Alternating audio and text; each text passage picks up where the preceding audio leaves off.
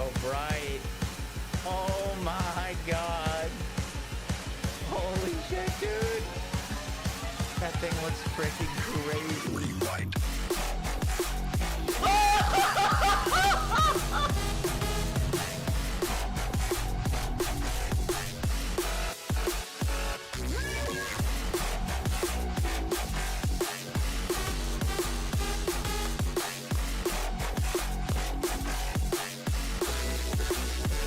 Rewind. Yes! Yes!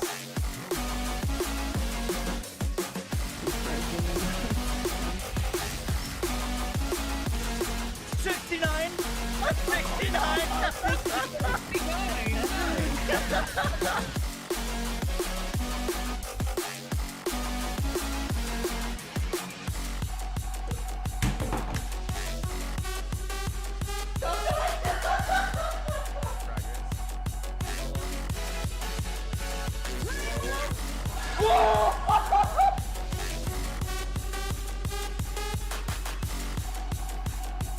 I'm gonna aim so far above his head.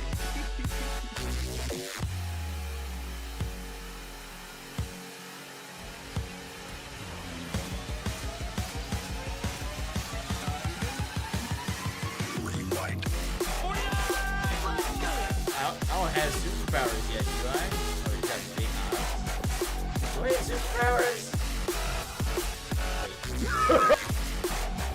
Do it. One shot him. Oh my god, you did. Wait, you one shot Bolt. Rewind. Yo guys, what is up? Yo guys, what is up?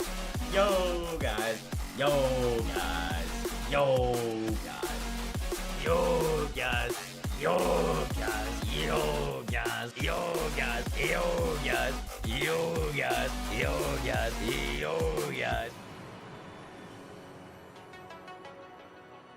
meow. Yo guys, what was that? We quit Outriders again. We're gonna play some later. I figure we gotta get our work done first. Gotta get our work done first. I'm doing well, right? How you doing?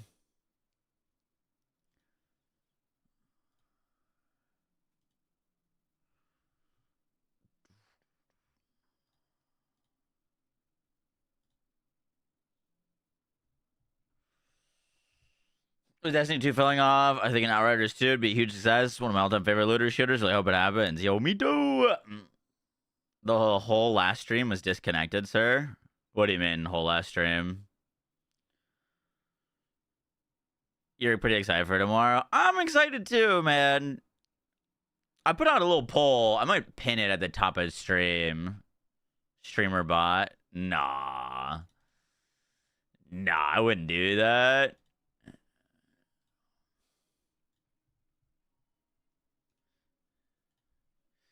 Can you make this a pinned comment, Fitty? Oh, you know what? I can just do it myself. What class are you playing tomorrow?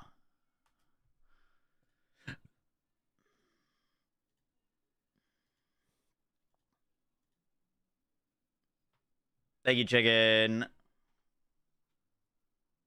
Any updates on Outriders coming? Not since yesterday, no. Alien Isolation 2 teaser. I saw. What do we name our alien and Alien Isolation? What was it? Tiffany? Yeah, Tiffany's back. Yo, throwback to when IGN gave Alien Isolation a 5.9 out of 10. That's maybe the most atrocious review I've ever seen. Genuinely crazy.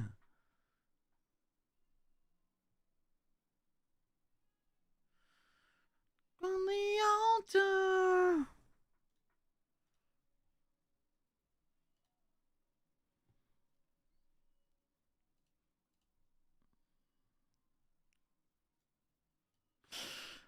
We are gonna make some build planners for the Warlock, so we can have some stuff for tomorrow for people to follow along with if they want to. Can't really do it for the other classes because we don't have full skill trees for the other classes. But I wanted to make planners for Hellfrancture, Blazing Scream, and Dreadclaws. Only Warlock skill trees.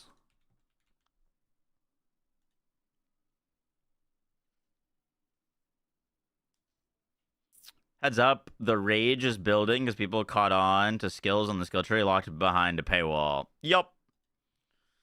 That is a thing. Alright. I have some sick gameplay of Blazing Scream. I want to do Orbital Blazing Scream. That sounds freaking sick.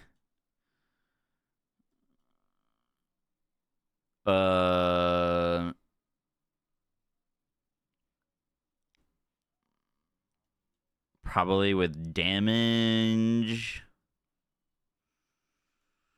30% increased damage and speed based on your movement speed bonus.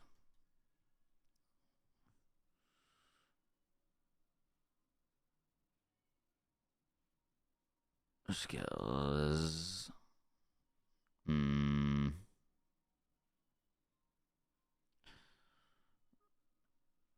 That is slightly unfortunate. It's okay. We'll make do.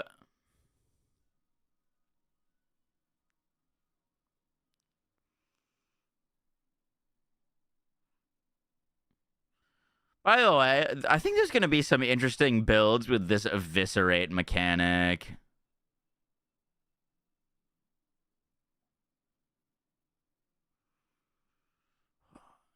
It's like big damage, but you need to be eviscerating quickly for it to actually like be strong.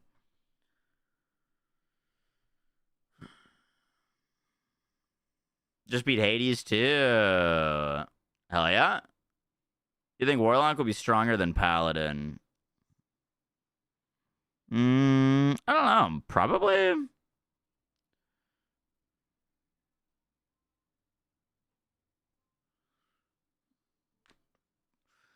All right, we got Blazing. I was just looking if there's any reason to use these skills. I don't really have any interest in them, to be honest.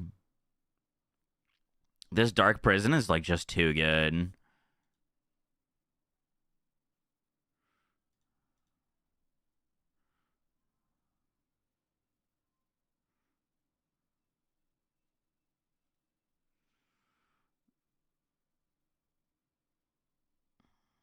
Beaten down again.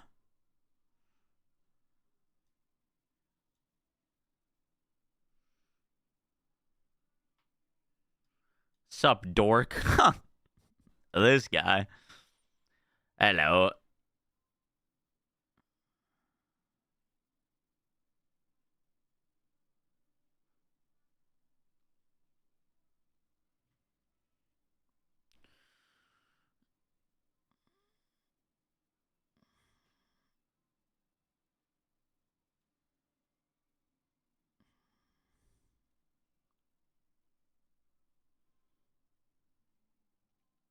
Compels your lesser demon skills to generate wrath per hit. Interesting.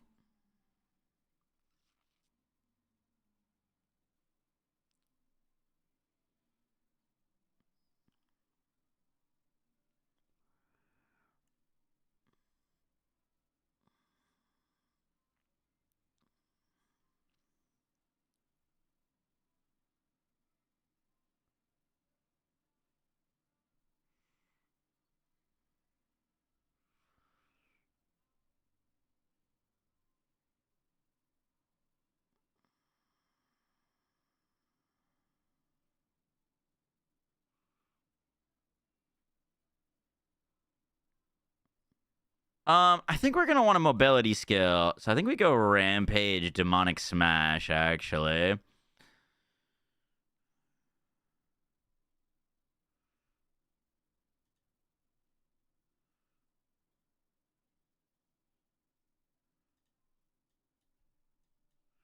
that makes us need a lesser demon skill. Or something that summons lesser demons. Which might just be Command Fallen.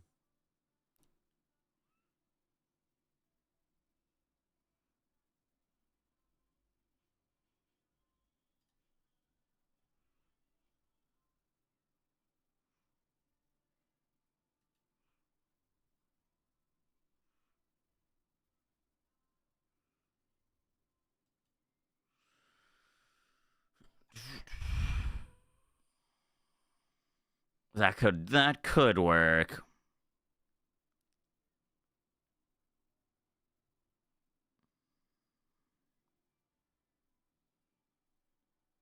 I kind of like that synergy.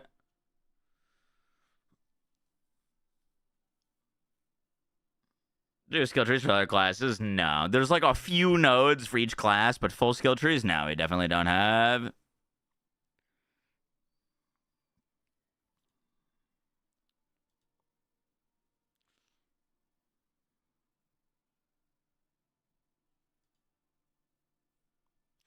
Just have to go Hellfire Aura on this. It's like too good not to. And then obviously Metamorphosis. Dude, they changed. I don't know if any of you saw my like video about the skill tree. I complained that there was just an overabundance of points, or an overabundance of points to spend that you just had nowhere to put. Like you're basically done specking your skill tree at like level 30. I think they tried to fix that by making the skills go to rank 15 instead of 12. It's kind of a band-aid fix.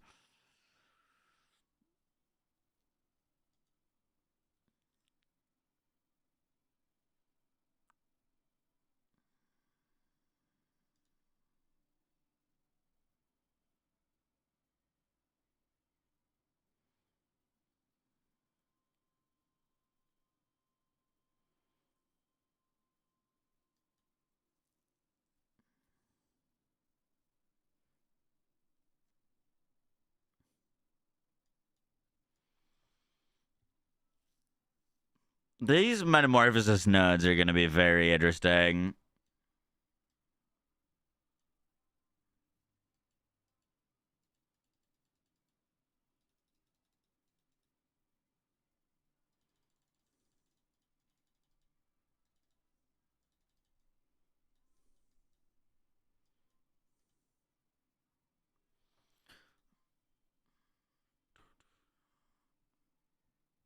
Brings over some kind of teleport. Necro does have a movement skill. We know that. You can turn Sever into a movement skill.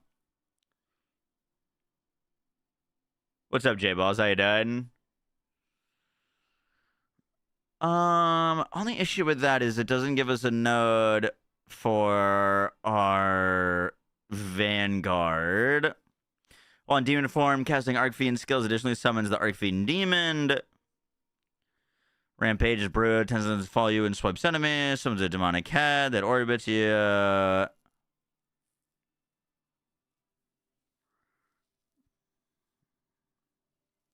Transgress summons 2 additional demon hands that each deal 100 damage. Profane Sentinel summons additional eye for 10 seconds that follows you and blast enemies, dealing damage.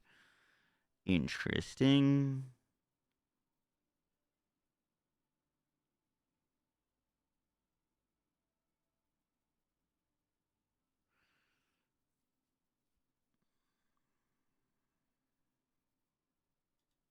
I think we go Warden Fragment.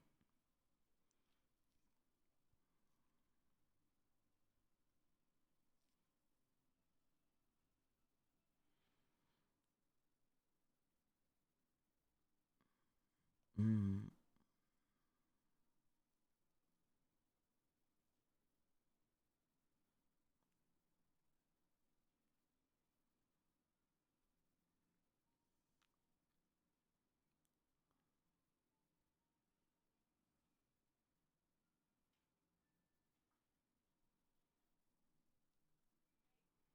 Don't know why I never got into Diablo sooner. Really enjoying it. Hell yeah. Glad to hear. They didn't remove skeletal mages. They just like changed where you get them from.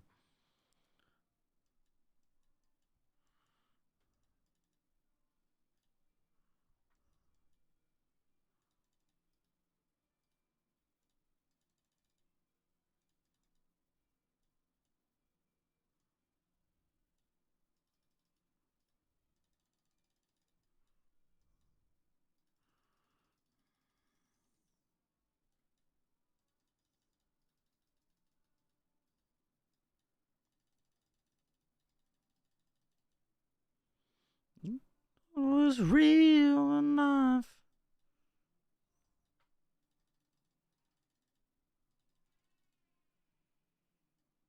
Okay. It's not letting me put more points into that, but that looks pretty good. Does it drop for another 48 hours? Is it dropping early tomorrow? It drops at 7 o'clock tomorrow. Better than the last time I played. Word. I hope you enjoy it.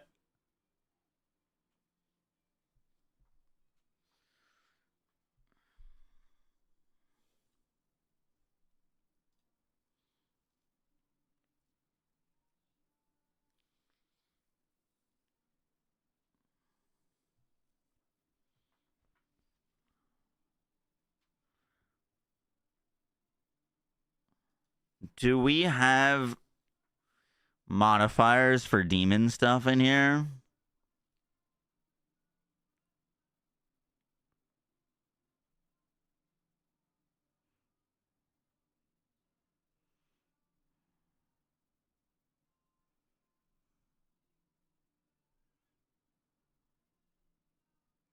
We do not.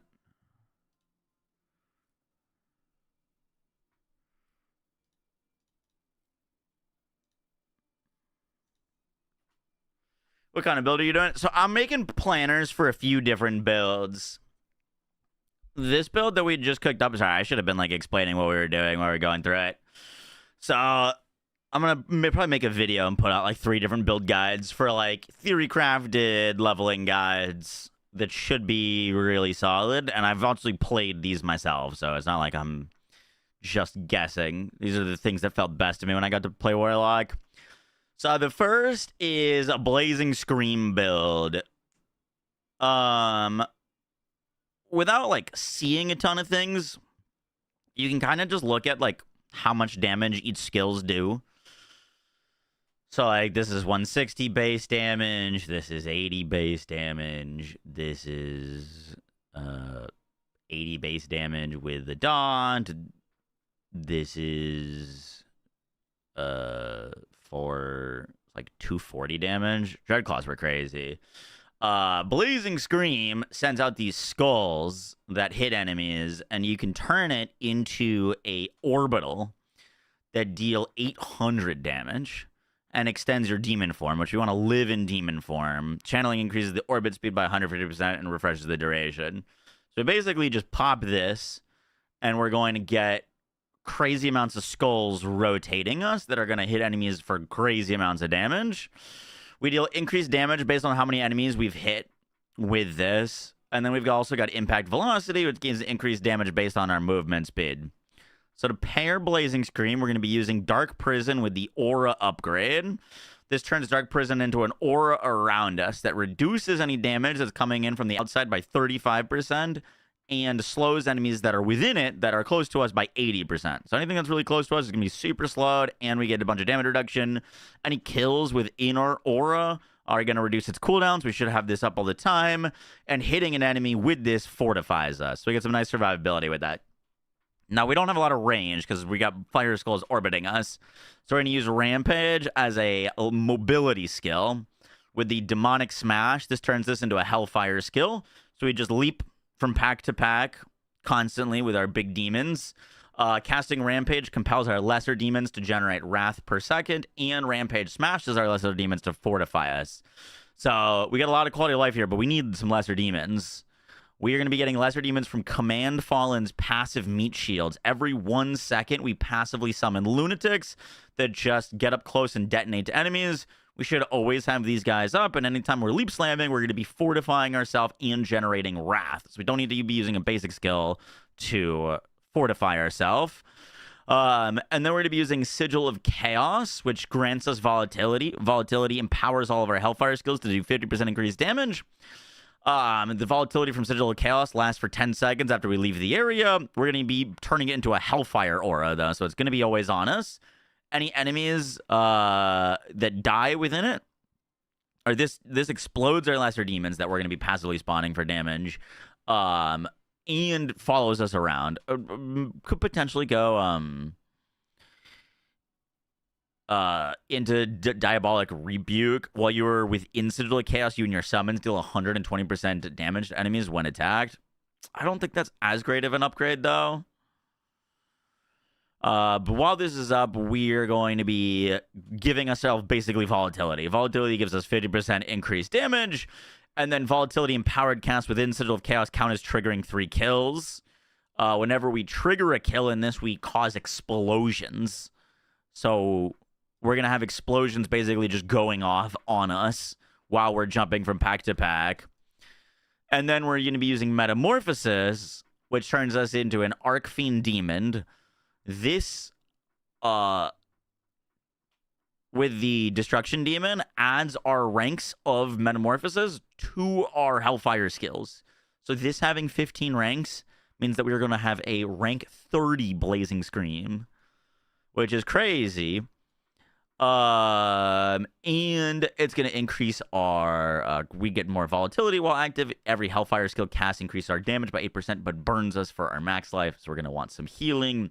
Max life upgrade here is going to give us 40% increased max life, and phase 2 enrage gives us 40% increased damage when you're reduced below half your max life, but you cannot heal above this threshold. So we're going to need all of the HP, and then we get 40% increased damage while in this, and then we should be able to live off of barriers is going to be the goal. Barriers and a ton of extra HP. But yeah, we're going to have to mess around with that. And then our upgrade, or our like shard, is going to be the Vanguard shard with Warden Fragment. While in demon form, we lose 1 dominance per second per close summoned greater demon to extend their durations. Demon form also increases the damage of Hellfire Demonology skills by 30%. We're mainly there for the 30%. This, by default, only has a 5-second cooldown, so we don't really need to worry about upkeeping it on this variant.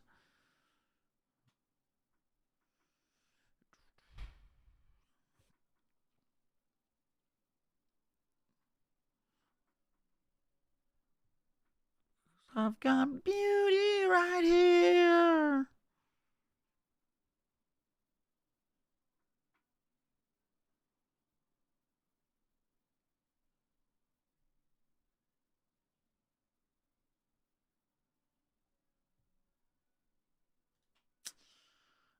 That should be cool. They're giving us 14 Resplendent Sprites, which basically means we get to choose 3 mythics. Yes, but those mythics no longer come with greater affixes, so you might end up having to pick the same mythic 3 times. You know what I mean? But yeah, it is going to be insane. Out of any D4 update? You think so?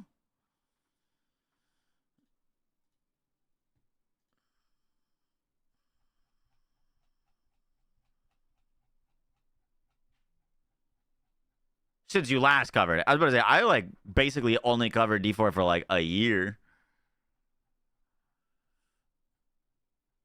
It was like genuinely like the only game we were playing.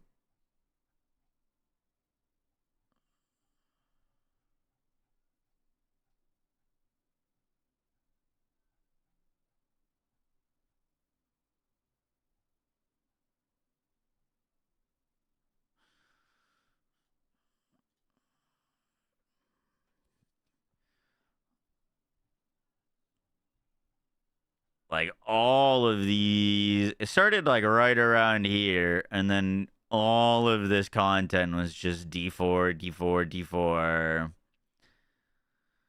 D4, D4, D4, D4. Power World came out, we did D4, and then last Epoch came out, we did more back to D4. Then First Descendant dropped, and that's kind of when I stopped covering it. But First Descendant did way better for me than Diablo content did, and then Path of Exile came out, and then I just haven't really been back. 1D5. True.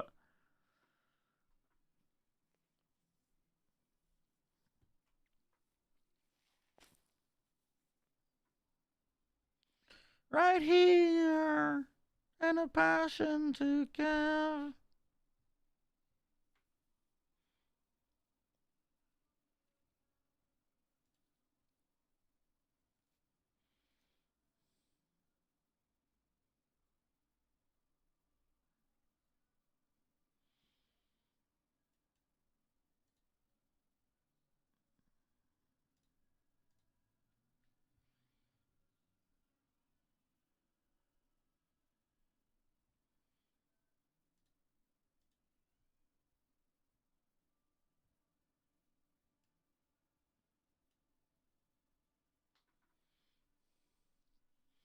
But dude, what should I start with? I've never heard anyone mention D1. I think D1's just a little too old at this point. You're here for Outriders. We'll be playing some Outriders later. Let me record some of these videos.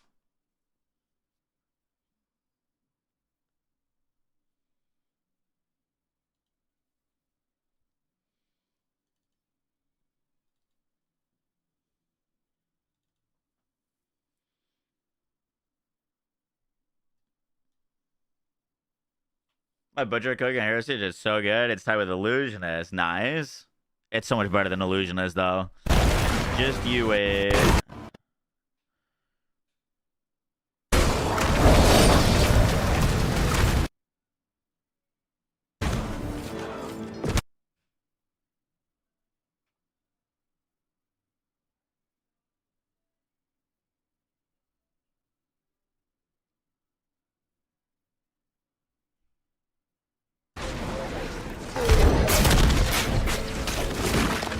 Not ready for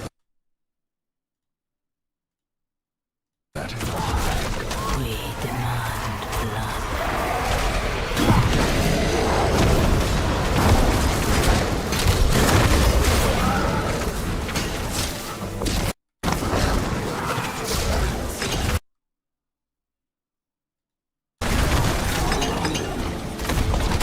Not ready for that.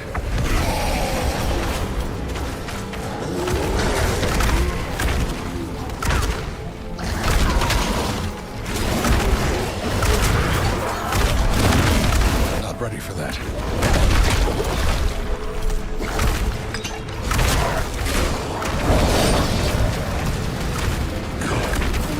Needs more time.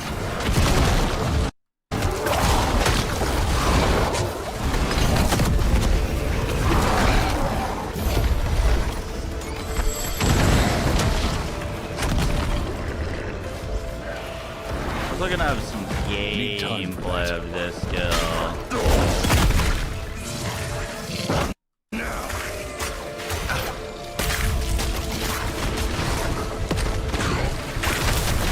Needs more time.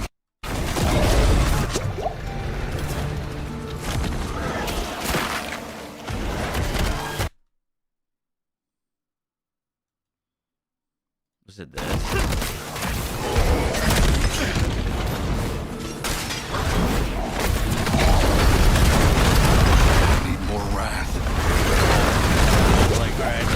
Dip. Yeah. Take care. Nice meeting you. That looks nice. And I walked like maybe half a block out the store. And I was like, oh shit, Yoshi. I like, wouldn't start with Diablo 2, to be honest. I wouldn't. When's this launch? Yoshi in the sandwich Basically shop, 24 and I hours had to, exactly like, from right now. Go back in. And the dude was like, well, like, oh, you're back. He was What's like, up, yeah, Trey? How I you forgot my dog. Season. Yeah, I might take that time to like look at the Druid skill tree and stuff like that.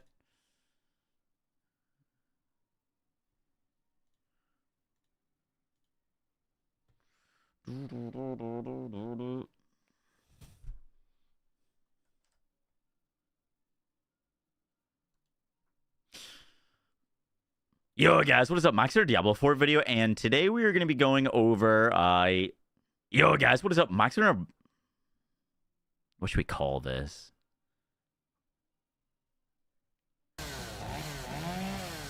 Oh, well, hello, Raiders. What's up, Rax? Thank you for the raid. Boiler. Hey, buddy. Welcome in, welcome in. We were about to record a little build guide for like a theory crafted starter setup. It's gonna be sick. I'll talk about what we're thinking of doing. But it should be really, really cool. Appreciate the raid, Rax. Thank you. And congrats on your new position, dude. That is indeed more than 2 people. All right. I want to share what we're cooking. I want to make a few guides. Obviously, like all theory crafted stuff, but this looks really, really crazy to me on paper. So, The two skills that stuck out to me the most when I played Warlock were Dreadclaws and Blazing 15 months, Scream. baby heart. And Blazing Scream has an upgrade that allows you to summon it to orbit around you for 805 damage. Each skull does 805 damage and extends your demon form and just hits enemies, channeling increase the orbit speed by 150% and refreshes the duration. So I don't think we even need to like spam this that much. It should do a crazy amount of damage. The only issue is Blazing Scream by default like covers the entire screen. Like, here, look at this gameplay.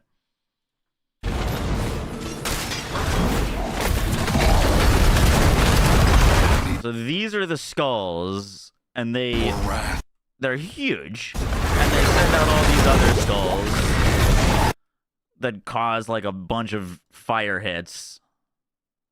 No, that's a Oh, lot of that's the wrong damage. button. And I think this orbital upgrade could be really cool. Basically, fireball lightning. But there's a few things that we need to like do to enable this. It's a lot of damage, yeah, but few caveats with using Hellfire skills. One, Metamorphosis sounds crazy. We get to add all of our ranks of Metamorphosis to all of our other skills that are Hellfire. So if we spec this upgrade, we get plus 15 into Blazing Scream. So by default, we will have just our skill tree, no gear. We'll have a 30 out of 15 Blazing Scream, which sounds ridiculous. Plus, we can do a bunch of extra damage. But the issue with this is we can only put Hellfire skills on our bar. So if we want to use like Nether Step, which, you know, I think a lot of people are going to be using, we can't because it just won't be on our bar. And I don't want to play a non-crazy AoE build without tons of mobility. So we did some things to solve that. And that is we can use Rampage as a Hellfire skill, which one turns it into a leap attack and a mobility skill. So now we just leap around with our flaming orbs around us. Plus, we can use it to heal ourselves with Fortify, or not heal, but like give us some extra survivability. It smashes our lesser demons to fortify us for our life. And casting Rampage compels our lesser demons to generate wrath per hit. So we don't have to... Ideally, we're leaping around for resources, health, and mobility.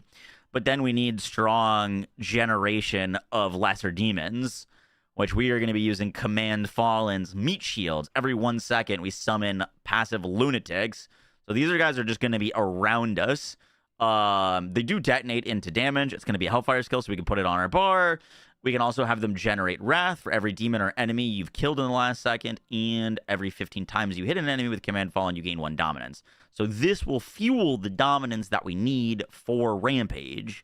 So Rampage costs dominance. We don't have a great source of dominance generation, but those are going to passively generate dominance for us because they're going to be summoning enemies and hitting them. And then we smash them with Rampage to give us even more wrath generation and survivability. So that synergy looks really, really strong to me. And then we're also going to have another AoE on us, which is Dark Prison. We're going to turn that into a chain aura, which creates an aura of fire around us, which is going to reduce the damage from outside sources by 35% and give us an 80% slow. So that seems crazy. And we just have this on us. It's a 20-second cooldown, but we're going to pick the upgrade for cooldown reduction. Enemies killed within it reduce our cooldown by 0.5. And we've also got another source of Fortify from it, which should be really solid. Then we're going to use Sigil of Chaos as an additional aura, as the Hellfire aura. It's also going to give us Volatility, which will allow us to... we deal 50% increased damage with our Hellfire skills while we have Volatility. So just even more damage for our Blazing Scream. And then the big juice is Metamorphosis with a Destruction Demon.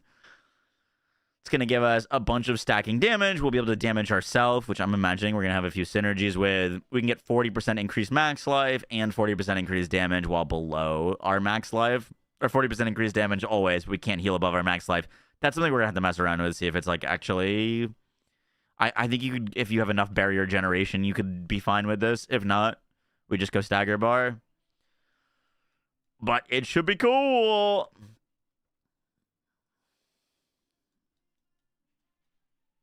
should be really cool.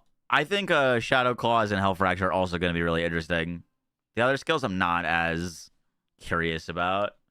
Highly, and thank you for the 15 months. Appreciate that. Demon form for Warlock. I just like...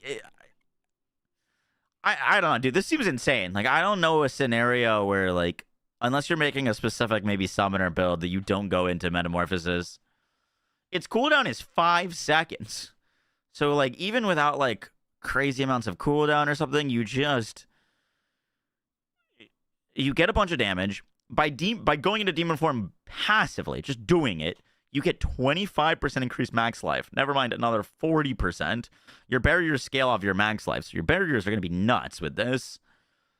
And then while active kills increase the damage of Demonology skills. So you just get a stacking 100% damage bonus in addition to the 40% increased damage and it adding passive ranks. It's a toggle skill. Yeah, pretty much a toggle.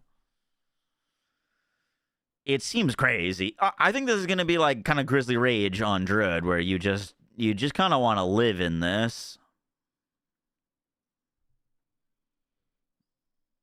You hear about the Abyss build? I heard it rips at T12.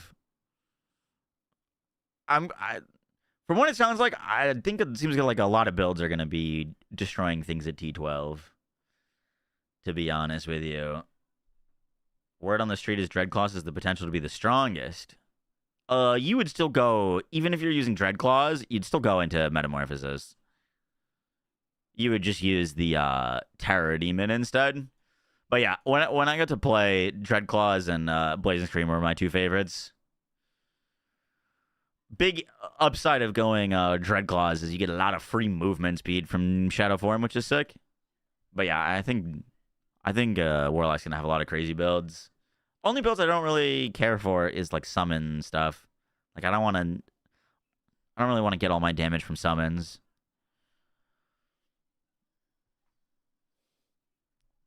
You think it'll be nerfed 100%? I mean, they've already nerfed things on Warlock from when I played like 2 months ago. There's already like a fair bit of numerical nerfs. But yeah, I should be nuts. What low click builds would you recommend to avoid wrist pain? I don't have enough time on the character to recommend something to you like that, Duncan. Not yet. There are some skills that give you like fire auras and things like that, but if you can scale them to like be like levels of like competent so that you can just run around with a fire aura like you could for Paladin, we don't know yet. Don't know yet.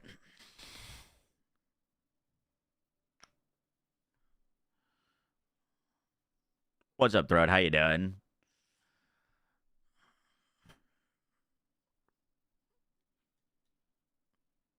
We also haven't seen the uniques for Blazing Scream. We have seen uniques for Hell Fracture. We've seen uniques for Dreadclaws. Releases Tuesday. Releases tomorrow Eastern Standard Time. It's midnight UK time. Yeah, it's literally in 24 hours from now. V-Dog, thank you for the 2 months. Appreciate that.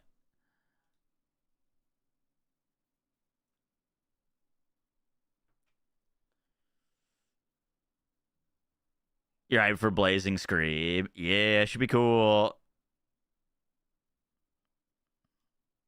I think Bombardment also could potentially be interesting. Could be interesting. Hell Fracture's got some cool synergies too. We theory crafted a Hell Fracture build yesterday. Where do you find the trees? I'm currently using Max Roll. There isn't full trees for any of the other classes. The only full tree that we have is Necro. The people that have the full trees aren't allowed to share them or post them because they're under embargo. They are intentionally not allowed to be posted. The full skill trees are under embargo.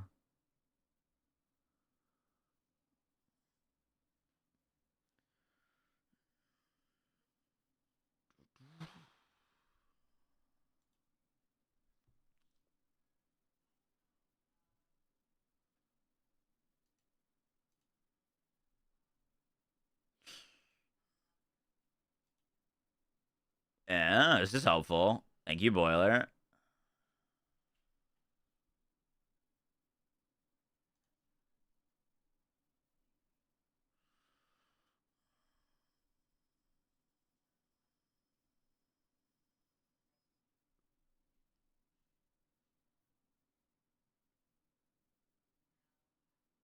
I got it. I got the link.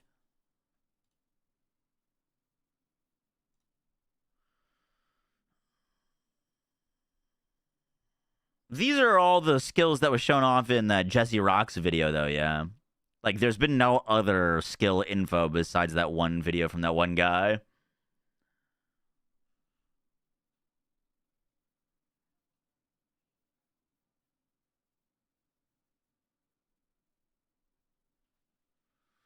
Yeah, it's pretty much from that vid. Gotcha, yeah. We meticulously went through that. He that guy said that he couldn't share the full skill trees yet because they were embargoed.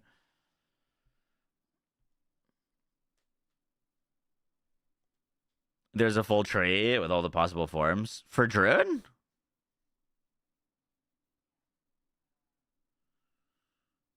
In that video with his skill trees, he said he couldn't post the full trees, only a preview, a picture of the tree, not the notes. Gotcha. Yeah. I mean, the big thing for Druid is we now have visual confirmation that you don't need a Tempest Roar anymore to do werewolf-like storm skills. You just click the wolf node. That's very exciting.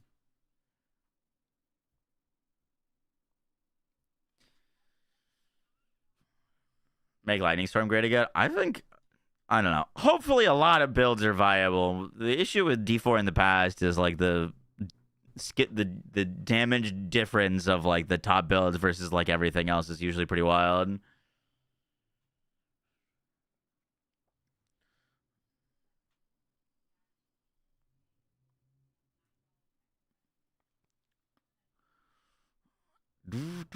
Forms also have bonuses. Small ones, but yeah. It's like if you stay in human form, you get like 5% increased damage.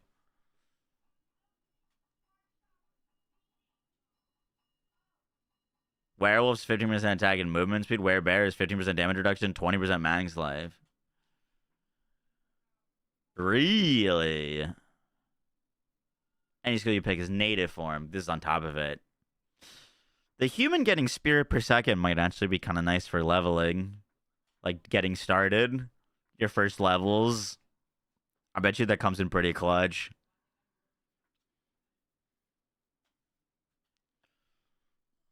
I bet you that comes in pretty clutch.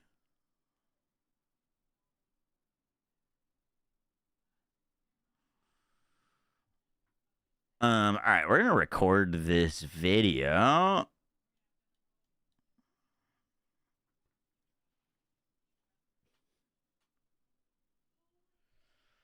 By the D4 expansion pre-purchase, and to be honest, the game is slop. That's a huge advantage early on. Well, there's still the I don't think what was it called? The Spirit Hall? No, not Spirit Hall. Was it Spirit Hall? Your like animal form bonuses. You can still pick up a bunch of spirit from that as well. And then go like wolf forms. Boons, yeah. I don't know if they're making any big changes to boons. Feels like everything's kind of getting shuffled.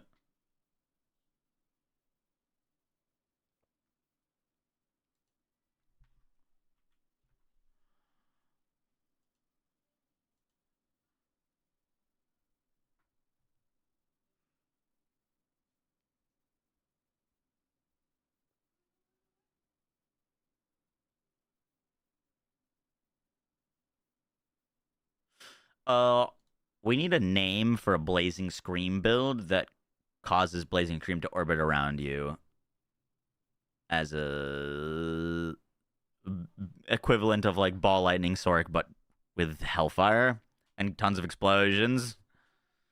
Fire Ring.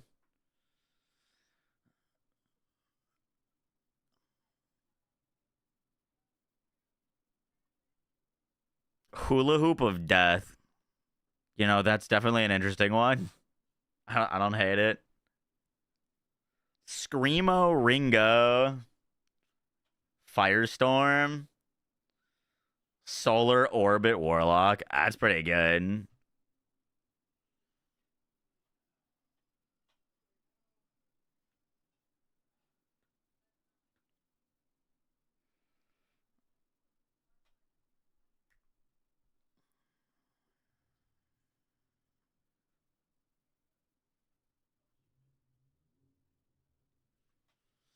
Flamelock, Hellfire Halo.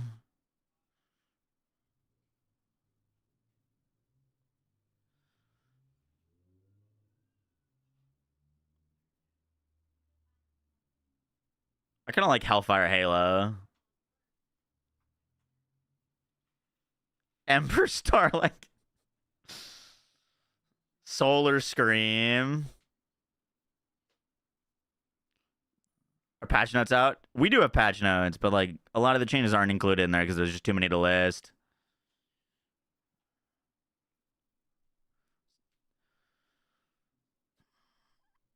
Firehawk. You know, blending two games together.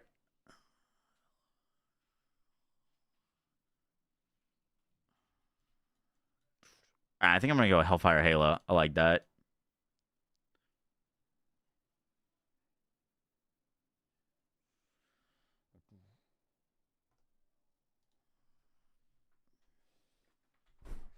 Let's do it.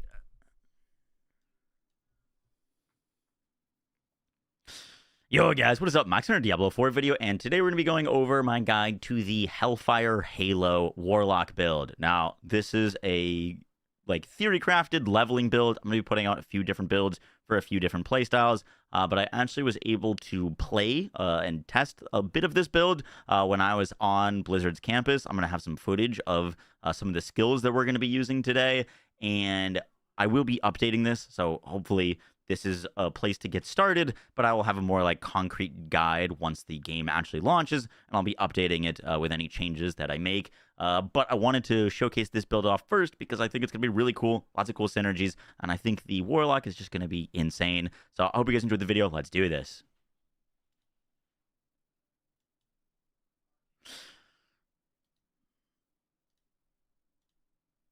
So, the first thing to talk about is Blazing Scream. Now, this is a Demonology Hellfire skill that allows you to summon, by default, this kind of fire skull. Let me turn this volume off. You can see the skull kind of, I'll cast it right here, but this skull basically summons out, and one of the biggest things that I noticed about this when I was using it is this skill can go to the very edges of your screen. You can see it here. These are the skulls going out. They emit tons of fire. They blast kind of everything, and we can fill the screen with a whole bunch of them. They have some of the better base damage, and we're actually going to be transforming them into some different variants for this specific build. But that is kind of what the like idea of this build is we're going to be using this Hellfire skill to do a whole bunch of damage.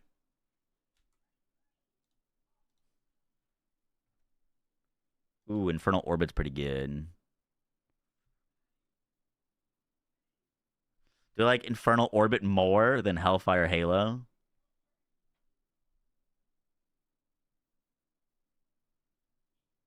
I kind of do.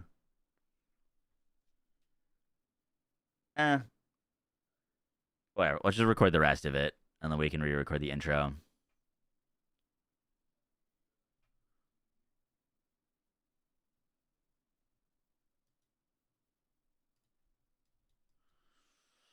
So,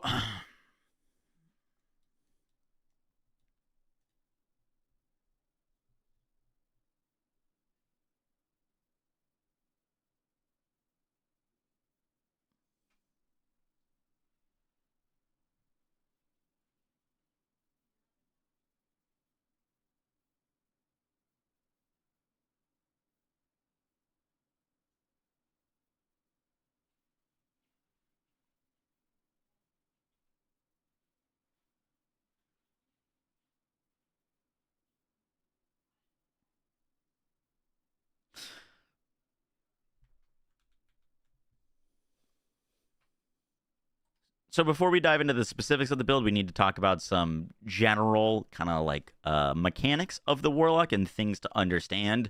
So the first thing to talk about is demon form and metamorphosis. Now, I think this is going to be like very prevalent in a lot of builds.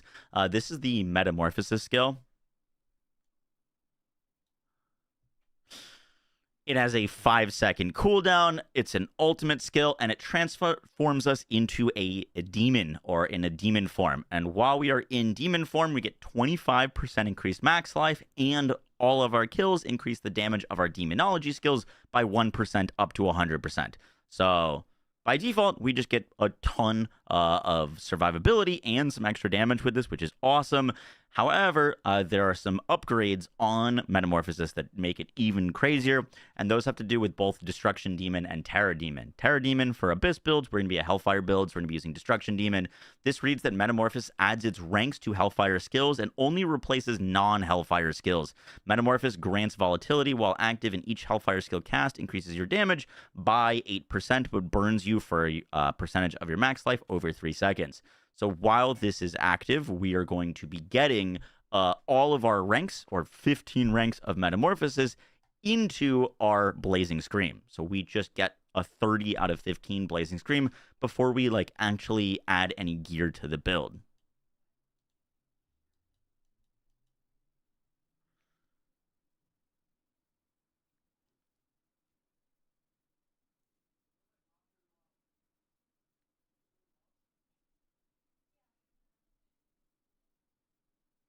I just realized something that may put a flaw in our plan.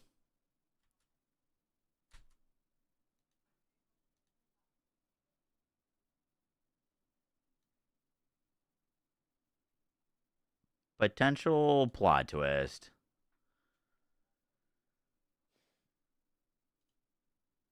This might not work as I think. Because look, I was assuming that we would be able to use Hellfire skills with this, right? Metamorphosis adds its ranks to Hellfire skills and only replaces non-Hellfire skills. So if we have a non-Hellfire skill on our bar, it'll get replaced.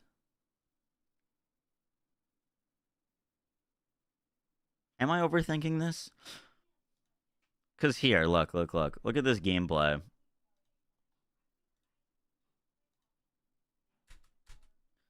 So there I have Blazing Scream on my bar there. Sorry, the task thing is blocking it. But I've got Blazing Scream on my bar. This shouldn't work like that. And then when I transformed into a demon, I actually lost Blazing Scream. Look, not a demon, Blazing Scream on bar. Transform into a demon, lose Blazing Scream. So the question is, can we use Blazing Scream in demon form? I feel like we should. I don't see a reason why not, unless you can't adjust any of the skills that are on your bar while you're in Metamorphosis, but that wouldn't make any sense.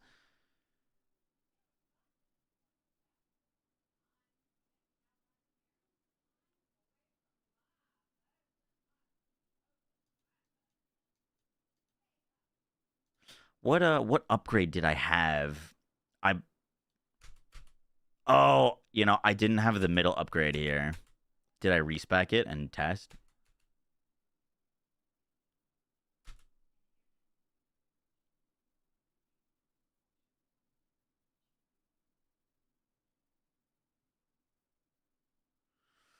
Yeah, it says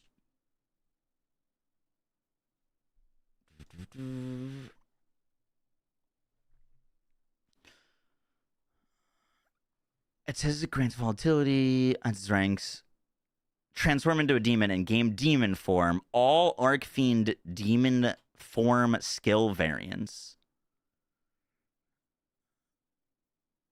All Archfiend demon form skill variants.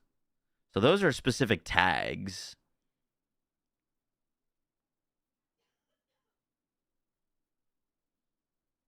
So that's Archfiend, that's an Archfiend, that's an Archfiend.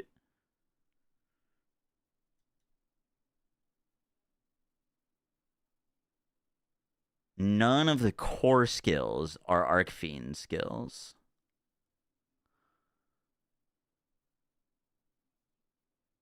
But Blazing Scream gives us demon form by default, or extends demon form.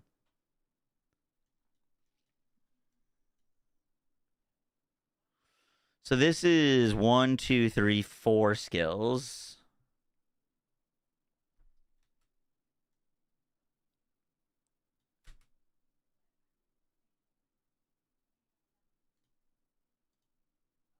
It's just that cluster, just 4 skills. Well, it also gave me Profane Sentinel.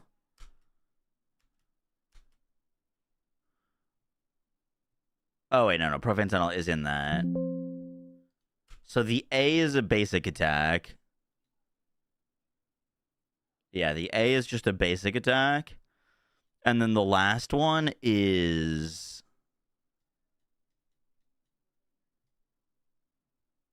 I think that's Infernal Breath, which is also in that thing. Wait, so there should be one odd man out. Oh, it's the button to exit. It's the button to exit. So basically, you get the group. You get the 4 group of skills plus your exit button and your basic attack.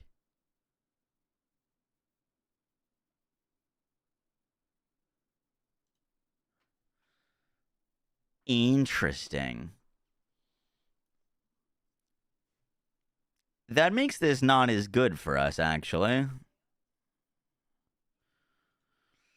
Wait, so then what does this do? Metamorphosis adds its ranks to Abyss skills for 15 seconds. It does not replace any skills.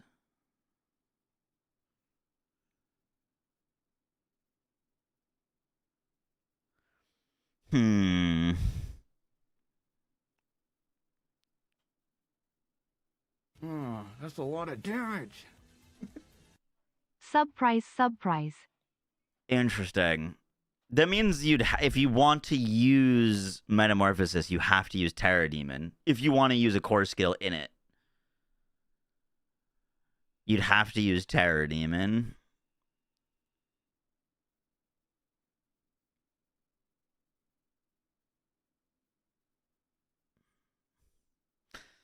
That's such any unique items that could help. Not that I've seen. We don't have the full list of unique items.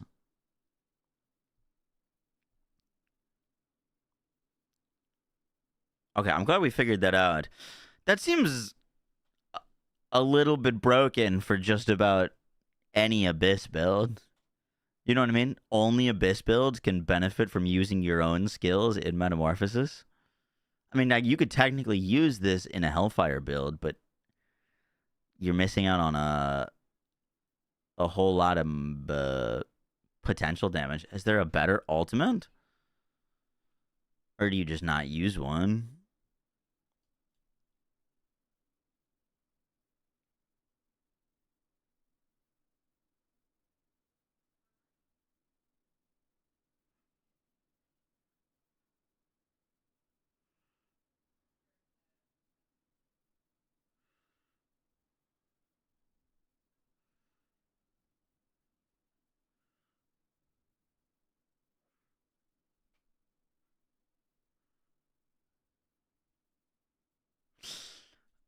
You could technically go Terror Swarm. Terror Swarm with Searing Infestation. It stays around you, becomes basically another aura.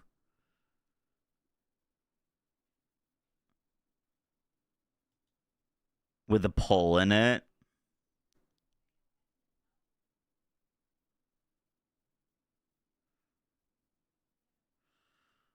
20% increased damage from your Arc Fiend skills.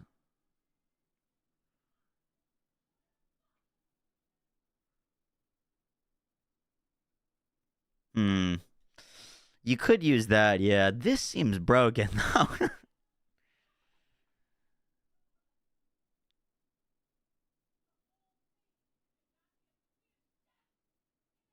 Casting Arc Fiend skills during Metamorphosis grants Sin up to 20 stacks. When you leave Metamorphosis, each Sin can be consumed by casting non-E4 skills to generate 3 Dominance and Wrath.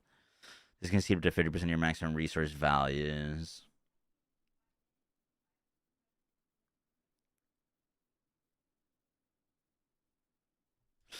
Does this still give us demon form? Okay. That still works.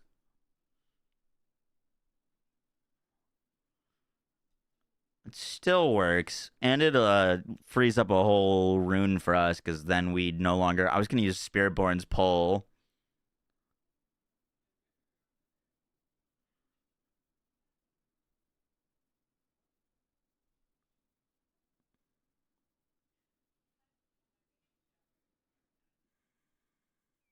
All overridden skills would be at least the same rank as Metamorphosis.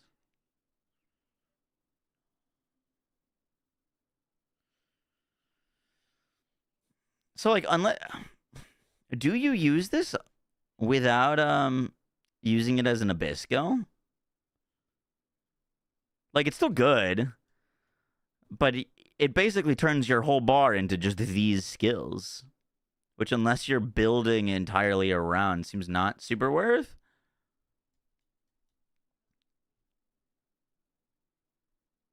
Okay.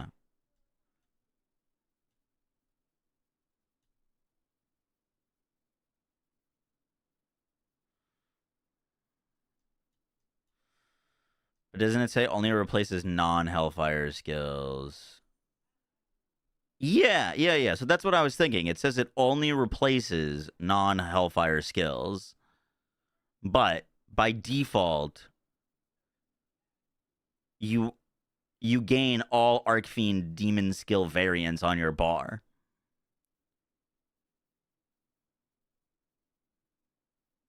I don't know. The wording's confusing, but the proof is in the pudding. Look. Well, I didn't have that upgrade spec, so I can't be certain. But by default, without that destruction demon... Oh, no, you're right. It shouldn't replace it. It shouldn't. I had this upgrade, the Sin Demon, which doesn't have the exception line, and that's why our Hellfire skills were getting replaced. Okay. Yeah, we're fine. We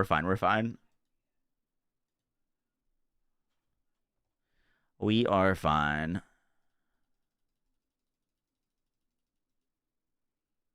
I'd be curious to how it dictates what of the skills it gives you then.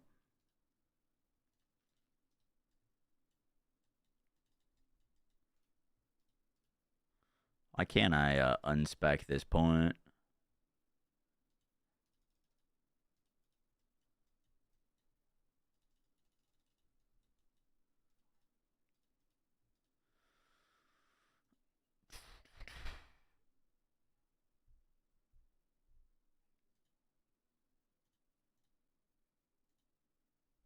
Just get a new variant. Would that let me fix it?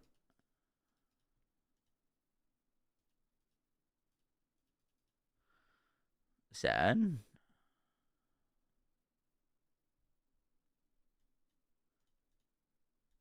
I was thinking maybe it's because I didn't have enough points leading up to this.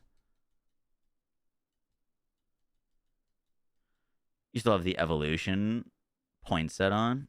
Oh, you're right. I'm stupid. I didn't see that. Thank you.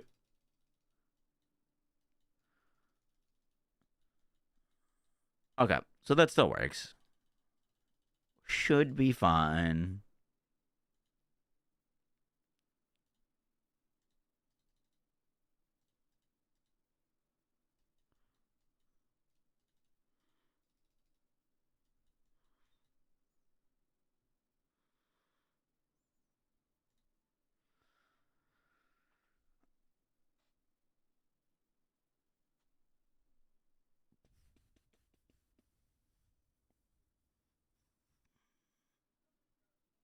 All right.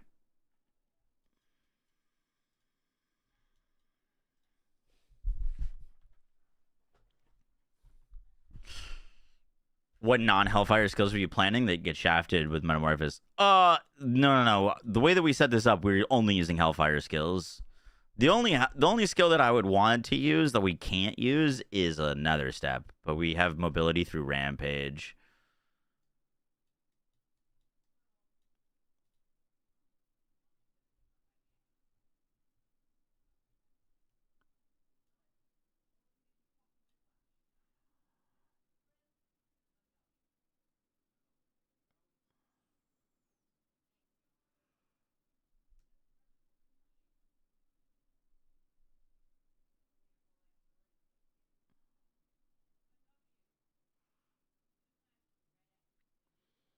Only issue with this Warden Fragment is I don't love the losing dominance per second per close summoned Greater Demon.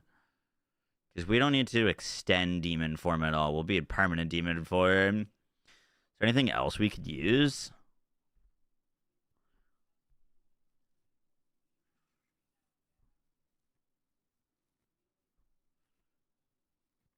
Could technically go Inferno Fragment. Oh, that's a lot of damage.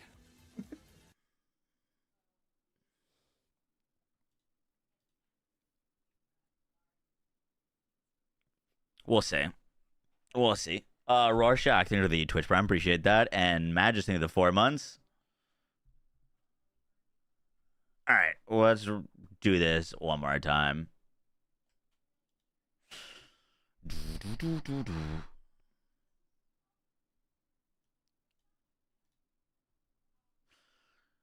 So before we dive into the specifics of the build, we need to cover some general kind of overview concepts and things to understand about the Warlock. So the first thing to talk about is our Metamorphosis and Demon Form. Now, this is an ultimate skill. It is by default on a 5-second cooldown and is going to allow us to transform into our Demon Form. By default, while we are in Demon Form, we gain 25% max life, and any kill that we get gives us increased damage for our Demonology skills, which is the base of this build, is using Demonology skills up to 100%. So just by being in Demon Form, we will get a bunch of extra survivability and damage. Now, this isn't our only way to enter Demon Form, but it is going to be a pretty important aspect of this build. I think you're going to see it on a lot of Warlock builds.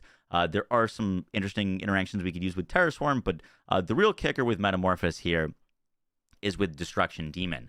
Now, by default, Metamorphosis replaces all of our skills with Arcfiend Demon Form skill variants, meaning we get Rampage on our bar, Infernal Breath, Tyrant, and Profane Sentinel.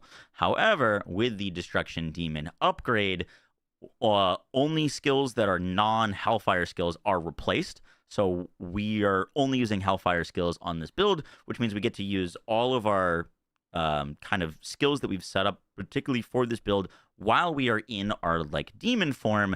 And this Metamorphosis is also going to grant us volatility. So we get volatility as another mechanic. It's going to give us 50% increased damage for our Hellfire skills.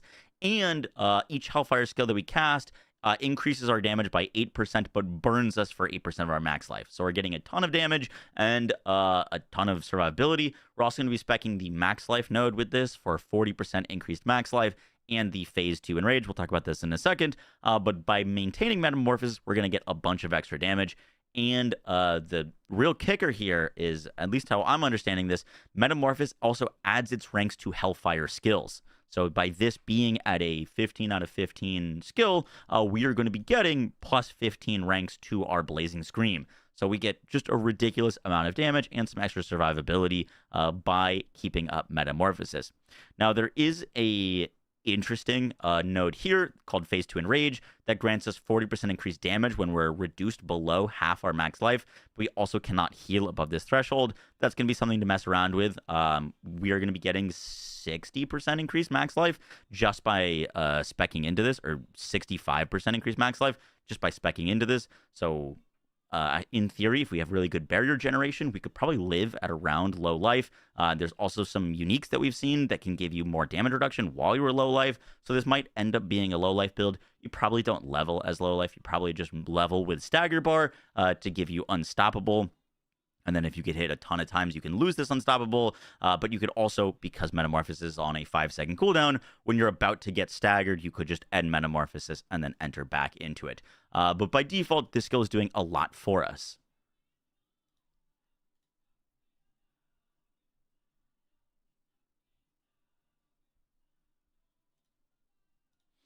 Now I wanted to explain that skill first because it restricts us to only using Hellfire skills. And one of Warlock's on paper best skills is Nether Step. Not really for damage, but Nether Step can give you a ton of movement speed and a bunch of damage reduction. So this looks really good, but we can't use it on our bar because we are going to be using Hellfire skills. And we can't convert Nether Step, at least as we're aware, to a Hellfire skill. And so that is where Rampage comes in. Rampage is going to allow us to... Let me explain that again. So now that we've kind of explained our ultimate skill, where it's going to turn us into a demon and allow us to get a bunch of extra damage, but restrict us to only using Hellfire skills, that is where Blazing Scream is going to come in. Blazing Scream, by default, just has crazy amounts of scaling. Most of the skills on kind of just like the default skill tree are doing anywhere from like 100 and something damage to 200 something damage. Blazing Scream with the orbital node allows our Blazing Scream to orbit us for 10 seconds. These skulls deal 805 damage and extend our demon form when it hits enemies. Channeling increases the orbit speed of 150% and refreshes the duration. So I don't think this is going to be something we're needing to spam. We can like summon these skulls, channel them around us, and then leap around. But the big downside of picking this for the crazy damage increase is that it turns this skill from something that hits a lot of enemies in an AoE to something that's going to be more close to us. And so we are going to want some mobility and some quality of life to group enemies so that we can hit everything that we're going to be kind of getting close to with this Blazing Scream. For our augments with it, we're going to be using that it deals increased damage based on how many different enemies it hits, up to 30%, and impact velocity, which Blazing Scream gains 30% increased damage and speed based on our movement speed bonus. We should be able to get quite a bit of movement speed or movement speed cap with this setup. Now, to pair with Blazing Scream, we've got now a ton of damage that's going to be orbiting us around us. We're going to be constantly in demon form. Now we need some things to pair with that. And the first thing is Dark Prison. Dark Prison, we can... it's by default an Abyss skill, but with the Chain Aura, we can turn this into a Hellfire skill and something that's just going to be constantly around us. This will allow us to reduce the damage coming from outside of our aura by 35%, so nice survivability, and anything that gets close to us is going to get slowed by 80%. So awesome quality of life there. We're also going to pair it with cooldown reduction, so that enemies that get killed within this are going to reduce its cooldown. Its cooldown by default is 20 seconds, so we're definitely going to want a little bit of cooldowns to keep that up, and whenever we hit enemies, we get Fortify. Now, the issue with going like a Hellfire build with Metamorphosis is we can't use Nether Step, which is huge quality of life. It's kind of this thing that gives you a bunch of extra movement speed. So we definitely want mobility, especially because we're going to be using Blazing Scream, which only hits enemies that's close to us. So with that, we're pairing Rampage. Now, Rampage is not normally a movement skill, but with Demonic Smash, we can actually transform this into a mobility skill. This is going to allow us to directly leap at enemies. So we just leap from pack to pack with these orbiting skulls. And it's also going to, whenever we do this, transform us into demon form, which we should basically be in demon form all the time, and also turn it into a Hellfire skill so we can keep it on our bar. Now, some synergies that we get with Rampage are Demon Smasher. Rampage now smashes our lesser demons to fortify us for 2% of our max life, so we've got more fortify generation, and Wrath. Casting Rampage compels your lesser demon skills to generate Wrath per hit for 5 seconds. We don't have the actual values for this. But whenever we cast Rampage, we're also going to be generating Wrath, which is really important because we're going to want to be casting Blazing Scream to, circle around us and do a bunch of damage. So the kicker with Rampage is we're going to be using Command Fallen.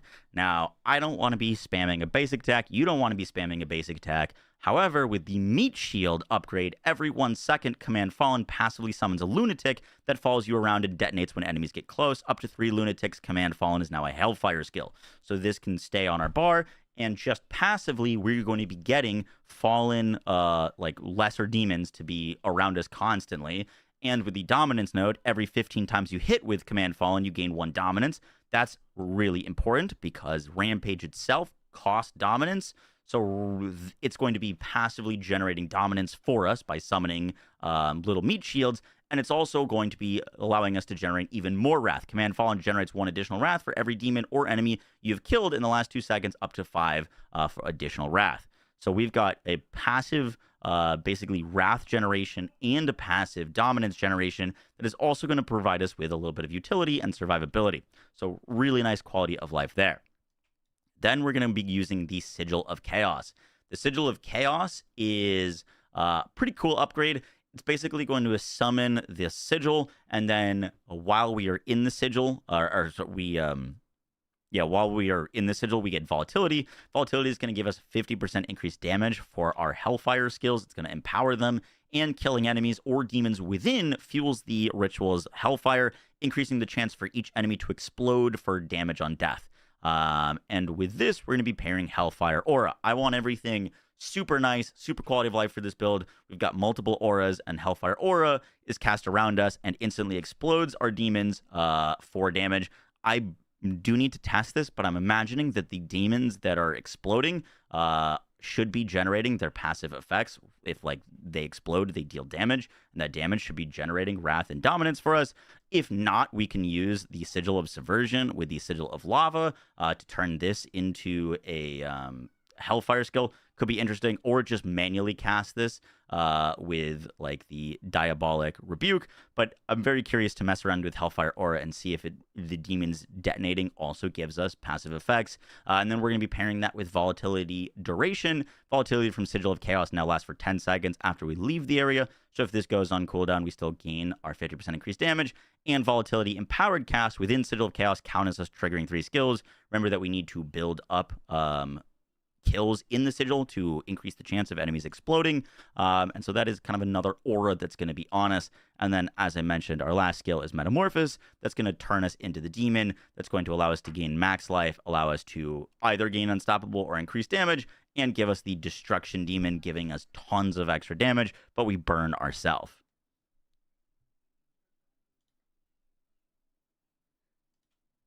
Is My Immortal playing?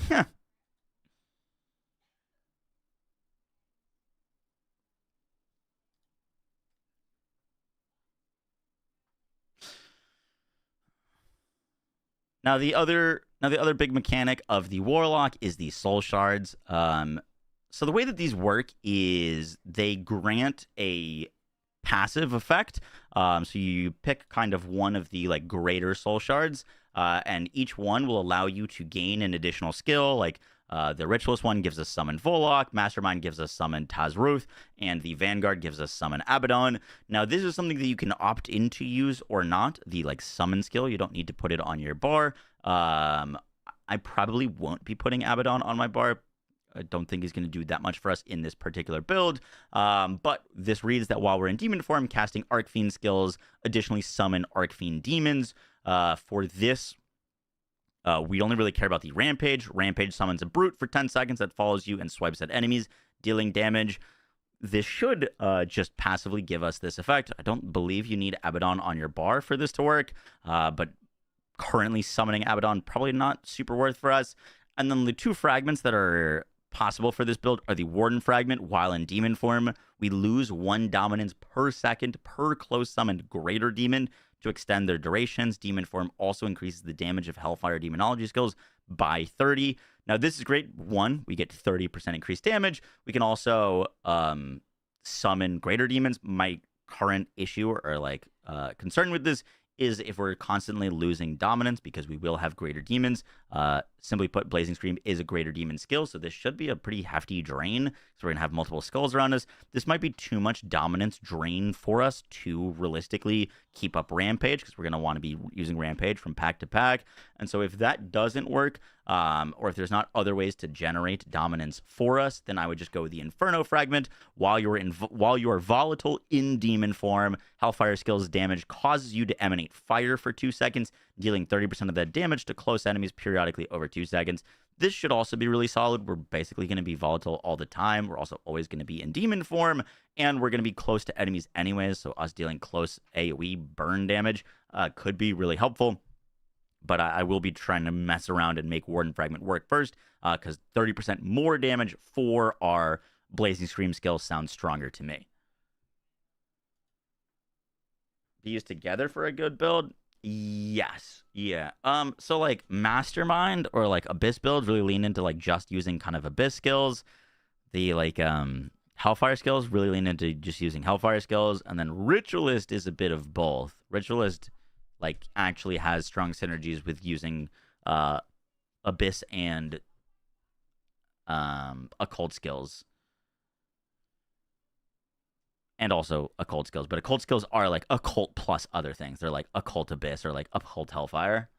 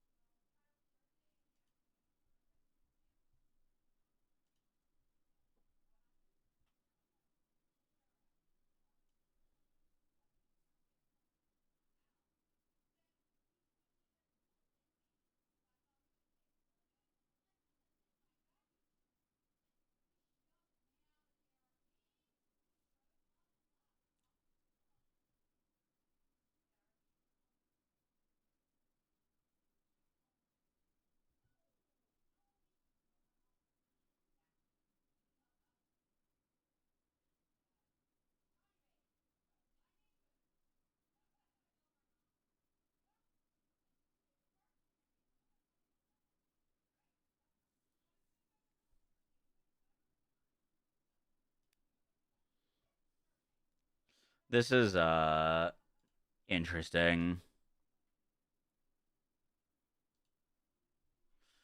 You know, I'll just put this on the main monitor.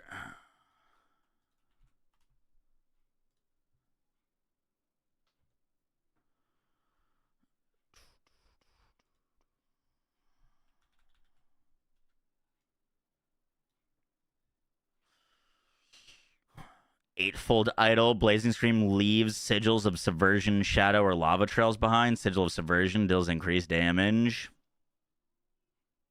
Doesn't sound too crazy. Where'd our D4 planner go?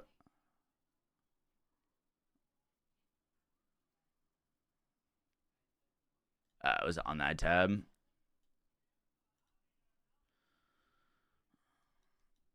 Sigil of subversion. Hexes enemies. It gives us increased crit chance.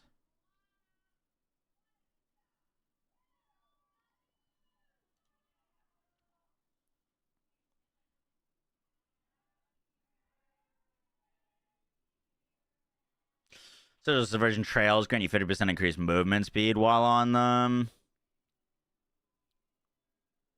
Slow enemies by 75%. The 50% movement speed would be kind of nice. I don't know if that's like a damage aspect or not.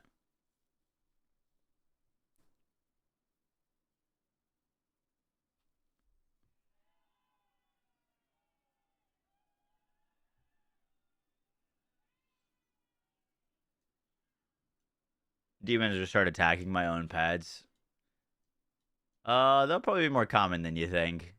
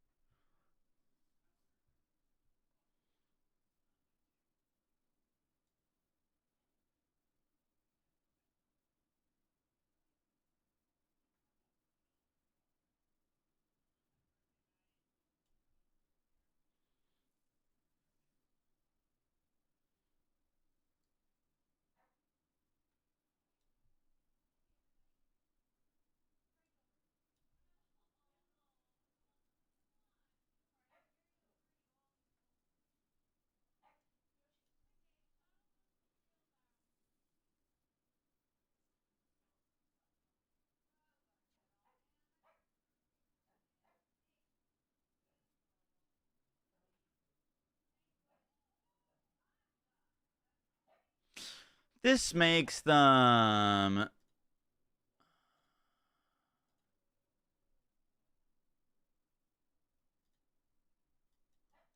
both occult and hellfire skills, right? Okay.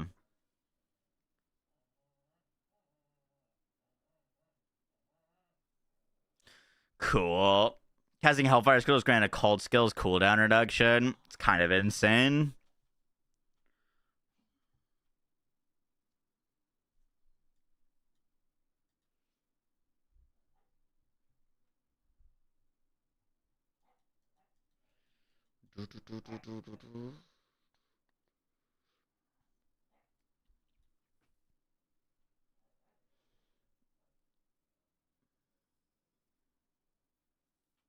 Killing as many 0 and 7s. Yeah.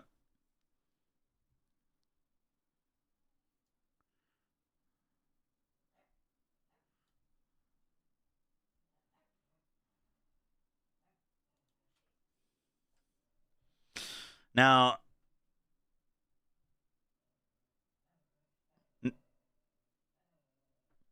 because this is a leveling build, it's meant to be play.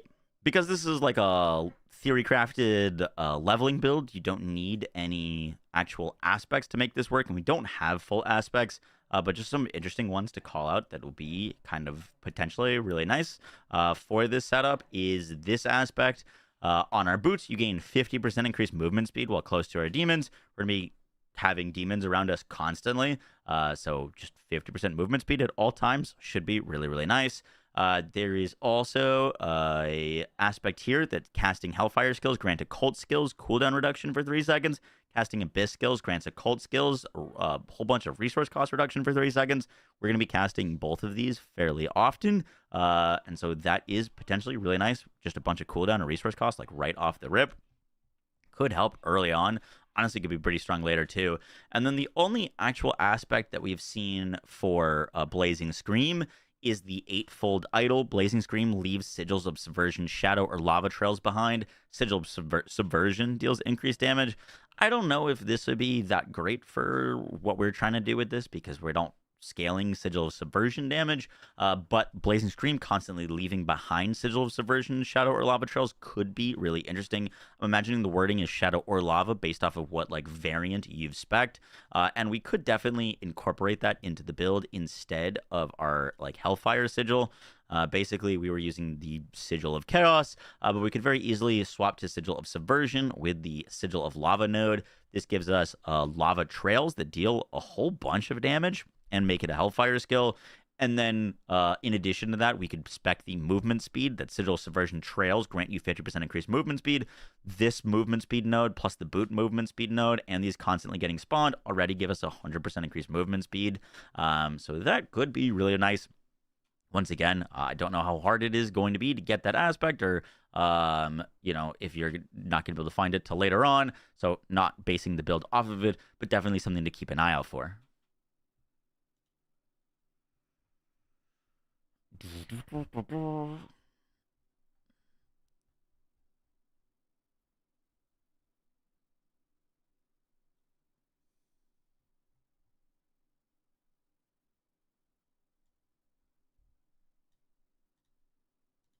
Guys, it's going to do it for the build guide. I hope you enjoyed. Once again, this is just a theory-crafted leveling start guide. I will be updating it, and a lot of the things here were untested, but I did want to kind of throw some ideas out there and put out a planner for you if you are trying to have something to follow along with on day one. I will have another build guide for a like Abyss Shadow Dreadclaws build because that's also looking pretty insane. Hope you guys enjoyed. Take care. Bye.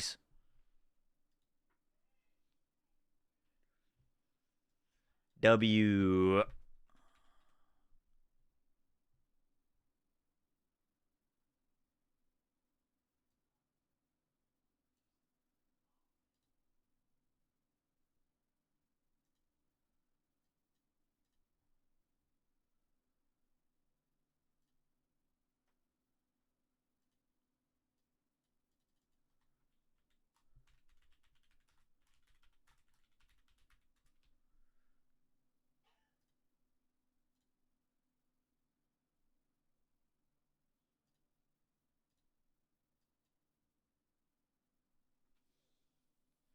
Hit the nastiest sanctification on your wand. Nice.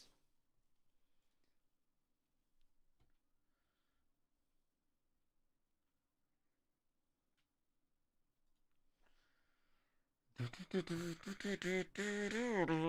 feeling challenge. Got this pain. Tears gonna fall like a cold hard rain.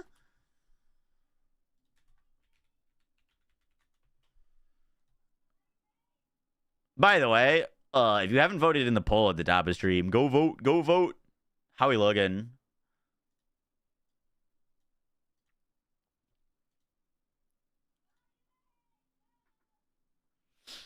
%61% of people playing Warlock currently. That's crazy.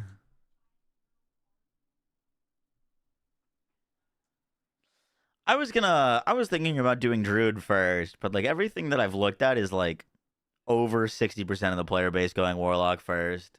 So I think it makes more sense to play Warlock and then go Druid. Yeah, it is, David.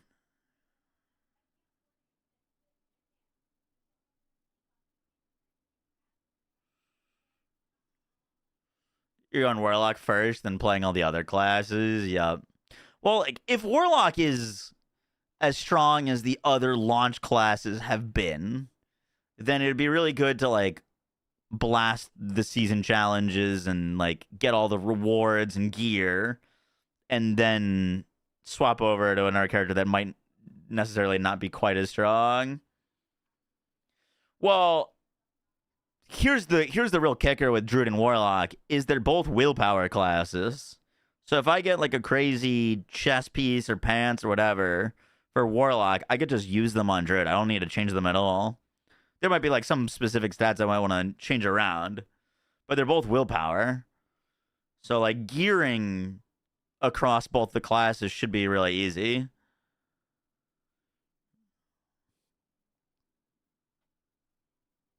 Spiritborn has failed. I don't think I've played Spiritborn since it came out the first season.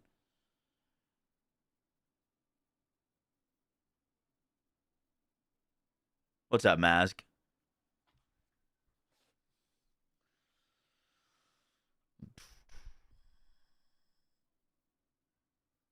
$4:27 p.m. Yep.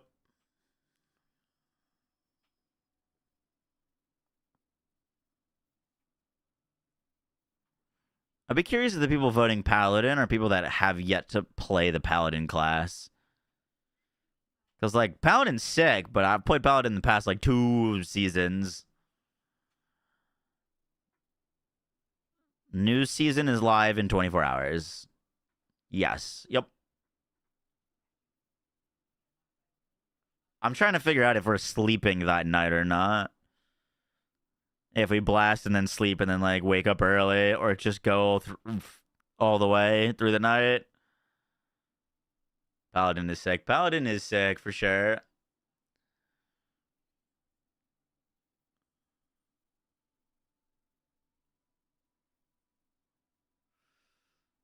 Yeah, I'm Paladin. If I don't care for that, I'm going Rogue. Fair enough. Middle of the night for Europe. Yeah. Yeah, definitely a little rough. Such a random time to launch at. You know what I mean? Also, like, not only is it a random time of day, but it's also a Monday. Or, I mean, it's either a Monday or a Tuesday. I don't know. It seems kind of weird. Like, I would have assumed it would have been like a Thursday/Friday rollout. Did they do their last expansion on like Monday, Tuesday? Was it the same as last launch? Interesting. You think that's intentional? I mean, obviously it's intentional, but like,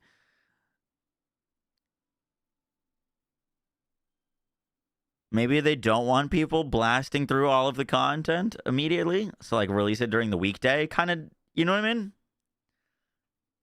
Monday bug fixes during the work week. That could be it as well.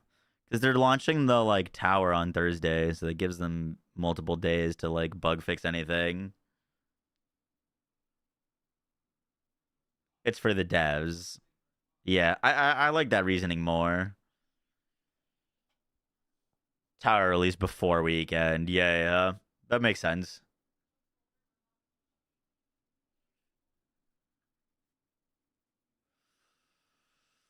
All right. I want to make a little planner for the Abyss Claws.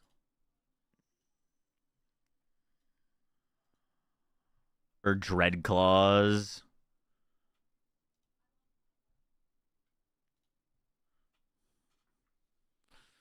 I don't know if we're gonna use a basic attack for these.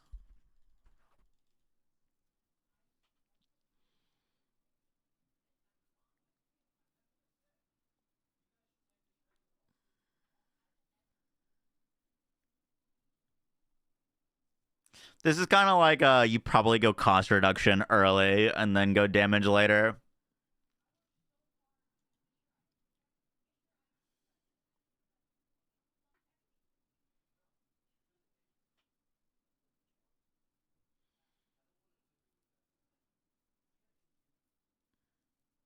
Dude, I think an Eviscerate build is going to be really interesting.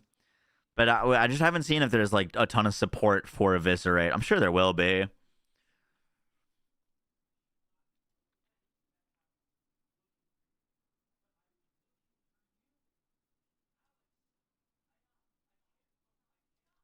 I already know Cascading Dread. That felt really good to me.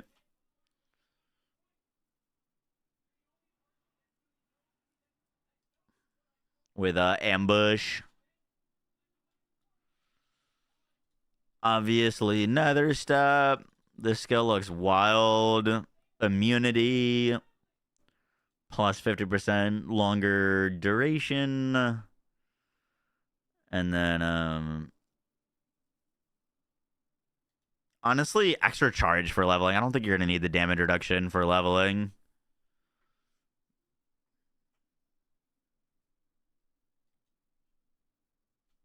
By the way, I've been out of the loop on D4 speed leveling. Do people speed level in the hardest difficulty they can play at? Or, like, literally, like, just the easiest one possible?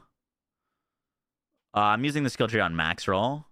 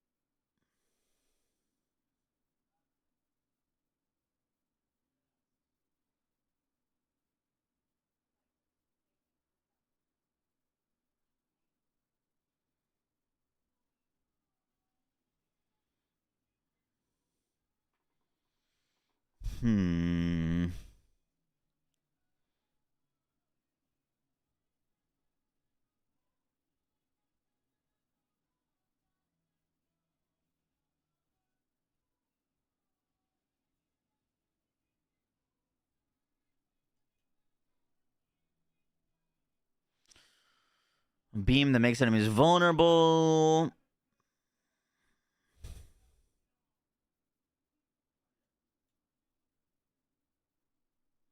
It's either Profane Sentinel or Tyrant's Grasp.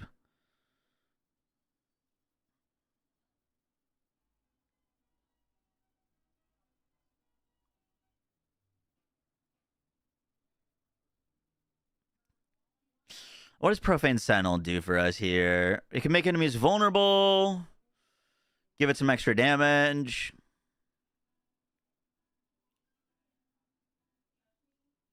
We can make it have a big beam. It's locked on the same enemy. The stronger it becomes, like 25% more damage every second. You can now summon multiple, but no longer redirect their gaze. Prevents it does 200% damage and fires extra blast on any nearby stealth enemies.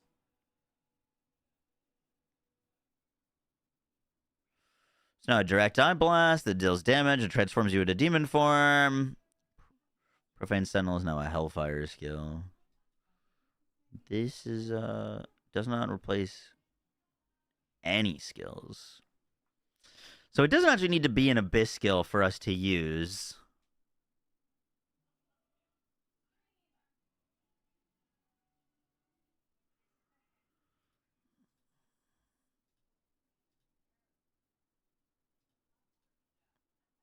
We don't need to only use abyss skills on our bar.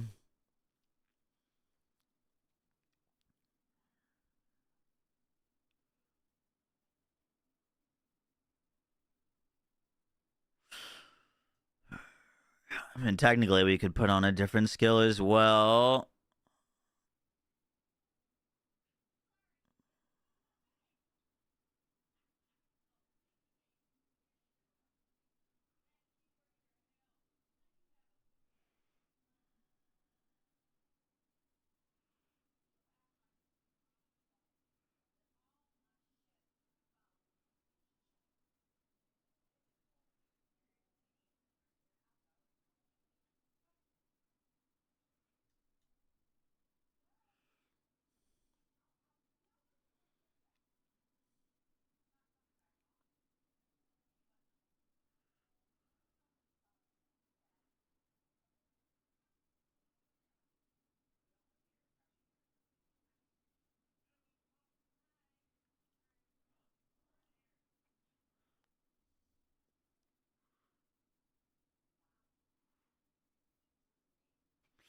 Treasure Rest no longer spawns a demon, but instead dominates the target's mind for 15 seconds, forcing it to taunt your enemies and take damage when hit.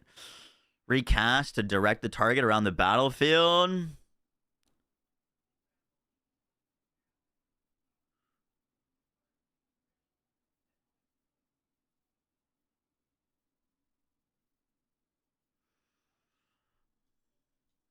I'm looking for some utility.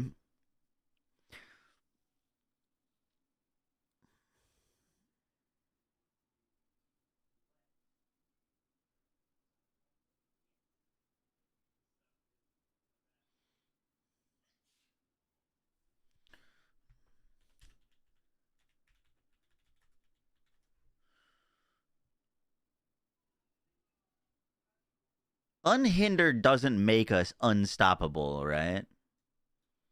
Yeah, we could use 2 sigils. I'm trying to, like, we need some more skills. We need, Nether Step is great. Dread Claws is great.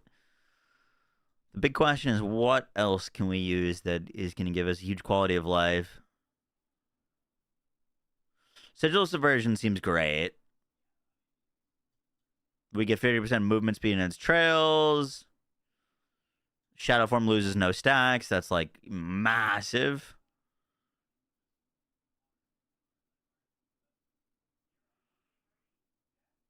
Probably long range cast.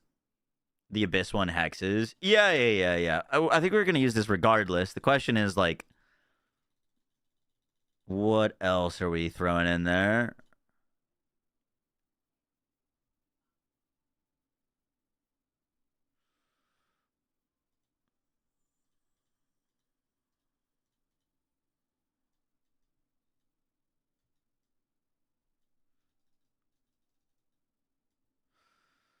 Do we use 2 sigils?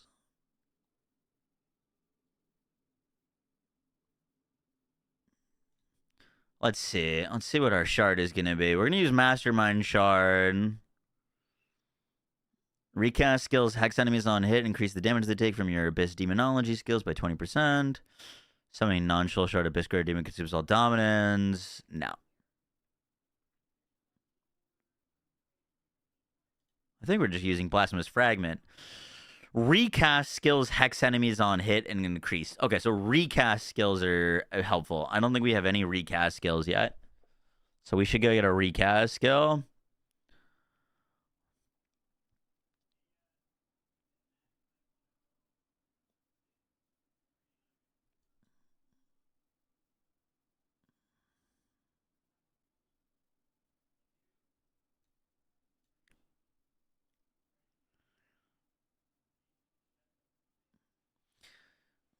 This seems neat. Tyrant's Grasp with the Abyss Pit. That makes it an Abyss recast. Summons Abyss Pit for 10 seconds that consumes non-elite enemies, dealing damage, knocking them down, and hiding them in stealth. Recast to pull additional targets into the pit. Tyrant's Grasp is now an Abyss recast skill. I don't really know about hiding them in stealth, though. That seems not ideal. Grass Sentinel is a good combo. Are we gonna want to use our dude? Recast skills no longer break Shadow Form stealth at the cost of 2 stacks of Shadow Form per cast. While you have Shadow Form, Abyss skills deal increased damage. That gives us Taz Ruth. We've got Dread Claws, Nether Step, Sigil, Metamorphosis. So we have potentially room for 2 skills.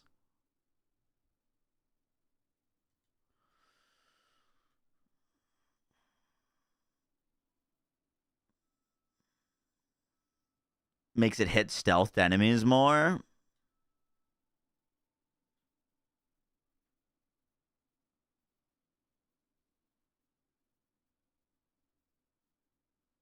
You now summon multiple Profane Sentinels, but no longer redirect their gaze. Profanes deal 200% damage and fire extra blast at nearby stealth enemies. The only issue with that is, like, I'm not trying to scale the damage of Profane Sentinel. I mean, technically it will be getting indirectly scaled, but yeah, I don't think that's great for this particular build.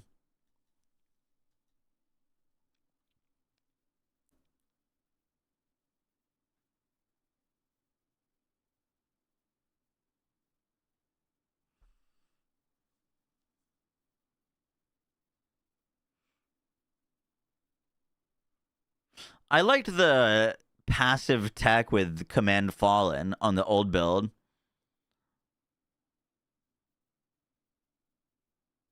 Yeah, I think that's just for a different setup.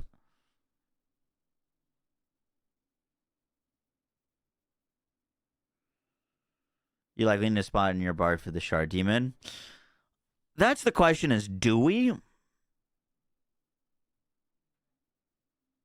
Like, we get this effect whether we are using Tazruth in general. The question is, what does Tazruth do for us?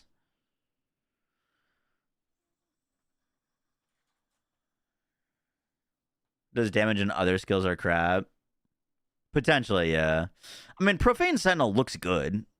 Like, it looks like a good skill.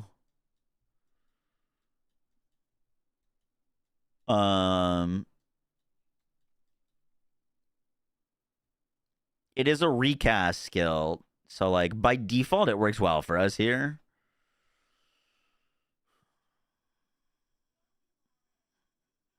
It works well.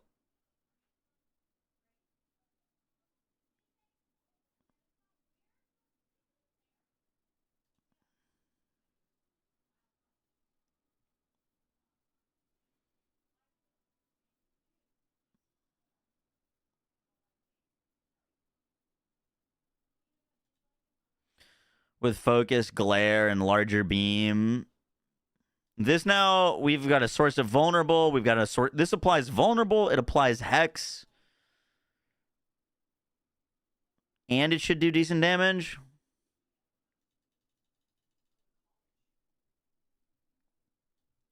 So, like, I like that.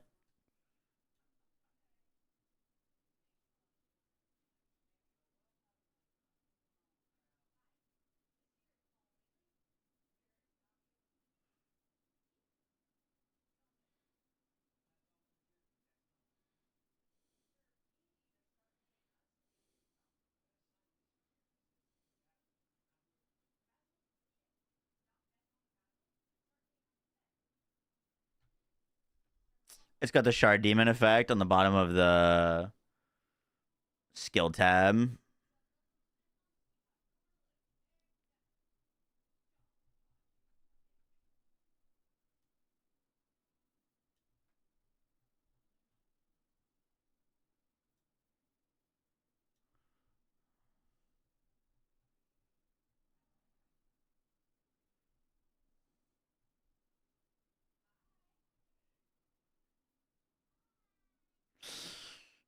Summon Tazra. Passive. Tazra seeks enemies, applies vulnerable, weakened, and 30% slow to close enemies that linger for 4 seconds. When you attack enemies, it moves through the abyss to bite them, dealing 195 damage.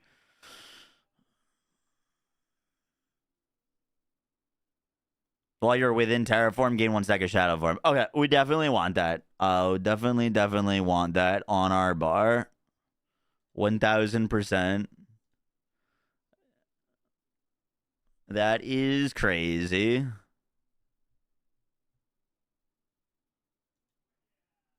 So this goes Sentinel. This goes Summon Tazroth. What's a Warlock do?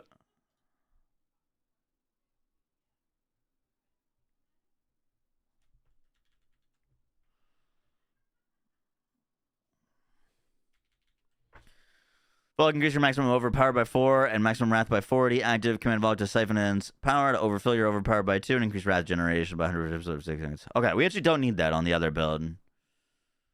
So that works out well.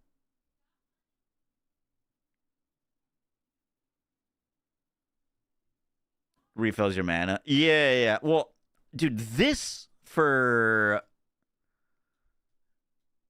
Like, I think you use that and can make a build around that with, I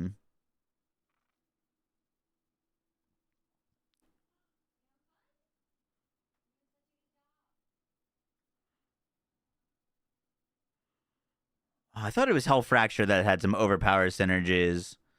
I mean, overpower will work well for anything.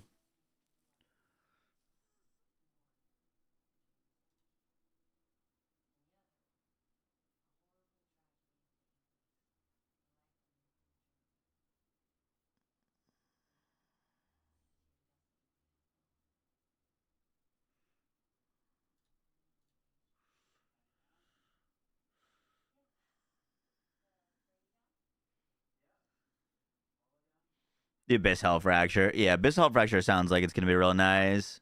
That was the first build we cooked up, was a Hell Fracture build.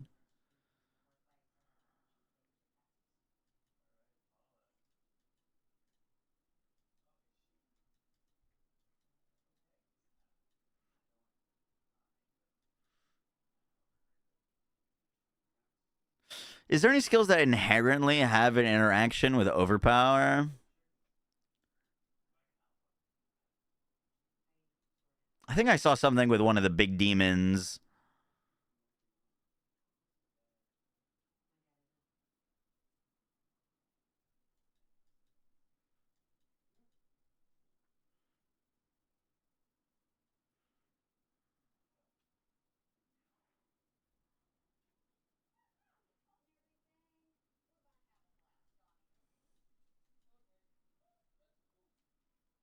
Dude, there's going to be some cool builds with Field of Abaddon. You summon a massive fiend for 15 seconds, attacks enemies, dealing 250 damage per swipe with dominance. Has no cost 30 dominance. It has no cooldown.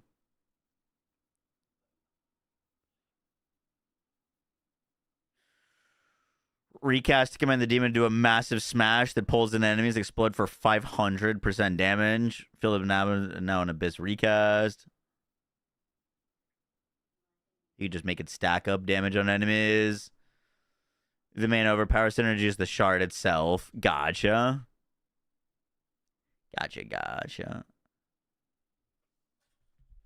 How's crafting going? Good. I think we've got 2 very, very solid builds. I kind of want to play a Hellfire build first. I feel like everyone's going to be going Abyss, like Dreadclaws. Seems to be the consensus of that is good. But it's also good because it's the only build we actually have footage of that end game. You know what I mean? So I kind of want to go Hellfire first. See how that goes. Feels like a more of an unknown. I'm sure it'll all be good though.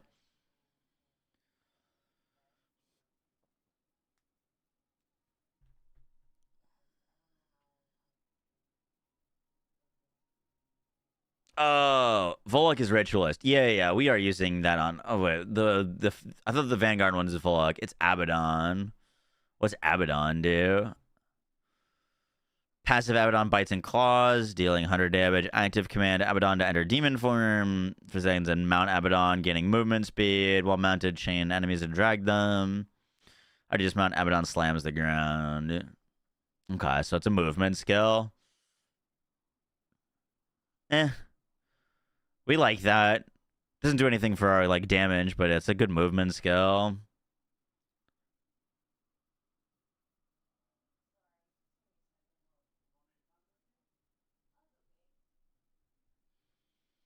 Put it between Rogue and Warlock. I want to play multi-shot, that's why. One of the guys that I'm going to be running with on launch, I'm pretty sure is playing multi-shot Rogue.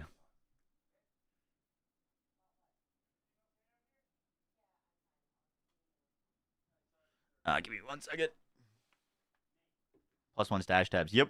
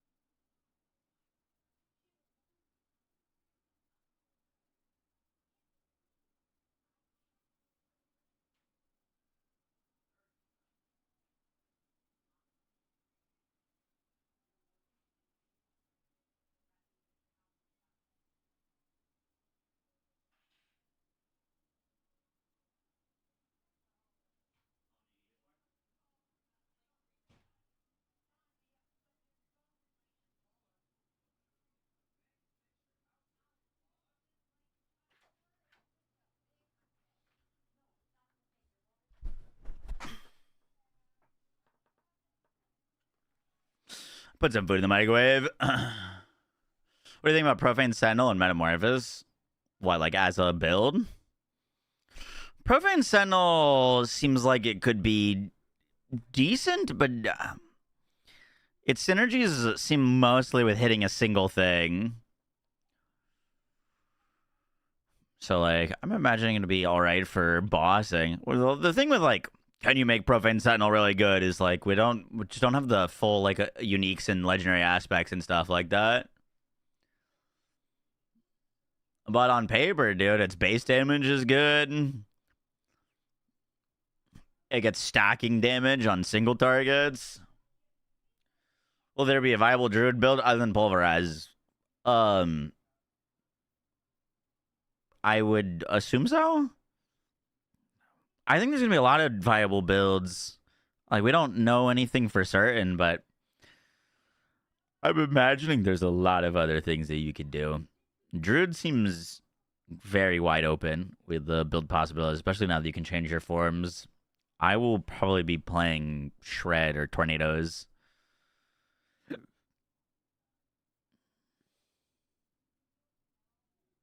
Hasn't been king for a while. It's usually 1 or 2.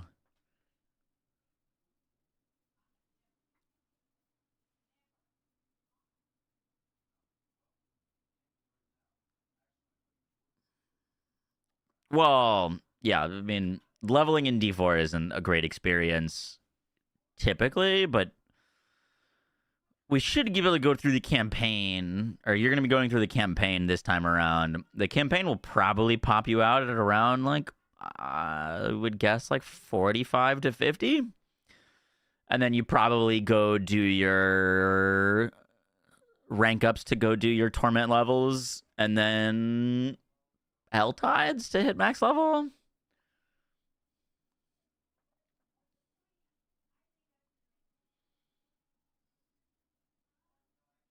Yeah, you need to at least beat it once. Which reviewers said it was around 5 to 10 hours. So if you're blasting and skipping all the cutscenes, probably do it in like 3 to 4.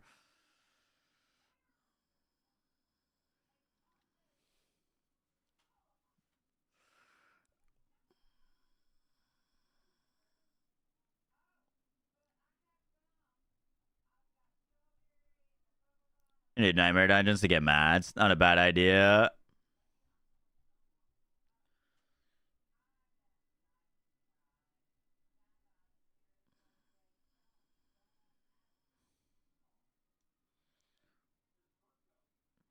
You know what's interesting is people, I don't know, people complain about like the Path of Exile campaign and like having to do that every time. And I agree, it's annoying, but it's also nice to have some sort of direction for where you're leveling. I feel like half the Diablo seasons recently when I started just like end up doing Hell Tides for a few hours, which is just like not very fun.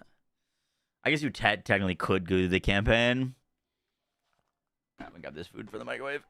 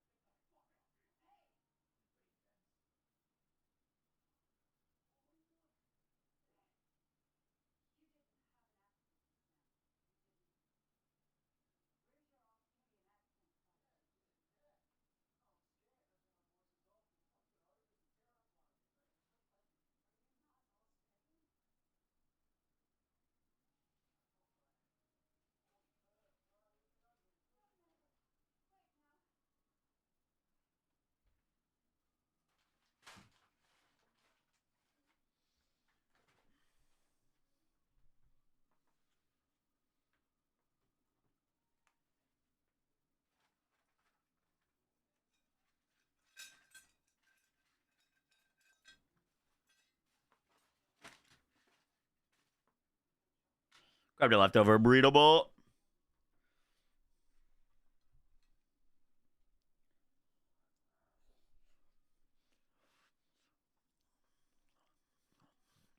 Let's watch a little video while I eat, and then we'll record this other build guide.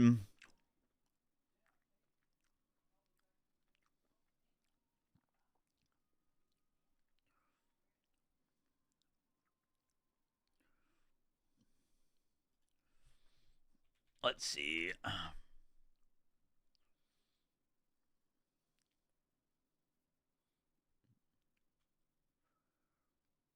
Mhm.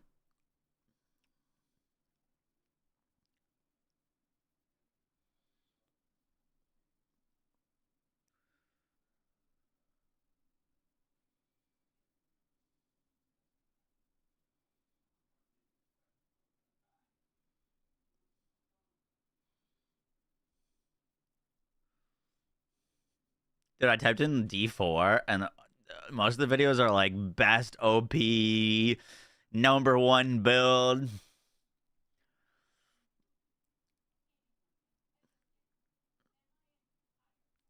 That's all I typed in, just D4.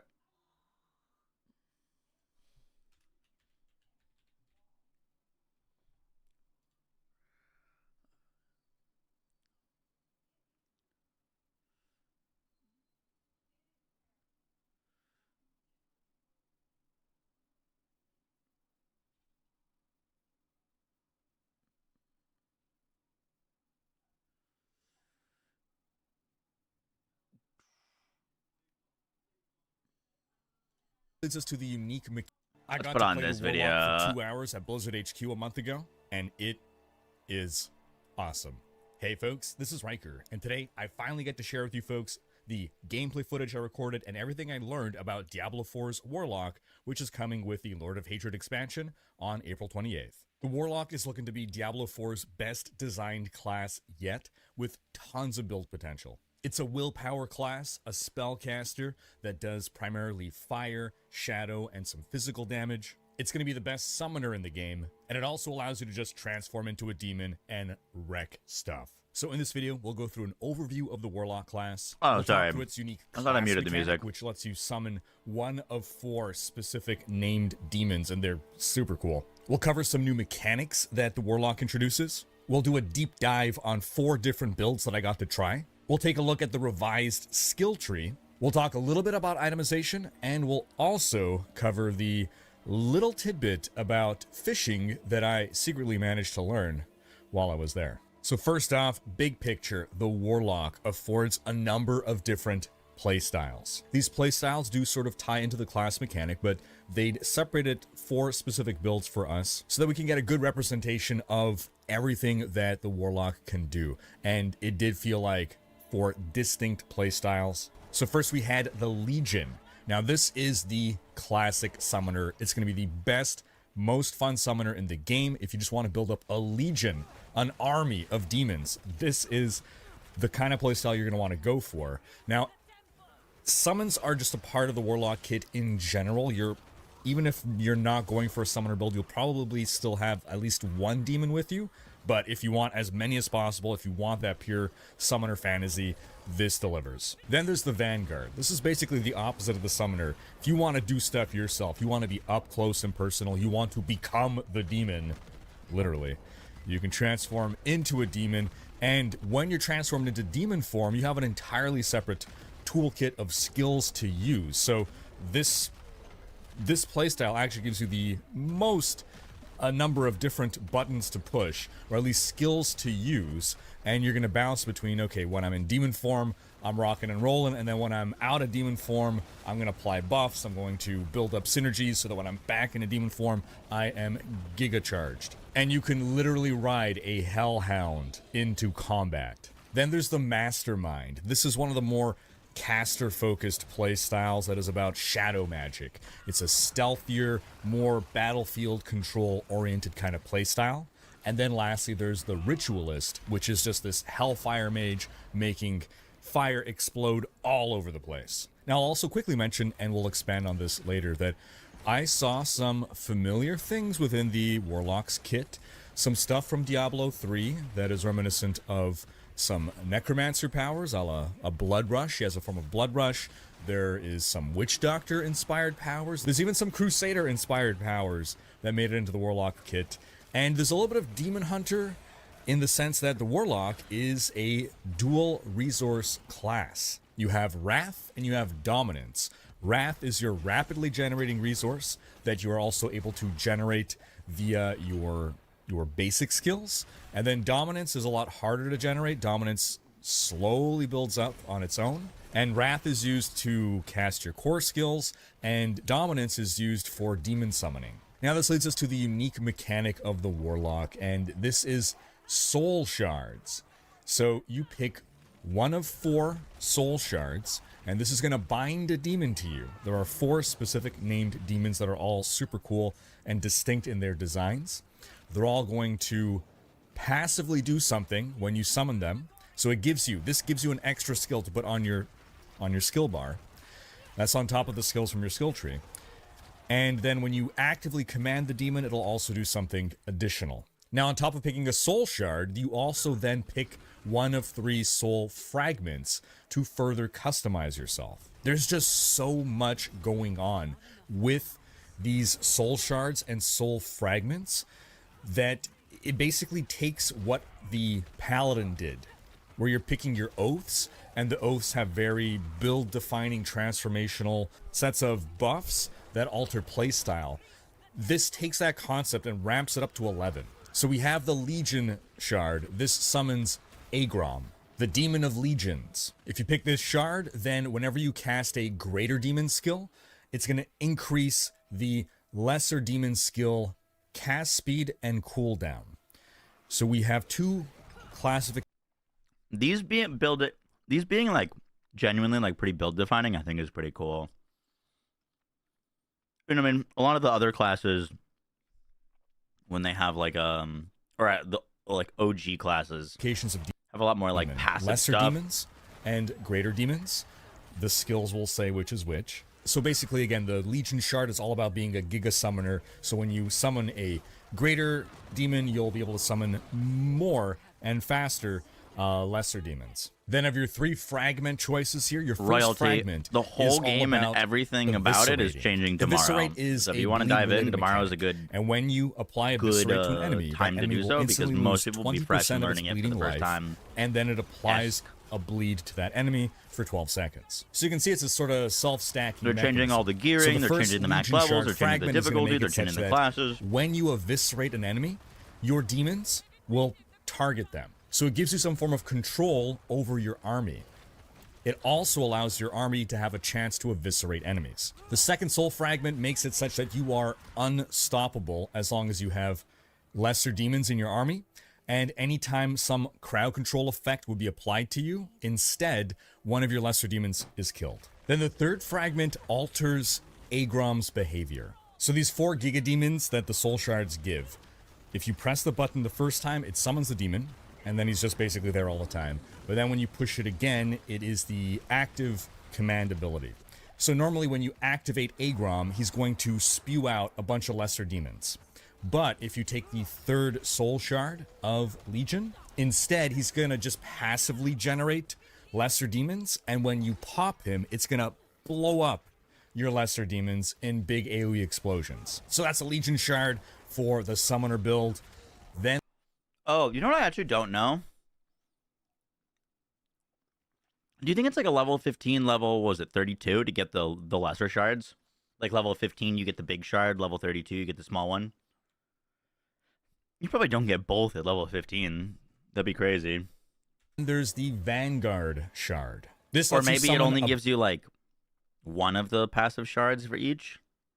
I'm actually not sure Bodian how that the works. Hellhound. Remember, Vanguard is the up close and personal, I am the demon kind of playstyle. And when you have this shard selected, while you are in demon form, casting a certain kind of skill called an Archfiend skill is going to summon a corresponding Archfiend demon. So just while you are attacking enemies, you're going to be basically passively summoning demons to help you out as well. Now, the first fragment is going to make your buddy, a Bodian, basically spew out a ton of fireballs as you are riding him. The second fragment makes it such that while you are in demon form, your greater demons are going to last longer, and it also buffs the damage of some of your skills. And the third fragment makes it such that while you are under an effect known as volatile, and what volatile does is it randomly empowers your Hellfire skills to deal 50% more damage. So if you have multiple Hellfire skills on your bar, one of them will be randomly empowered.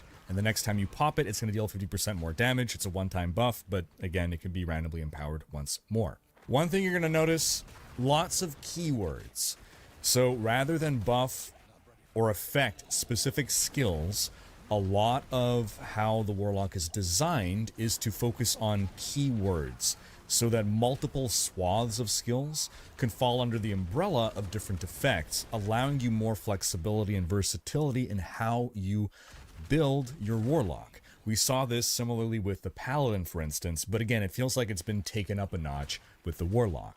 So again, to go back to that third fragment, while you are under the effects of Volatile, your Hellfire skill damage makes you burst 30% of that damage to nearby enemies. So it's a way of spreading AoE around, making you that much more of a killing machine. Then comes the Mastermind Shard. Our third one, this remember was the Shadow Caster. And this lets us summon Tazroth, the Abyss Demon. Overall, this shard helps you stay within stealth more, and this is through a mechanic known as Shadow Form. While you're under the effects of Shadow Form, you are unhindered, and anytime you move, you gain stealth. But whenever you gain stealth, you lose 1 stack of Shadow Form, and you can have up to 10 stacks of Shadow Form. So if you have the Mastermind Shard, while you are in Shadow Form, you're going to deal 30% more damage with your Abyss skills, and you're going to gain 5% move speed per shadow form stack. Then the 3 fragments. One of them is going to make it such that Tazroth, in addition to what he normally does, will also apply a weaken effect to enemies and execute them when they're low on life. The second fragment will make recast skills hex enemies on hit. Hex is another new mechanic. The Warlock is probably Going shadow the most form for leveling might just be like they've added so far. There's a lot of the new move stuff because of free to movement learn, speed. but Like, if you simply don't want because to of be a that, theory nothing else. crafter, you can just follow a max roll guide and then smash buttons and kill all the enemies on the screen. So what Hex does, if you've hexed an enemy, then they're going to be more susceptible to critical hits, and this can stack. So again, with Not the the full second trio, fragment but of the we know a few Mastermind Shard, nodes. you're going to be automatically hexing enemies, and you're buffing the damage of some of your skills as well. Then the But that's third it. fragment. If you summon an We do know Abyss the Raider whirlwind demon, wheel now. that's going to consume all your dominance, and it's going to buff that demon based on how much dominance is spent. Then lastly, we have the Ritualist Shard. Remember, the Ritualist is the fire explodey AoE mage. The demon you get here is Volak the Fallen One. And if you take this shard, then your occult skills will deal 4% more damage per stack of overpower that you have. We'll cover that in just a second.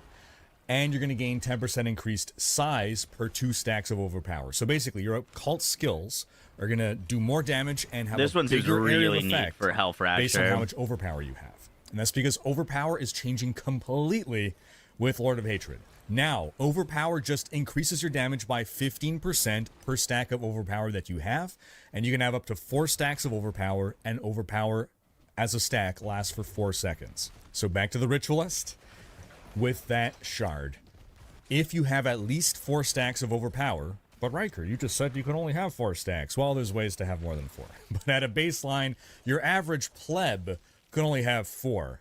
Right? Every class other than Warlock can only have 4 stacks, but the Warlock can get more in certain special ways. But if you have at least 4 stacks of overpower, then some of your skills are going to apply 1 additional What do you think is hex going to be the enemy's OP hit. build? So you're going to get Yes. 2 stacks of hex, right? For even Nah, more dude, I crit genuinely chance. think, like, And everything's whenever just gonna you be cast crazy your strong. occult Hellfire skills, you got a pretty decent chance at gaining volatility for 4 seconds. Remember, volatility is a thing that is going to empower I think if your you pick Hellfire Warlock, you're skills, good. And the Ritualist The is other kind of all classes about Hellfire were a skills. little bit more up so in the this air. actually kind of results in an interesting playstyle where, because the volatility only lasts 4 seconds, you might be encouraged to use a certain skill, maybe when you weren't planning to, just because it's currently empowered. Then, the 3 fragments. The first one, your occult Hellfire skills consume 1 stack of hex on targets to increase damage.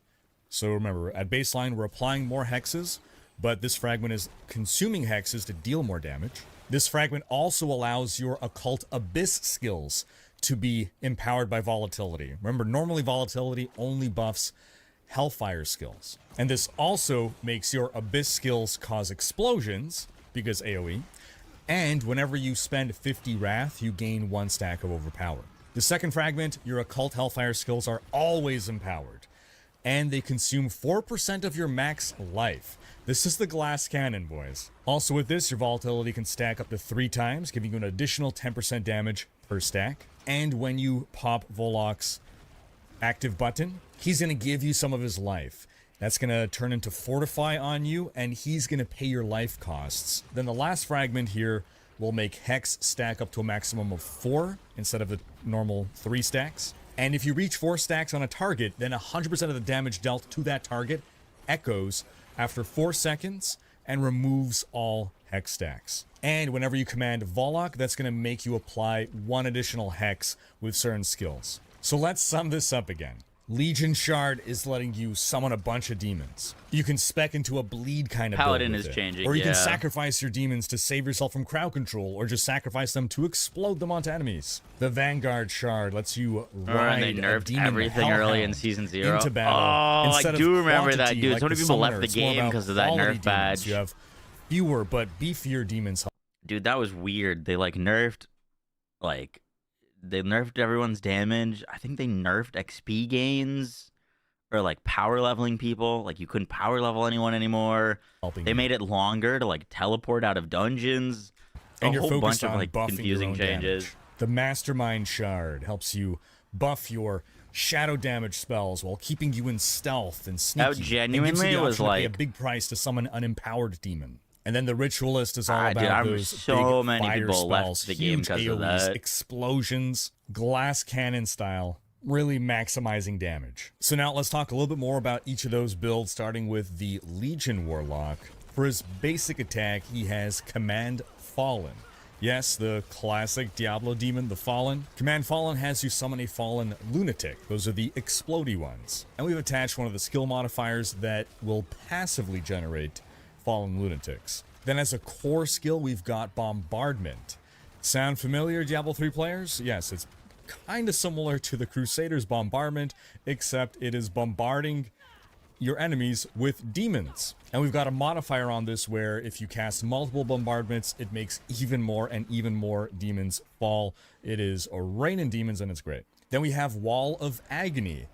It's Witch Doctor time. Remember to have that zombie wall? With Wall of Agony, you are summoning a wall of demons.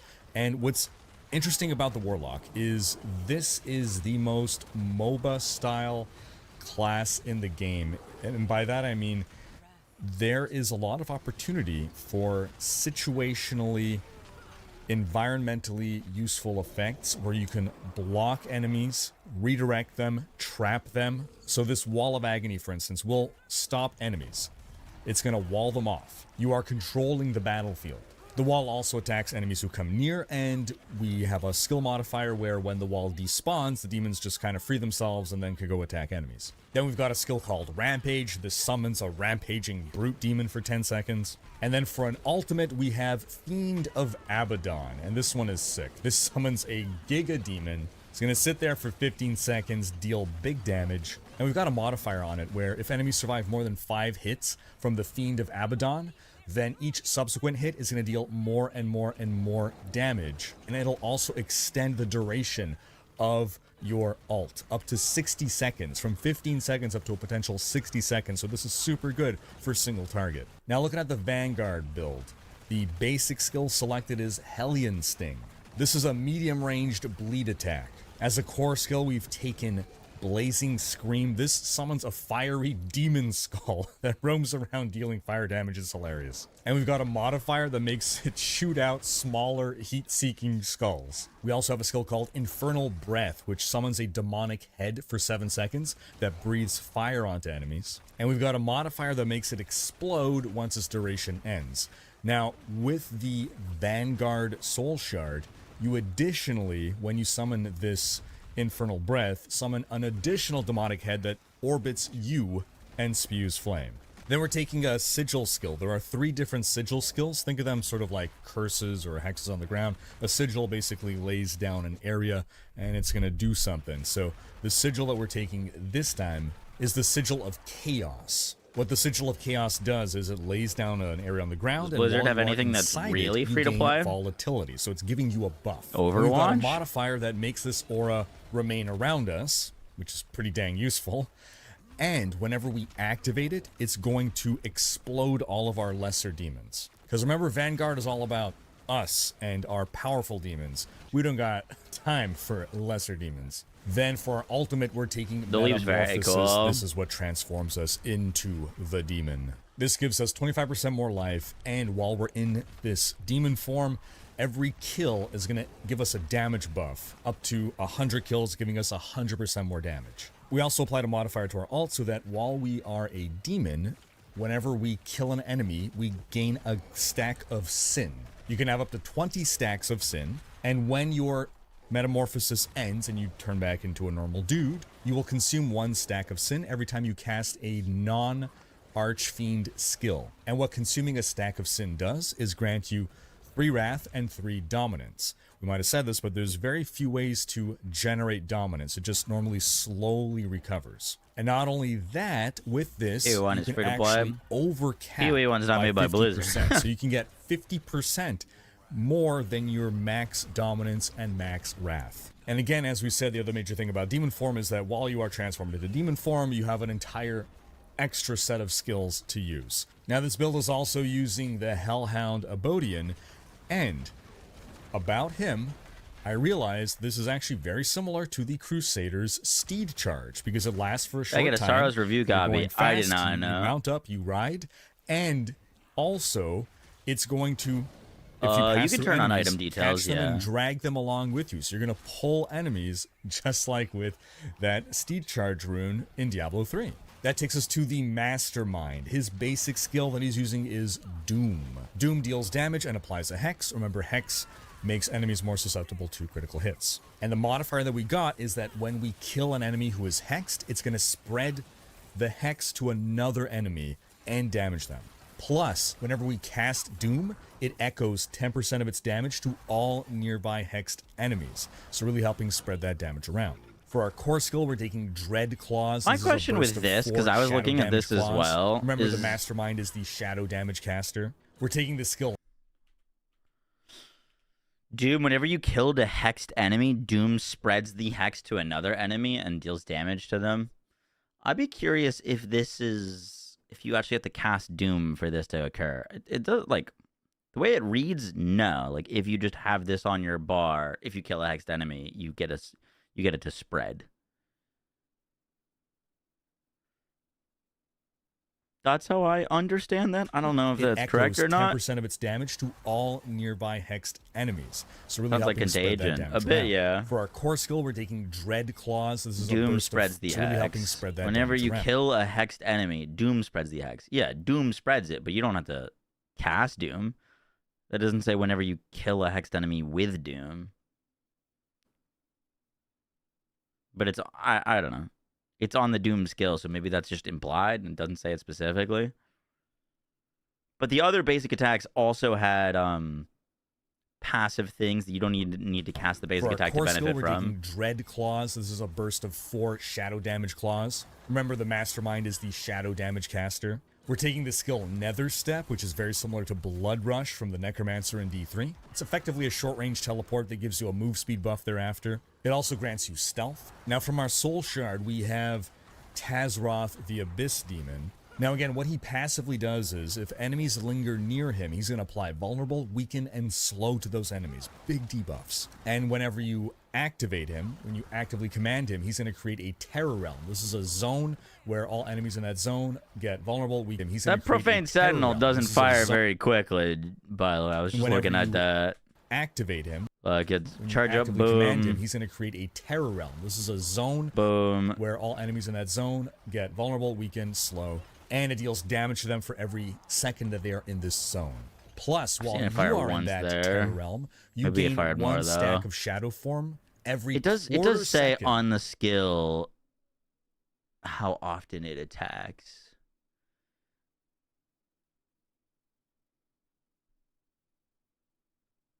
Never mind. It doesn't say how often it attacks.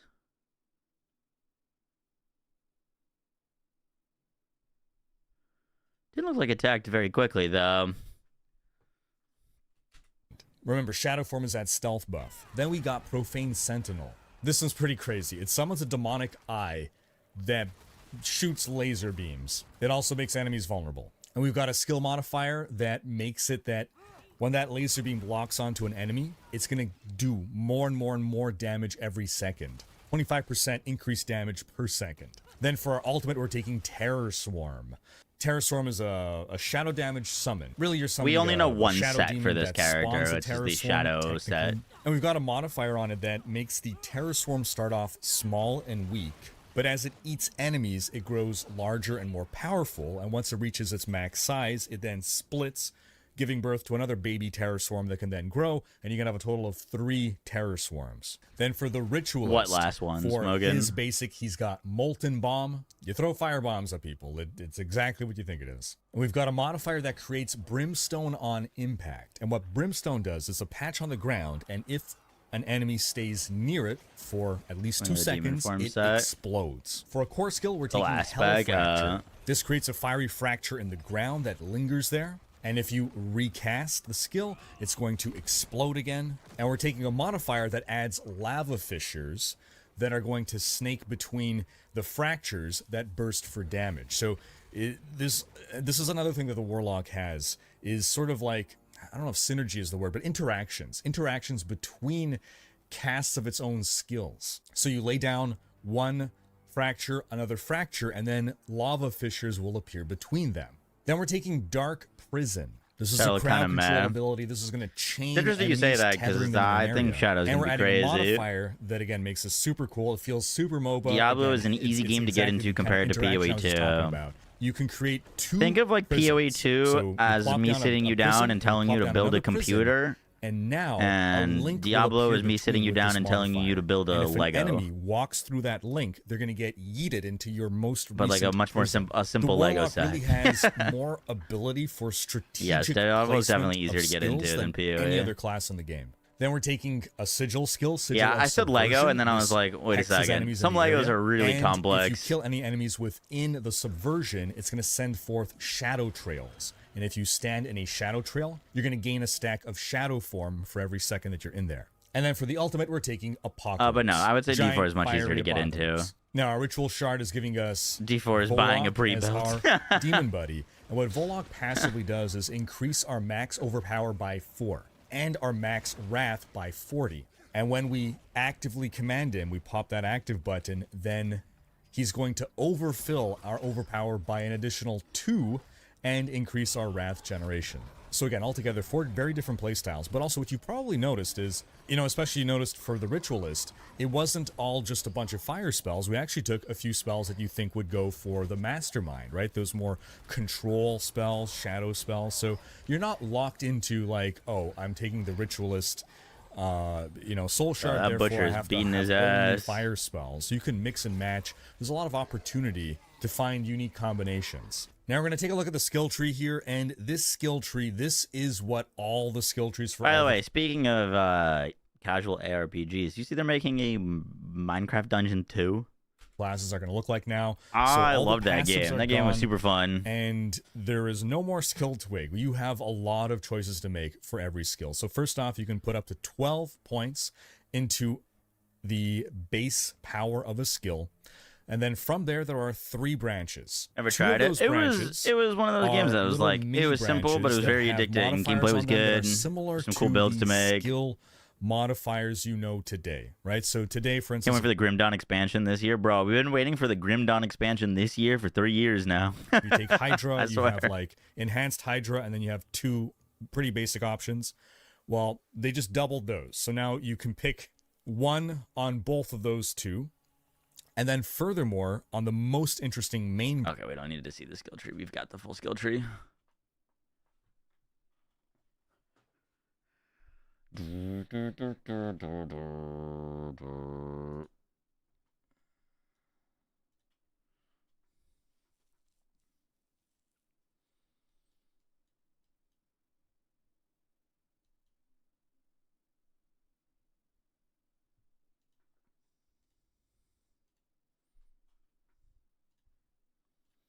All right, we're going to record this other video, and then I think the next one after that.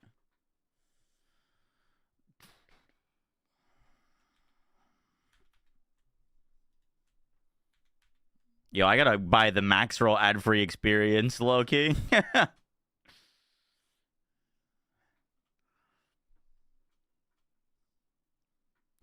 It comes out tomorrow, Deadstrike. Just wait until tomorrow.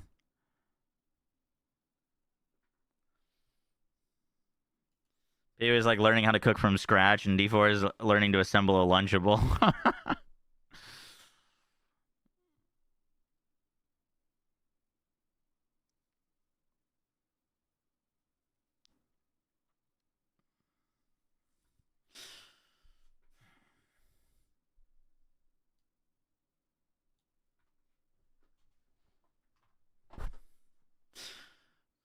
Yo guys, what is up? Max on our Diablo 4 video, and today we're going to be going over my leveling league start guide for a Dreadclaws Warlock. Now this is a theory craft. I don't have currently access to the game. However, I did get to fly out to Blizzard and play a Dreadclaws Warlock for a bit and mess around with it. It was one of the best feeling builds that I've played when I was playing Warlock. And we also have gameplay of a Dreadclaws Warlock just absolutely dominating tier 12. So we know that this build feels good early because I played it early. We know that the scaling on it is crazy and that it can scale into even killing some crazy bosses in T12. So this is, in terms of like build picks, should be a relatively safe one. We know this is going to be strong. I wanted to cover kind of the skill tree that I plan to use for Dreadclaws and some of the synergies and interactions with it. Hope you guys enjoyed the breakdown. Let's do this.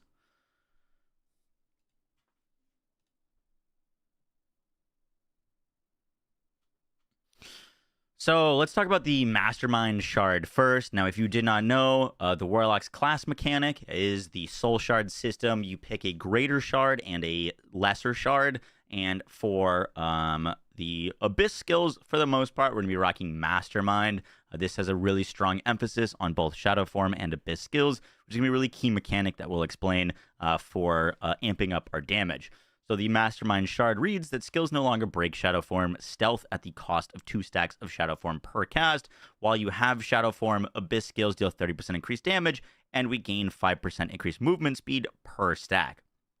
So to explain how this works real quick, there are multiple skills in our skill tree that will allow us to gain Shadow Form. Shadow Form is something that, as far as we're aware, is kind of exclusive to the Warlock. And when you have Shadow Form, you become unhindered. Unhindered means that you can move through enemies, so you just like pass through them, and you also gain stealth while you're moving. So while you're stealth, enemies won't attack you. So you can move through enemies, and things won't attack you either. However, while you're doing this, you're going to be consuming these stacks, and you can hold up to 10 stacks. So basically, the gameplay loop is you gain Shadow Form. While you're in Shadow Form, you're going to be speedy, invisible, and can move through enemies. However, you are going to be breaking Shadow Form if you move too far. So, like, in theory, as long as you're kind of standing still with this shard, you can do all your damage while in Shadow Form. However, with the Mastermind Shard, this is going to be giving us increased damage, and also our recast skills don't break Shadow Form stealth at the cost of 2 stacks of Shadow Form per cast.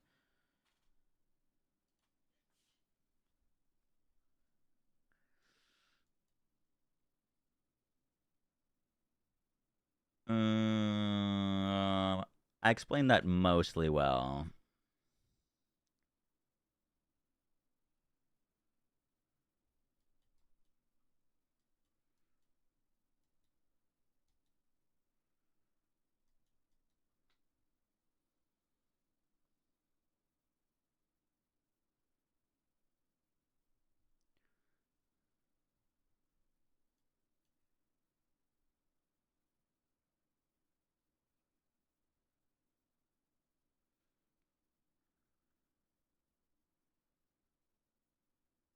I think we're fine.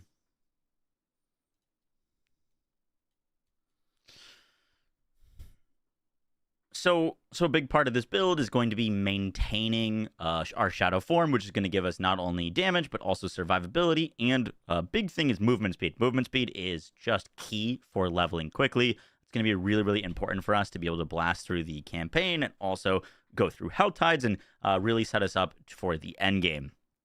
For the fragment, we're going to be using the Blasphemous Fragment. Recast skills hex enemies on hit and increase the damage they take from your Abyss Demonology skills by 20%. So we're going to want some recast skills. Hex is another term for the Warlock. Anytime an enemy is hexed, they gain a stacking debuff against them that increases our crit chance. With this, we're just going to be critting more often against enemies.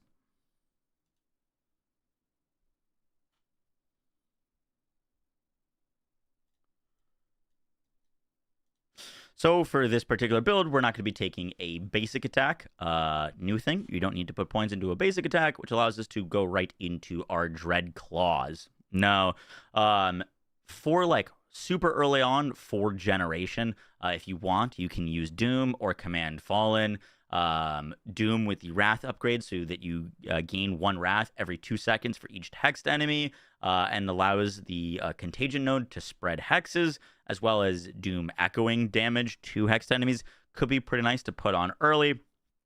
There's also the Command Fallen node with Meat Shield so that you can summon passively Lunatics.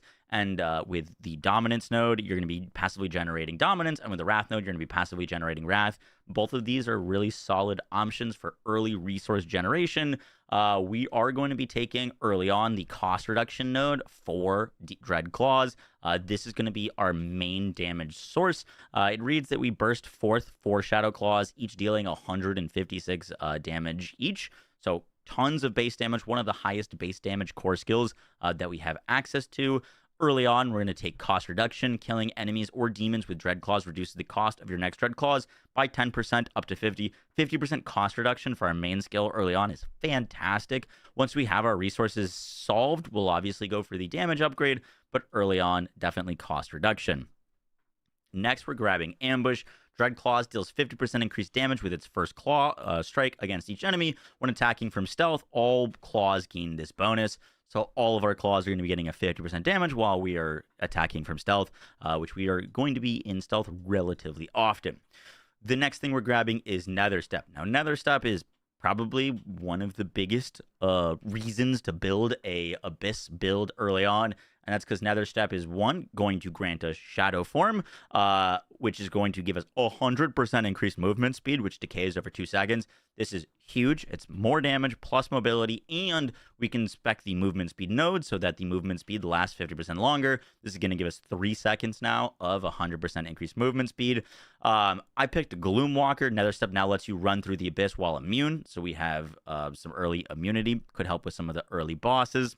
You could also mess around with the portals. I was typically fine like going back and forth between portals to be a little gimmicky, so that's why I went Gloomwalker.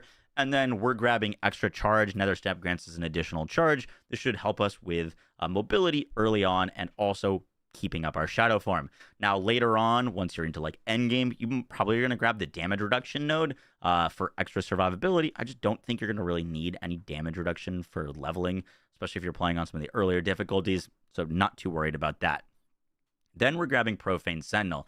Now, Profane Sentinel is really important here because it is a Abyss recast skill. And if you remember from our shard, Abyss recast skills are going to allow us to debuff enemies to take 20% increased damage, and they're not going to break our stealth. And Profane Sentinel, by default, inflicts vulnerable to enemies. So just by putting this on, we're going to be implying vulnerable, which is 20% damage. We're going to be making them take 20% more damage from our Abyss skills. And we're going to be using a few other upgrades with it. We've got wide beam, so this hits as many targets as possible. Single target damage, when 30% increased damage for our Profane Sentinel only hits certain single enemies. And then I grabbed Focus Glare. The longer Profane Sentinel is locked onto the same target, the stronger it becomes, dealing 25% more damage every second. I think this will just be relatively helpful to deal with tanky elites. By the way, the amount of points we have in each skill, right now, I wouldn't pay too much attention to because we currently don't know the effects of each of these things. So I'm imagining 15 points at the Nether Step should give us more cooldown, but that is not, I don't know that for a fact. But once we actually have our hands on the class a little bit more thoroughly, I'll update these. So we're probably going to be spending more points at the Profane Sentinel than Nether Step, but it depends on the cooldowns of each. So that is our Profane Sentinel, mainly using it as a debuff, but it'll also do some damage for us. Then we're grabbing Sigil of Subversion. Now, this is really key for us because of a few upgrades. So Sigil of Subversion is going to create a ritual. It's kind of like an AoE circle that is going to hex enemies, and then killing 8 enemies or demons within fuels the ritual to send forth shadow trails for 8 seconds that grant us 1 stack of shadow form every second while in them. So these trails are going to be our second upkeep of shadow form. We're also going to be using the movement speed node. Sigil of Subversion trails grant you 50% increased movement speed while we're on them.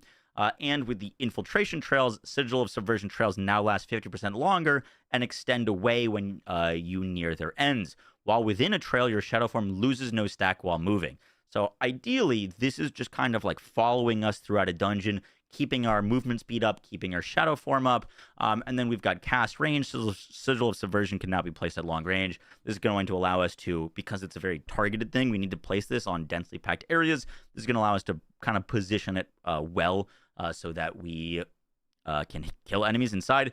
If your damage is lacking and you're having trouble getting the kills for this to proc, you could also go the slow. Sigil of Subversion trails slow enemies by 75%, could potentially help keep enemies in the sigil so that you can kill them on time. But I do think the cast range is going to be, for the most part, the better option there. And then we get to Metamorphosis. This is where things get, really crazy because this skill turns us into a demon. While we are a demon, we get 25% increased max life, and any kills that we do while in this demon form are going to increase our damage of our demonology skills, which Dreadclaws is, by up to 100%. However, we are going to be going for the Terror Demon upgrade. Now, normally, by picking Metamorphosis, all of your skills on your bar are replaced by Archfiend Demon form skills. We don't want that.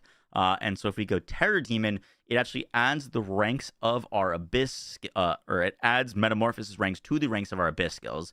So this plus 15 ranks should just transfer to all of our other skills, which is why it's not as important to like what points are here and what points are there, but it'll massively empower our core skill.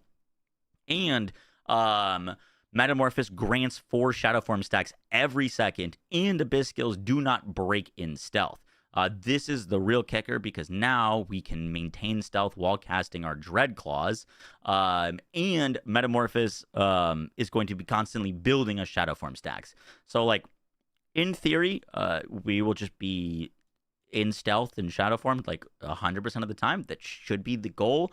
If we have really good upkeep of this, we probably don't need some of the other upgrade nodes for like Nether Step and our Sigil. However, by picking this upgrade, it's going to turn it into a 30-second cooldown.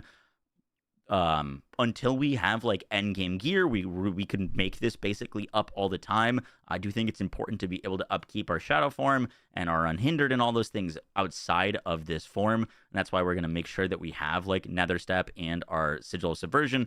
But just note that like theoretically, if you could keep this up 100% of the time, you might not need some of those upgrades. And then lastly, we are going to be going maximum life. This is going to give us 40% increased max life for a total of 65% max life, and phase 2 enrage. Now, there's kind of 2 options here. The phase 2 enrage allows us to get a bunch of extra damage, but we can't heal above half of our life. If this is too taxing on leveling, you just simply go for the stagger bar. It's going to make us unstoppable, but each time we are hit with a crowd control, you take 10 stagger. When you reach 100 stagger, you're stunned for 5 seconds. I don't think this is going to be proccing all that often, because we are going to be unhindered and stealth and shadow formed. So we shouldn't be getting hit all that often, but also because we're going to be stealth, the enrage should work decently well. I'm imagining we're not going to be taking as much damage, so if we're constantly in stealth, we could probably live at a lower health pool. Really depends. For leveling, I think the safer bet is probably stagger bar, but we'll probably change to enrage once we have a little bit more better gear.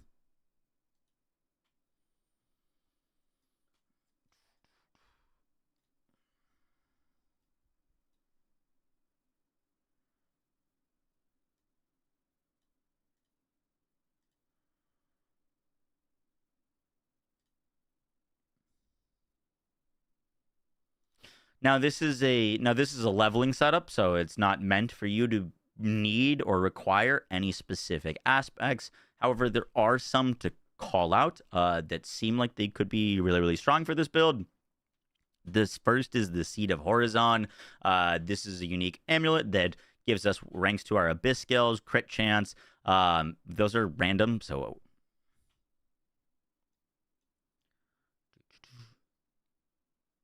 let's call it the other one first.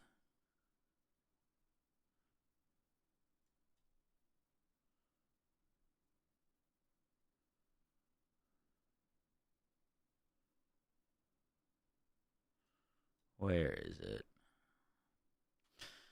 This is a league start. This is a leveling guide, so inherently you don't need or shouldn't require any aspects. However, there are some that are very cool for this build that if you find, you should definitely equip.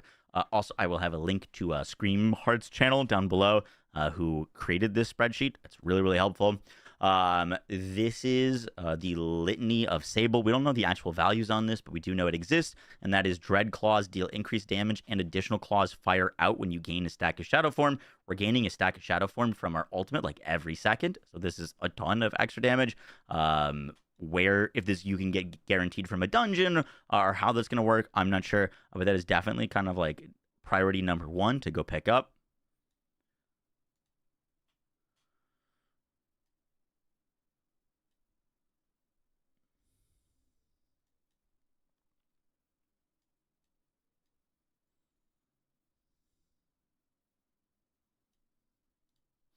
And the other big kicker, offensive aspect, is our Abyss skills deal increased damage for each stack of Shadow Form. This bonus is increased by 400% while we have Stealth.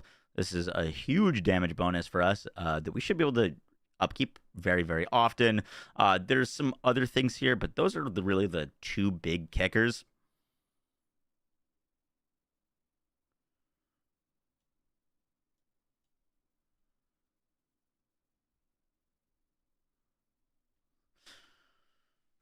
We also do know the set charm bonuses for Shadow Form, which you're probably not getting until you're quite deep into the end game. But this set will allow us, with a 2-set bonus, enemies within Shadow Form areas are dominated for up to 7 seconds, preventing them from acting or causing them to move where you target with recast skills. So crazy crowd control on a 2-piece bonus. The 3-set is Shadow Form reduces damage taken by 25% and leaves sigils of subversion shadow trails behind you while moving. Those are the ones that are giving us movement speed and Shadow Form not being consumed. So really nice there. And then the 5-piece bonus is our Abyss skills deal, or our Abyss skill damage is increased by 350% while we have Shadow Form, but each cast consumes 1 stack. Once again, while we're in our demon form or our ultimate Metamorphosis, we should just be generating those every second. So once again, just huge damage multipliers. This set is going to be giving us crowd control, survivability, and damage. Looks ridiculously strong. And yeah, guys, that is kind of the overview of our build. I hope you guys enjoyed the breakdown. I wish you the best of luck. I will be updating this guide and playing Warlock myself. So if you got any questions, you can always come check out the stream, and also look out for some updated videos on this specific build. Hope you guys enjoyed. I'll catch you on the next one. Take care. Peace.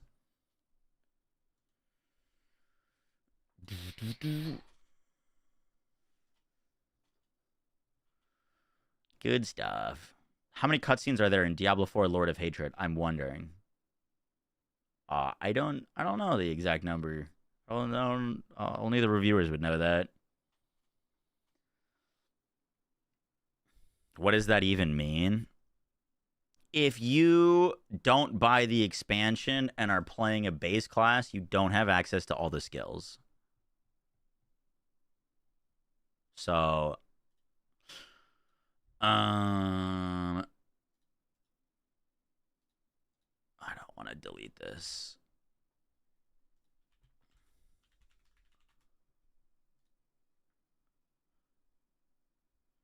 Let's say you are playing Druid. I don't know if our Druid skill tree is anything. Not a great example. Let's say you're playing Warlock, right? Or pretend this is Sork or Druid or Barb or any other class.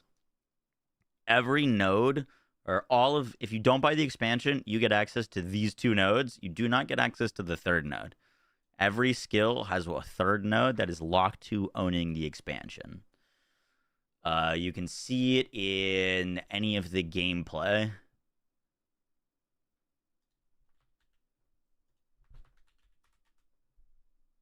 So, let's see. After 2024's Vessel of Hatred expansion left me dangling occasionally for sorts of the campaign is only a tiny part of the inevitable hundreds of hours that will be spent for the attack to create something on 2 new skill trees. Most with simple yet that instead have been completely.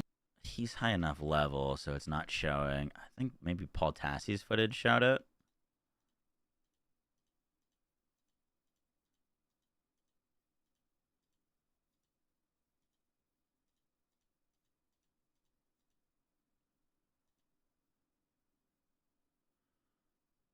It wouldn't show on the Warlock. Well, I guess technically it would.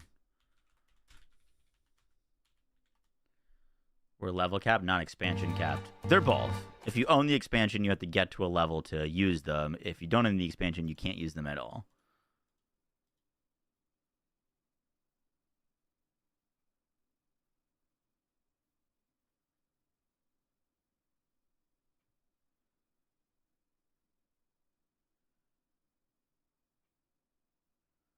I am not having luck finding a picture of the skill tree in any of these videos. But the nodes that are like level locked are the ones that are paywall locked.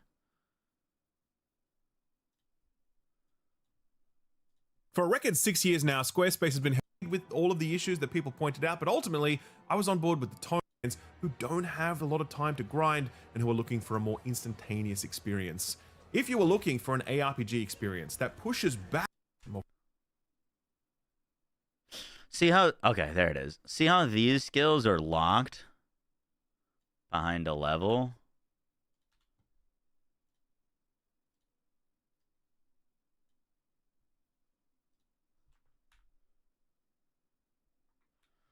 These ones, if you don't own the expansion, are the ones that you can't pick. Obviously, like, this is on the Warlock, so mute point, you would own it if you're playing Warlock. But on the other characters, there's like a node on each of the branches that you can't use unless you've bought the full expansion. You're still getting like a reworked skill tree. You still have new nodes, but you don't have access to everything. I don't think it's a... I mean, I don't like that move either, but it is what it is, unfortunately.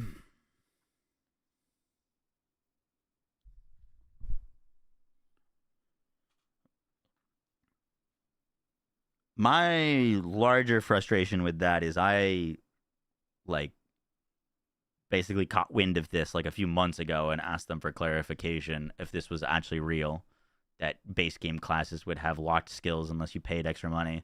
And I never heard back from it. That's my larger issue with it. But yeah.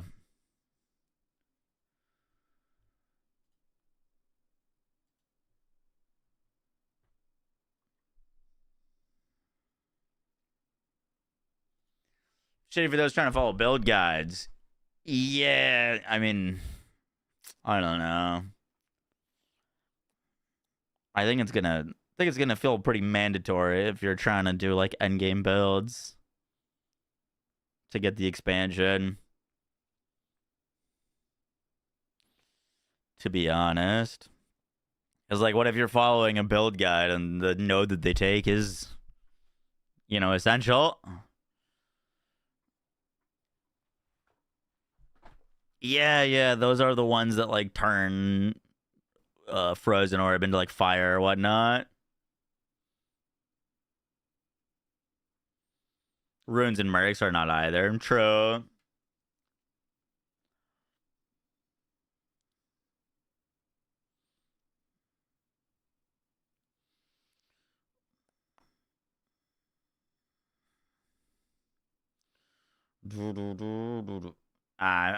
Personally, I brought it up quite a few times.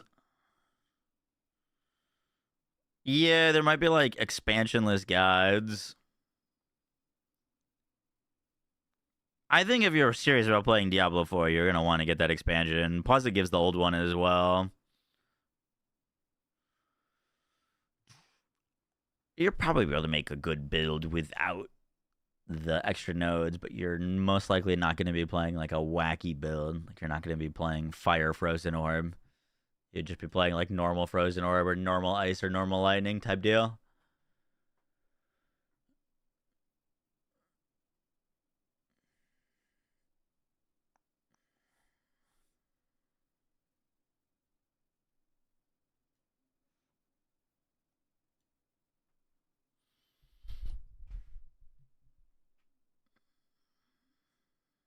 They're forcing your hand here. Moxie, do you know if there's any place to see new skill trees like for Necro?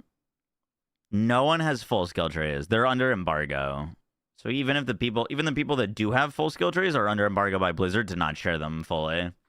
We have a few nodes of each tree, but we don't have full things.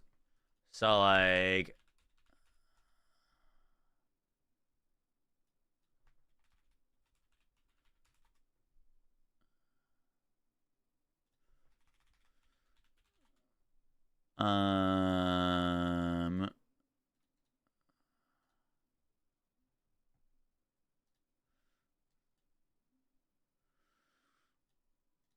this site D4 Builds has the outline of the tree, but most things are empty. Like, this is all empty. This is all empty. This has a few things. This has a few things. This is empty. This is empty. This has a few things. This is a few things. This is a few things. But, like, in terms of skills in their full, to their fullest, no. This is all empty. This is one node. This is a few nodes. This is a few nodes. This is empty. This is a few nodes.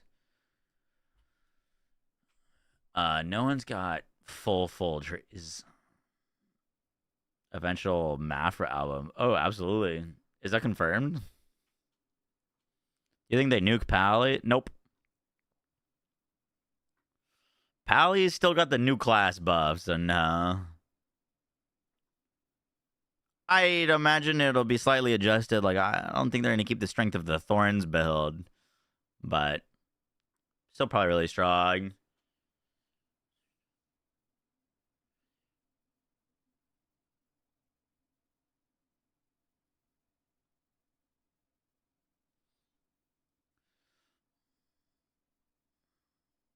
So about T4 when you needed more damage.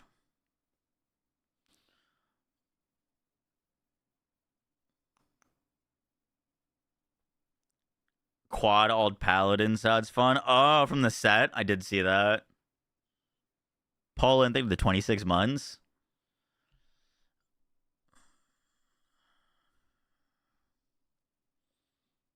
Is Warlock a minion build? Yes and no. So like a lot of your skills are summoning demons to go do things for you, but only one subset of it is relying on those demons being persistently out to do damage, if that makes sense. So like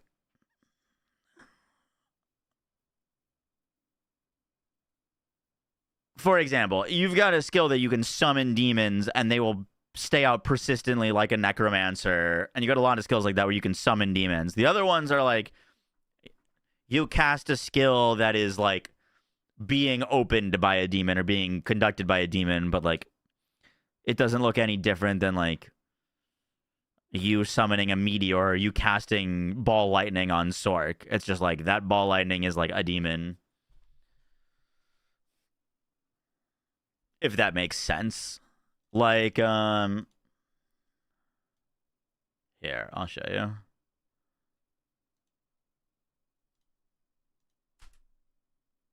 Here, I was summoning this big hell skull to, like, constantly launch other skulls. But this is just, like, a core skill. This isn't, like, a persistent summon. It doesn't have a health bar. It's just, like, a skill that does damage.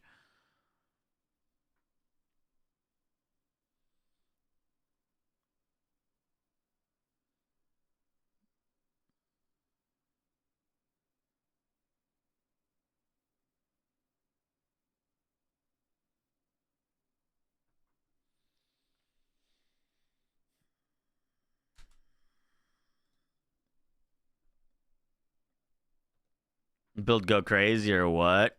I only got to play level 40. Didn't get to like do endgame stuff, and we couldn't have aspects, couldn't craft on our gear, couldn't manipulate anything, couldn't get any uniques. But from like default character, yeah, it was definitely strong. Yeah. Let me post the.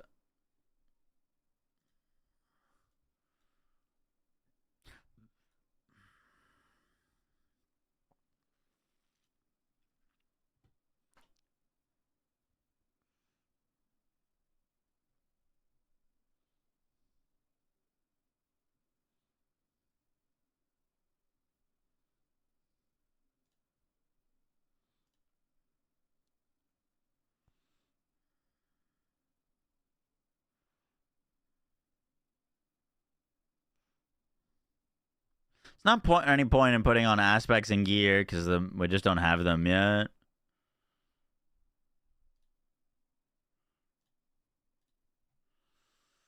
Unfortunately.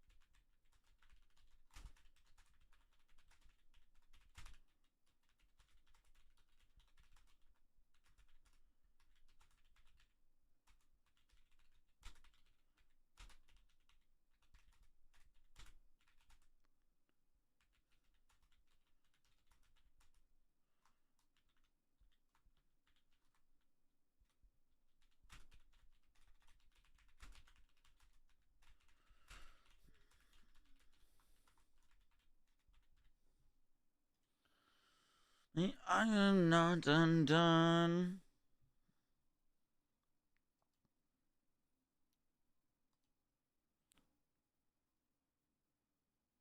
Why are we yelling? What happened? How many new classes are we getting? Technically 2. Technically 2.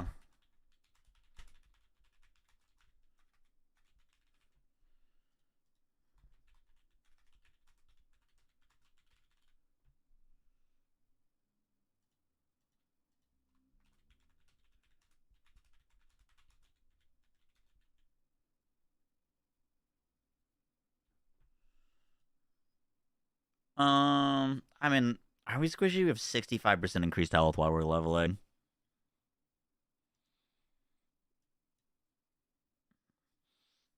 We don't have a lot of DR, but we get that from our gear. Does D4 have a trade economy? Yes, but like it's nowhere near as prevalent as like Path of Exile. There's no like crafting materials to trade for. Well, actually, this season there might be technically.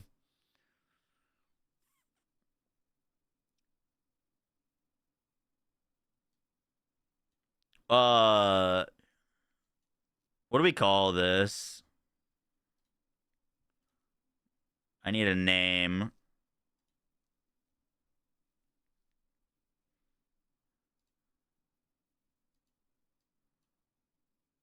Is Pally gonna be any good? Pally will still be great, yeah. Dreadlock. Ooh, I like that. That's pretty good. I like that. I like that.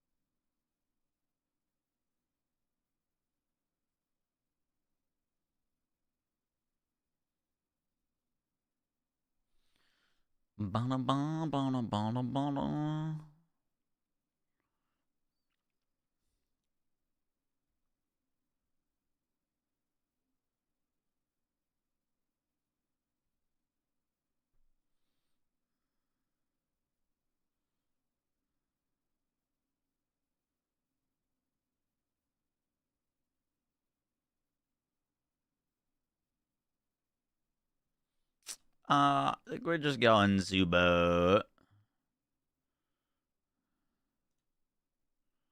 with tripwires.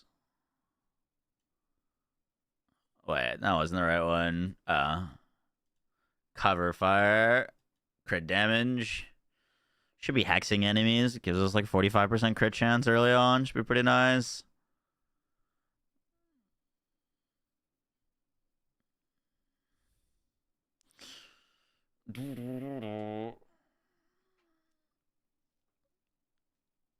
Warlock looks like a lot of stuff happening. Warlock is I think going to be a slightly more complicated to build than some other characters.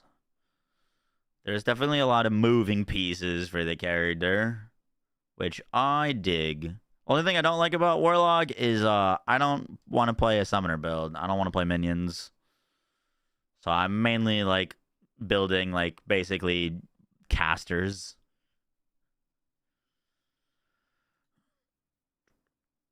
Does this pop up in max roll builds? No.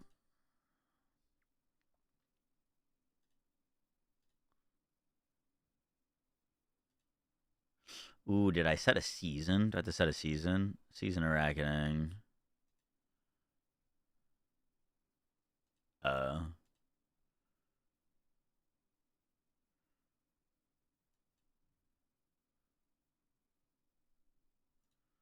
Let's see. Now does a job?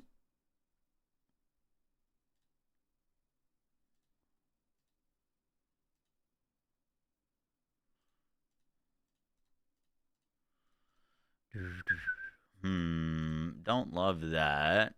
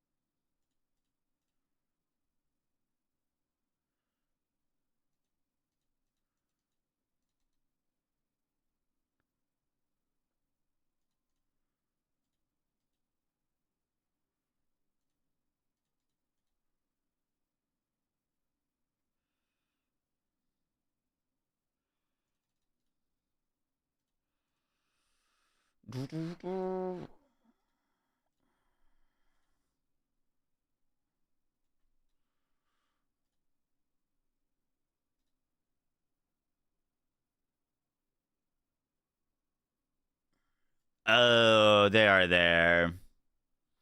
We're just in the community section.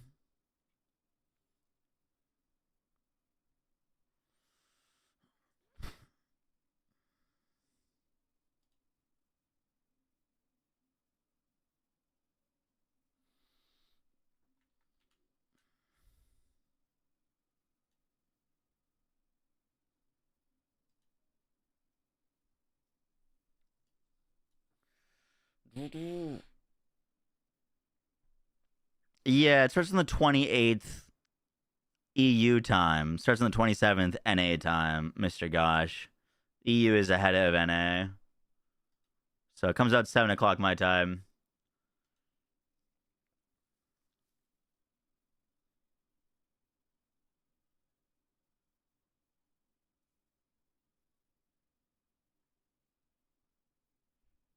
Damn time travelers, I know, right?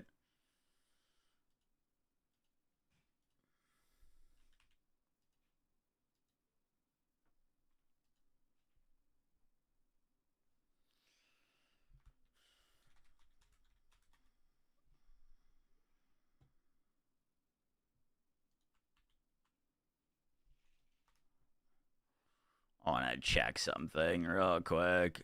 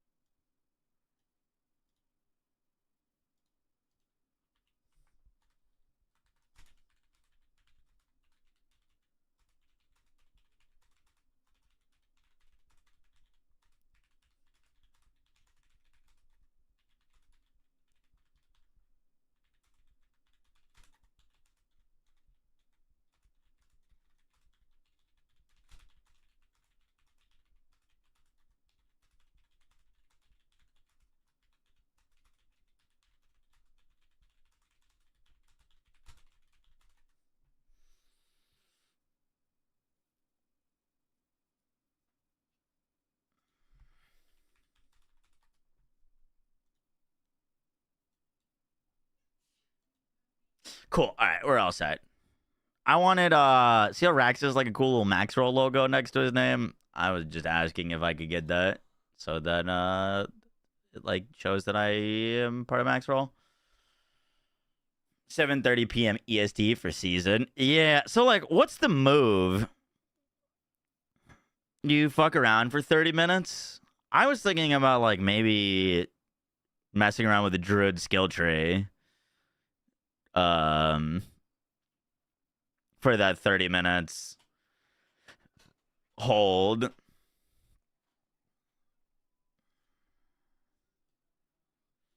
That's a lot of tabs. Started an eternal character for 30 minutes.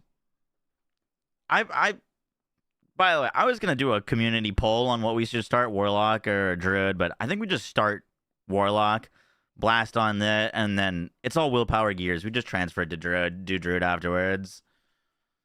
Why the weird gap between expansion and season? I'm not sure. Not sure. I was actually going to go Druid, but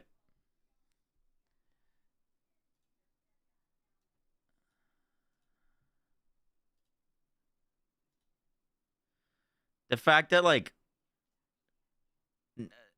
you know, there's so many classes. All of the base game classes are gonna have like less than 10% of the player base on them. Like, realistically, we go Warlock first. Skip for your desired playthrough. That's huge for Druid. Gonna be so much willpower gear to port over. Yeah, it kind of works out perfectly. They said it was because of Steam. Oh, dude, they're literally launching. Oh, never mind. I was gonna say they're launching on Steam Tuesdays, but it's Monday.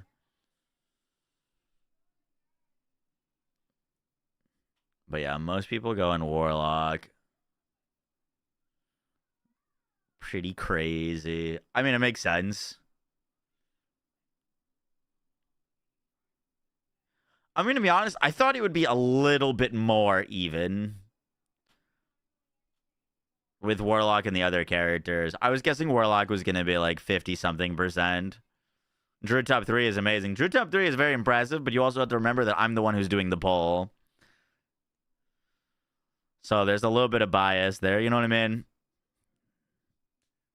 Like, if someone's following me, they're most likely...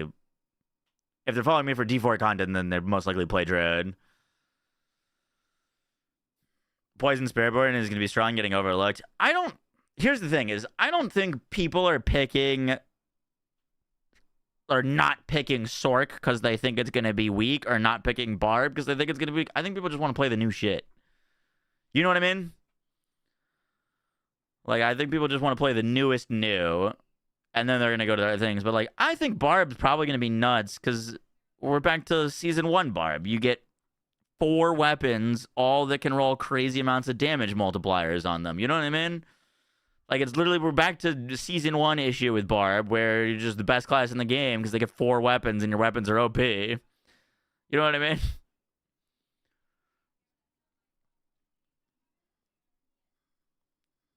Do we have to complete Vassal before you can play Lords? Don't believe so, no.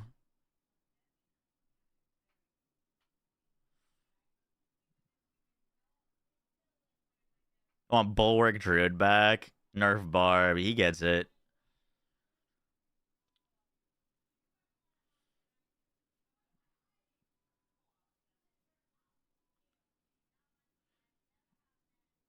No, you don't. You don't need to grind the first story. Then play your favorite class after. Right? Like, confirmed? You shouldn't need to play...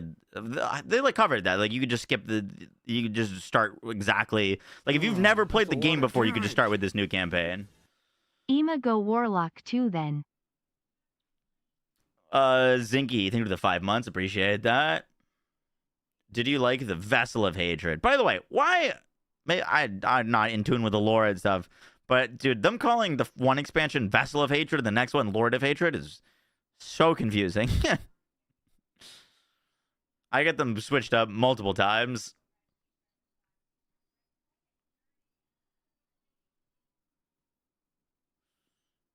It makes sense with the lore. Exactly. It makes sense with the lore. It doesn't really make sense in my brain.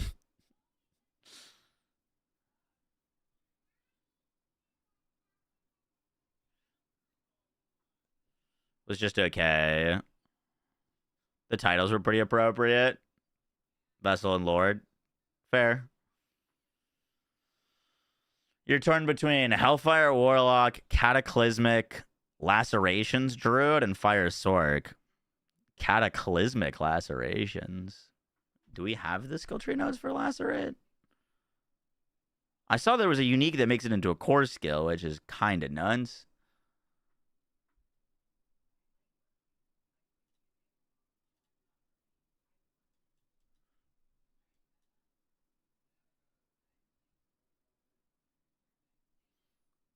Eviscerate sounds spicy. I think Eviscerate's going to be nuts, but the thing is, Eviscerate on most skills is like, there's one thing that guarantees you Eviscerate on elites, but for the most part, it's like a 5% or 10% proc chance. I feel like for leveling, you're not going to want to be relying on a 5% chance. But I'm imagining there's a lot of ways to scale it and increase its... Because, like, Eviscerate only gets crazy when you can proc it multiple times. Right?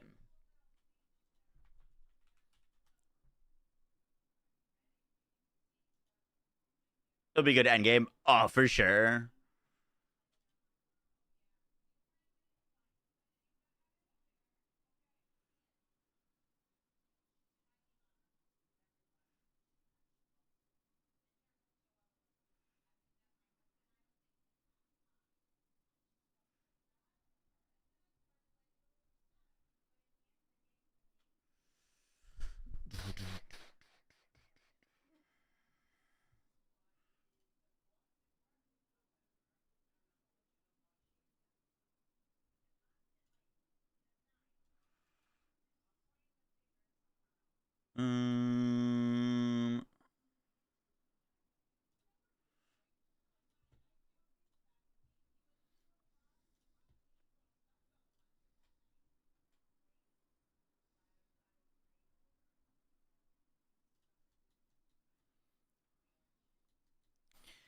Like, where is it?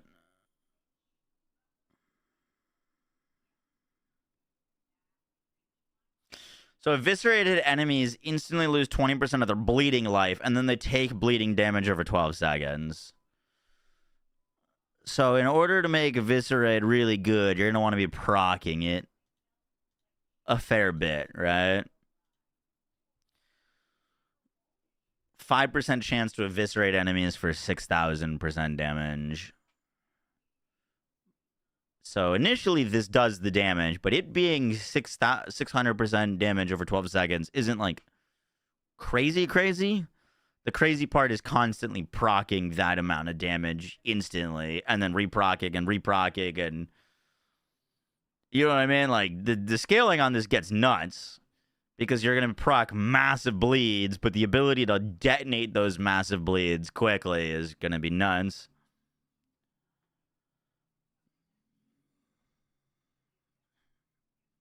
Oh, over 3 infinite damage bugs first week. Ooh, on just Warlock or all the classes?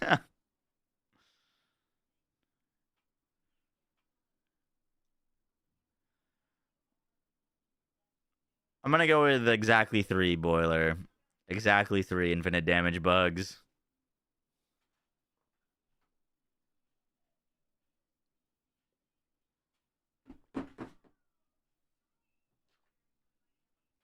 What are you going Druid or Warlock? I'm guessing Druid. Dude, it's so cool that you could, like, not that it'd be a great idea, but, like, you could technically level with, like, Werewolf NATO.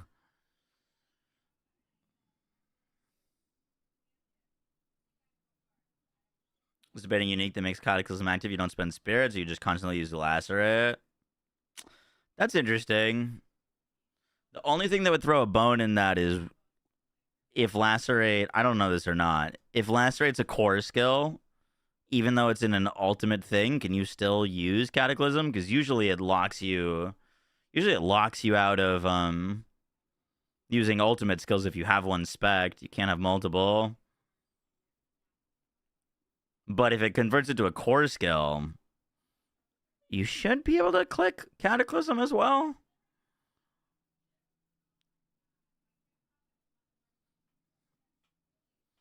Is there any new mythics coming? Yes. It's still an ultimate, so you can only do one. Gotcha.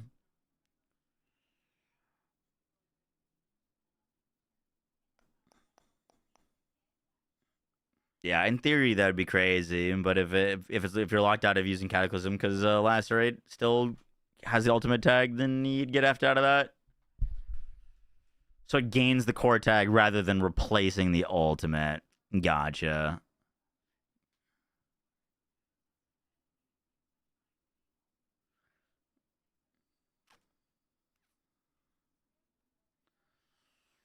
Boom, boom, boom, boom, boom.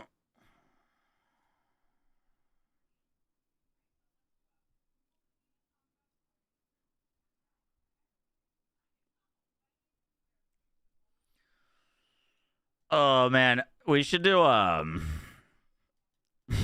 if this comes out at 7 o'clock tomorrow, how long do you think it's actually until it's actually playable? We thinking servers are gonna hold up? Or no chance? At least an hour? Dude, I would say I think servers will be fine, but I played this most recent season and it was like over an hour, maybe 2 hours before, like, even on this season, things were working.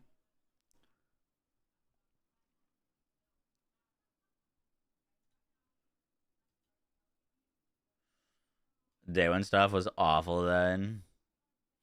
Yo, you know what my favorite thing was?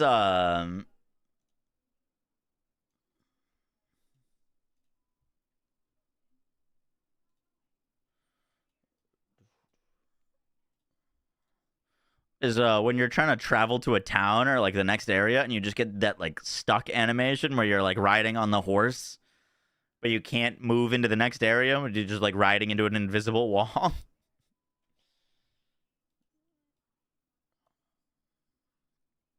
That was good quality fun.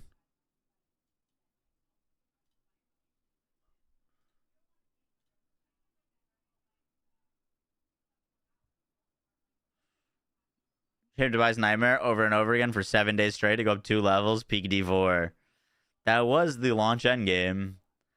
You're not wrong.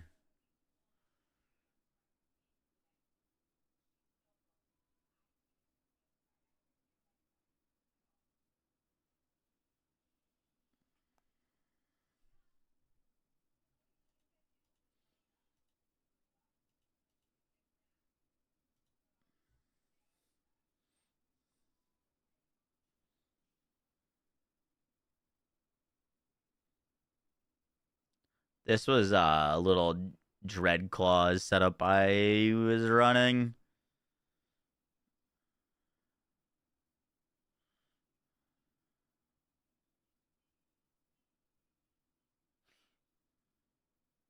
Dude, these things just hit so hard.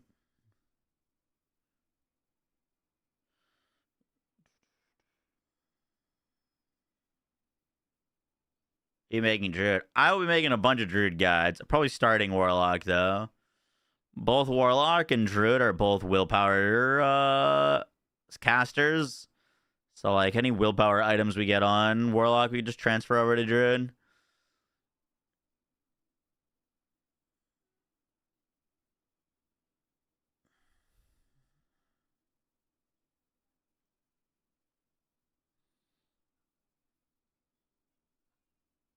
Doesn't Hellion's Sting have an upgrade to increase its eviscerate chance by 40%? Or 40 times? Let's see.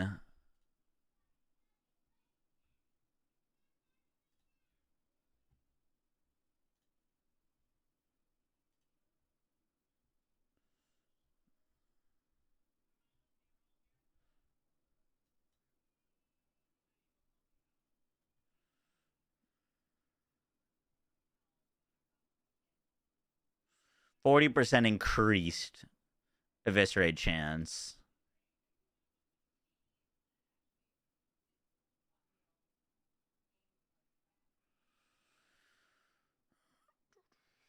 %40 increased.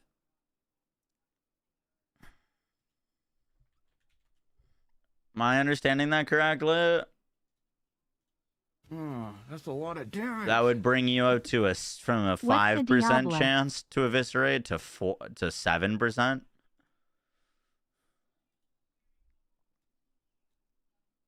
Pretty sure that only brings you from 5% to 7%.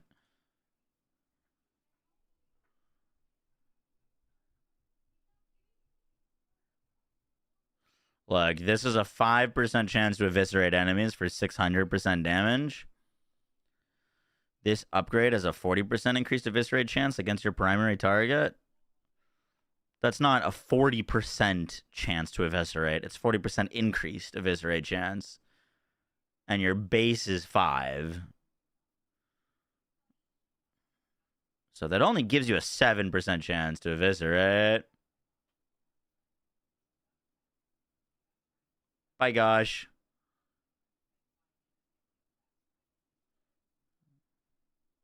So here's the thing with Eviscerate and stuff like that is like, yes, the damage looks good, but if you were sitting here casting, waiting for a 7% chance to proc in that same amount of time, you could also just use something else that does better base damage, because your base damage is only 60.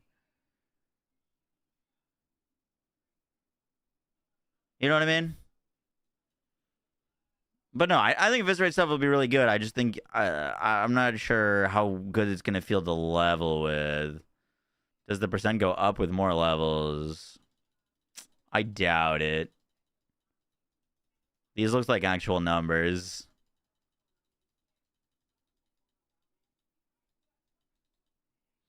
Woody said it shreds.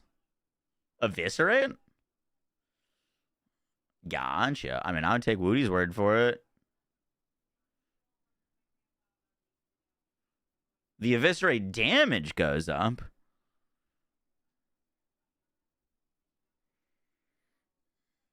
Yeah. Rampage, well, is it? It's 100% against an elite, no?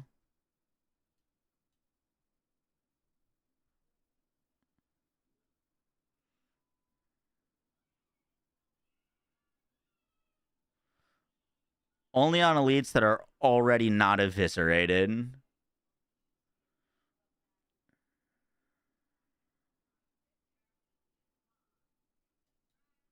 We'll avoid difficulty. If we're starting with no extra skills, normal. Everything else will fall over anyways. Yeah, that's a good point.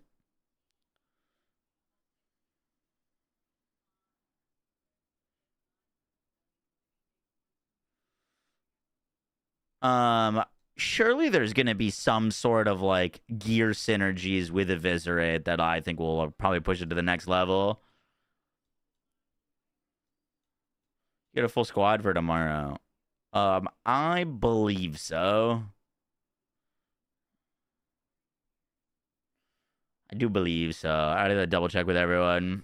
If you don't let me know, word will do.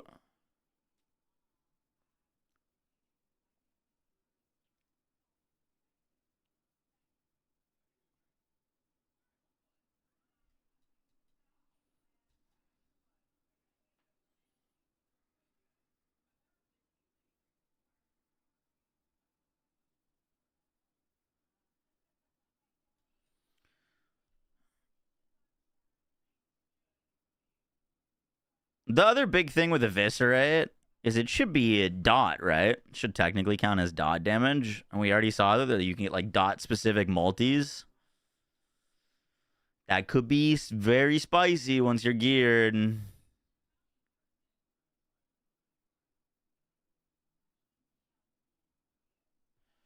have a game plan for stream tomorrow yet, or are we just going classic Moxie and wing it? My plan right now is to go Warlock. I'm either going to be leveling with Dreadclaws or Blazing Scream. Which one we end up with kind of depends on what we get gear drop was.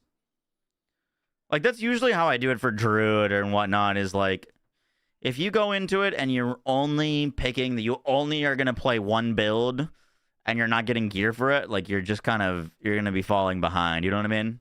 Like, if I get some crazy gear for Dread Scream, if I get some crazy gear to drop for Hell Fractures, I'm probably going to run that. You know what I mean? I'll be basing my build mainly off of what gear drops. But ideally using Dreadclaws or Blazing Scream.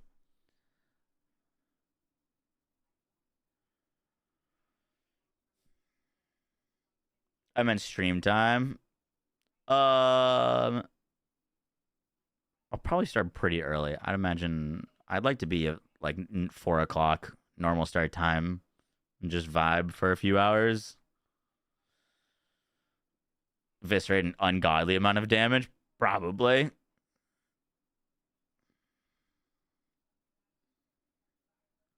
What was the like generic demon form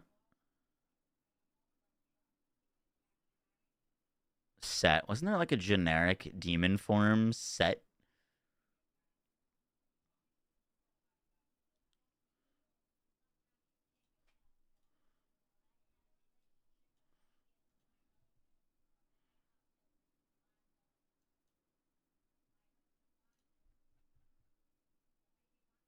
Or am I lying?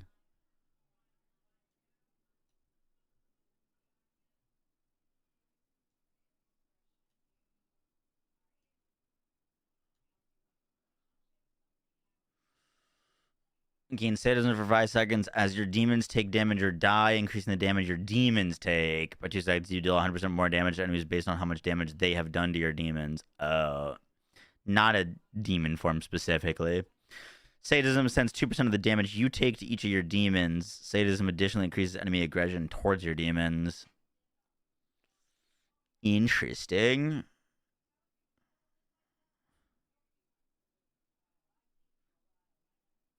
So survivability and damage on a theoretical 2-piece set. It's pretty good.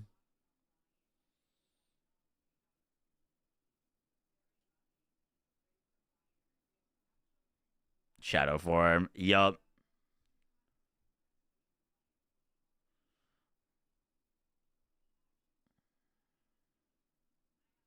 I'd be curious if you could make like a viable Brimstone build. Brimstone felt like pretty mid. But that's a cool node. Brimstone explodes into lava pools, dealing % of their damage over 5 seconds. Standing in lava pools grants you volatility. Like he has a stream schedule. Huh.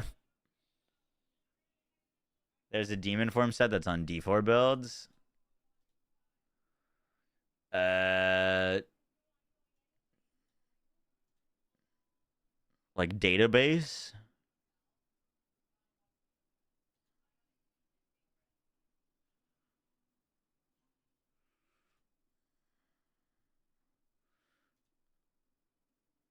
What would that even be under? Paragon glyphs? Tempering manuals? What's up, Gohans?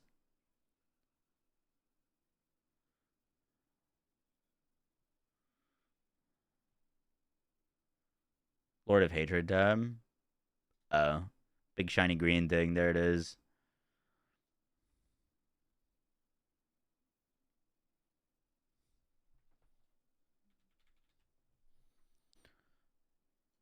While in demon form, quickly gain infernal hunger stacks, each increasing the damage you take by 0.5%. Killing enemies or hitting bosses converts infernal hunger stacks into demonic strength, each granting 2% increased damage for 20 seconds. Set demon form increases your maximum life by 10%. Each stack of demonic strength grants 0.25% additional max life. Set 5, demonic strength bonuses are increased by 150% and now persist after you leave demon form. Casted core basic Hellfire skills outside demon form consume 1 demonic strength to cast them again at a random enemy.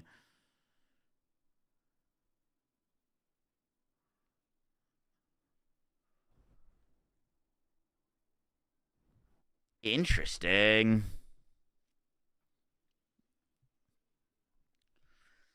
That implies that you would want to be out of demon form to do the most damage.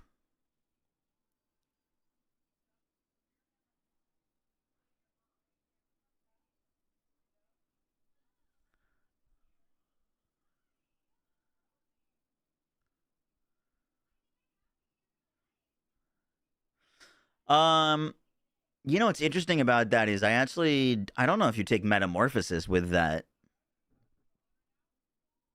Potentially?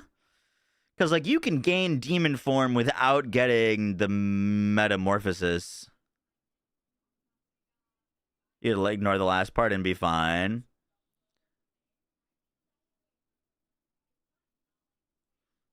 Maybe? But you also have ways to gain demon form, like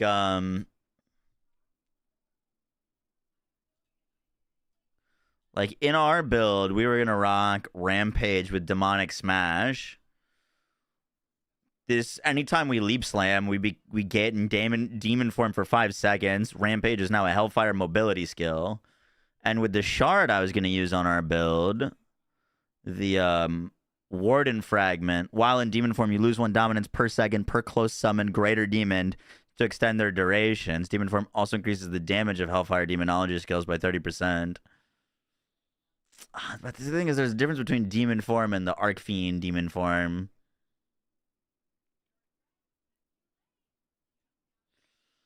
Outside of demon form, Yeah, that's a bit tricky. You could also go for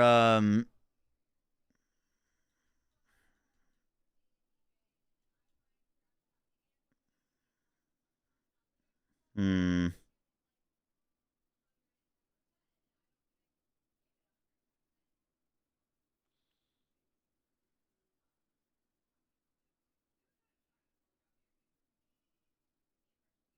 I guess it really depends. You ignore it if you do more damage without it, but if you do more damage with it, then you have to play into it. Gives you a bunch of damage too. Exactly. The question is, what do you do more damage with? All of the Metamorphosis, extra ranks, scaling damage, demon form extra damage, or the double cast?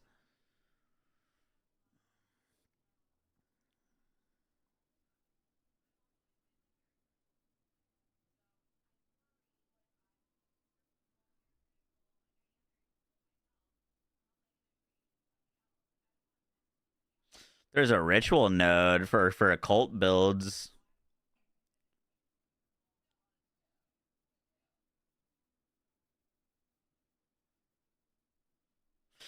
Casting a sigil. Oh, that's too zoomed in. Casting a sigil skill now generates all sigil basic skills. What the heck is a sigil basic skill?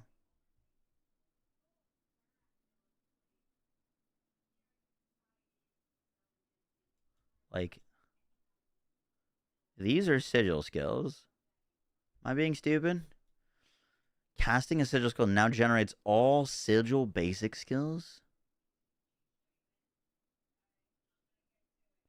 Enemies affected by sigil basic skills. Is that like the trails that Sigil of Subversion casts?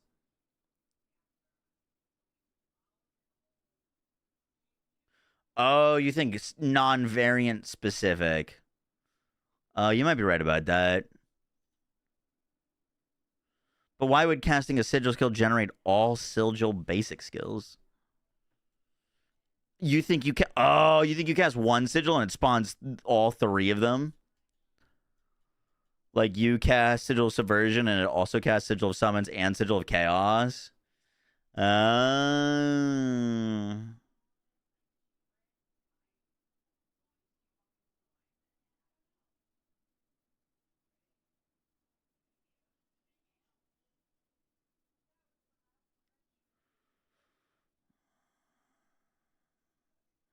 That's kind of neat. I wonder how that would work with you using sigil sigil AoEs, because like you could go Sigil of Chaos, Hellfire, Aura, and now you just have an AoE. Well, yeah, I mean, I guess you could do with a few of them with that, but just have an AoE on you at all the time, giving you this like huge damage bonus.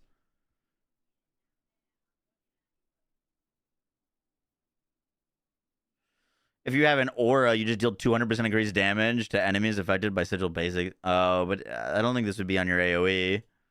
They all follow you. I have no idea. It sounds a little awkward. But if you're playing Ritualist, you're also... If you're... Sorry, not Ritualist. Is it Occultist or Ritualist?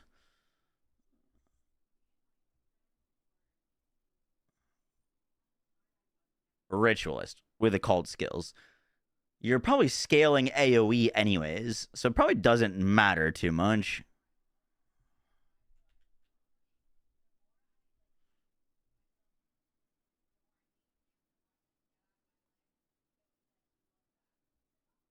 There's a judgment set.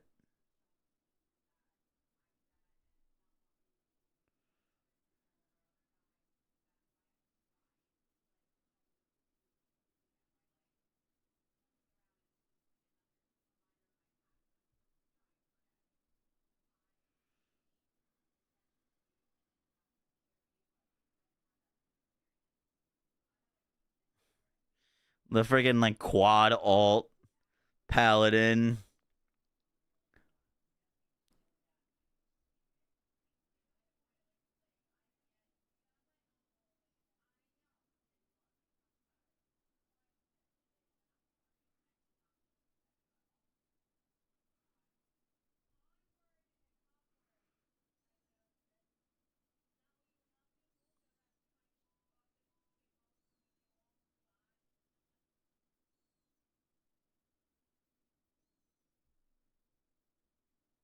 I don't love that the one that seems like Hellfire focused.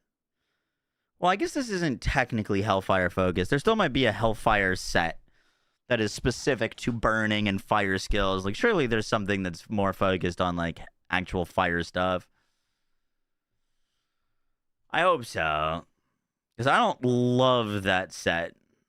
Just because it's a little awkward. Like, the Abyss one seems like, you know what I mean? Like, literally, you just slap this on, you're just fucking good. 450% increased damage. Damage reduction. Crowd control. I wonder how Apocalypse will be, because it seems awful.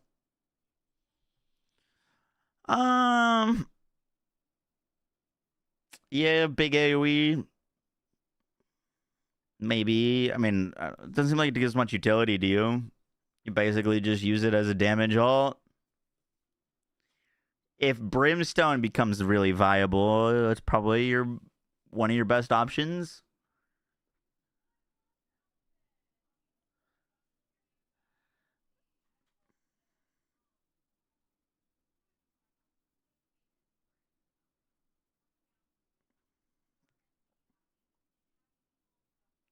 This particular article is not on Maxwell. This is on d4builds.gg.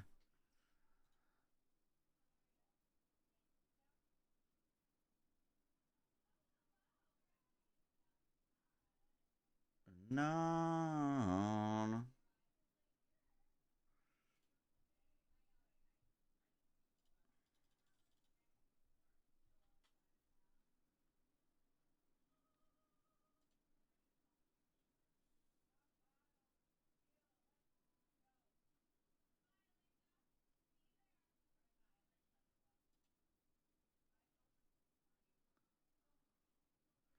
You dropped the link. Yep.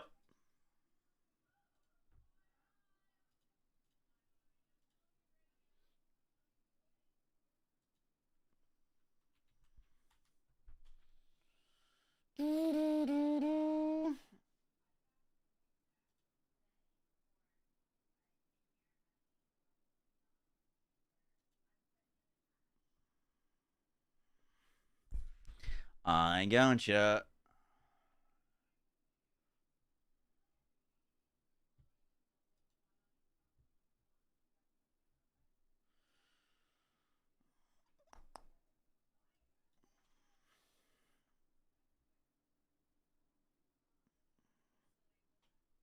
Dude, it's gonna be really fun to see like all the crazy stuff on Warlock, but I feel like we know it's weird. I feel like we know the most about Warlock.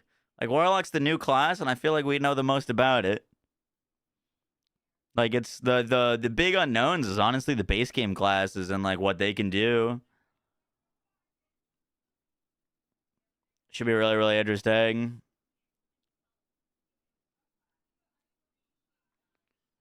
I'm very excited for this. Didn't the skill tree get leaked a month ago for Warlock? It wasn't a leak. We were allowed to post the whole skill tree for Warlock. The other characters we don't have the skill trees for. Yeah, they flew out of like 80 content creators to Blizzard HQ and gave us the full skill tree and like let us play hands-on with Warlock.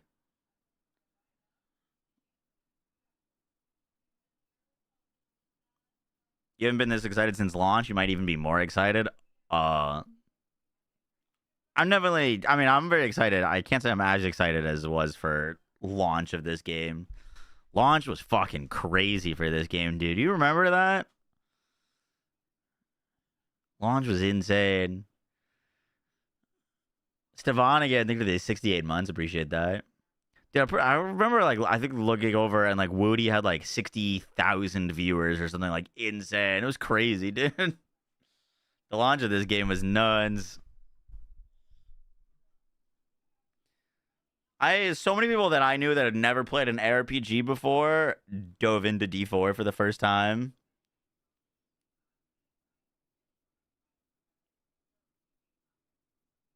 I'm really interested in Druid and Sork.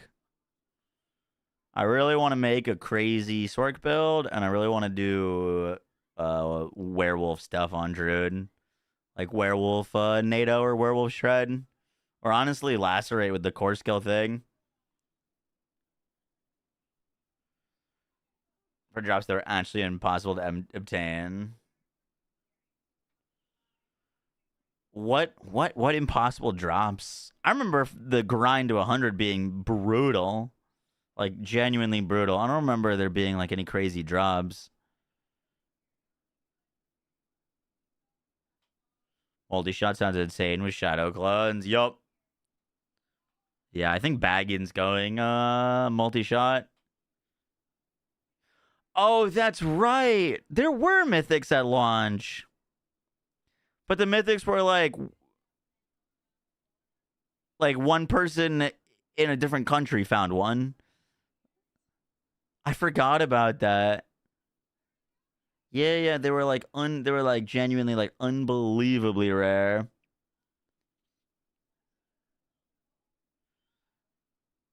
More likely to hit the lottery. Yeah, it was like, I mean, one in like trillions or some ridiculous. Like, it was just, there was like 2 found maybe in the first month.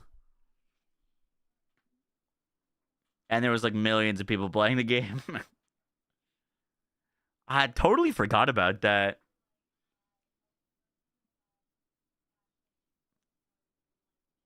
I think they were trying to go for what like PoE did with like, you know, the super. All right, that's what it felt like to me. D4 itself, like preseason launch.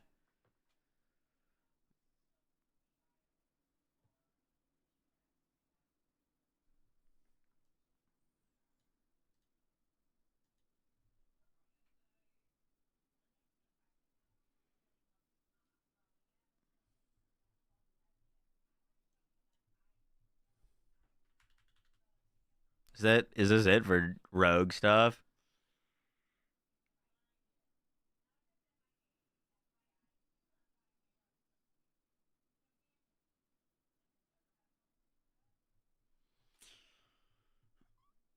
What's going crazy with multi-shot?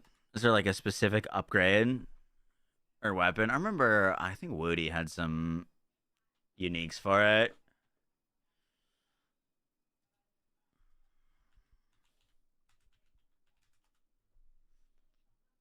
Hi everyone, we got a lot of new information about the Diablo 4 expansion. We had a campfire chat, I will also have some stuff about that, but now I want to talk about rogue uniques.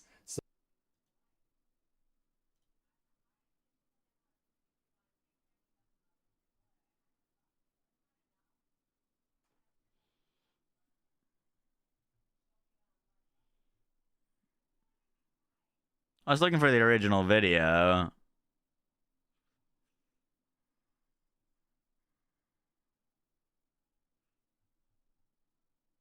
Did he pin it? No. Woody. That is the video. Yeah, but it's not his footage of the uniques. Been a few changes there, right? Those of you who've been diligently creating images is certainly the toughest. No? For a level, or am I wrong? Start by leveling down to level 20. Of course, no. It's a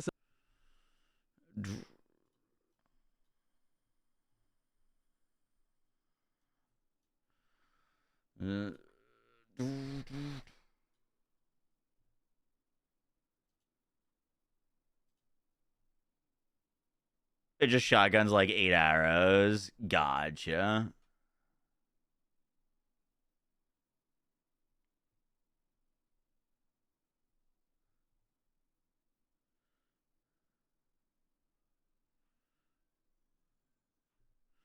What was I looking for?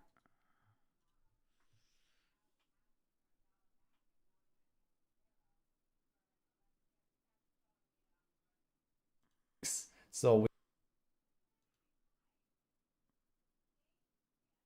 yeah, no, it's substantial collection. It's from this video. Damage and into the system. We naturally have a pile of various wind force. A pile, but not least. The system via these seals. And yes, lastly, Mad Fox, constantly. We naturally have a pile of various core skills, barrage.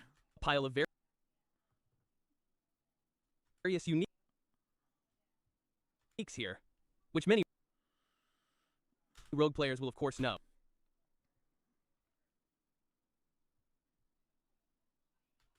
It's a substantial collection. Dude, this unique looks sick. Your arrow storms last 2 seconds shorter, deal increased damage, and when created, have a 50% chance to create an additional arrow storm. Encompassing a wide variety of powerful and unique items. That seems really cool. Oh, Druid and Sork are the ones I'm most excited for. From what we can see here, the villain's entrance is certainly the toughest. For a level 1 player, making the decision about which path to take and how to proceed appears to be a truly challenging task. That's such a heavy input. Down there, things get a bit thinner again. Until finally, boo, you reach the ultimate talents. But the logic behind it is always the same here too. We start by leveling down to level 20. Barrage is a guaranteed arrow storm proc. Keys are assigned. Afterwards, really? we'll refine the build slightly. Or, rather, it's not just about refinement, but also about investing a few skill points into your core abilities. This ensures you deal damage against vulnerable weaken, energy cost reduced, increase the difficulty, overpower, difficulty setting. Barrage no longer pierces and fires 2 less arrows, drops a stun grenade. Barrage fires arrows into the air. Each arrow causes the enemy to take 50% increased damage from barrage for the next 4 seconds, up to 75. Barrage now also creates an arrow storm. That is cool.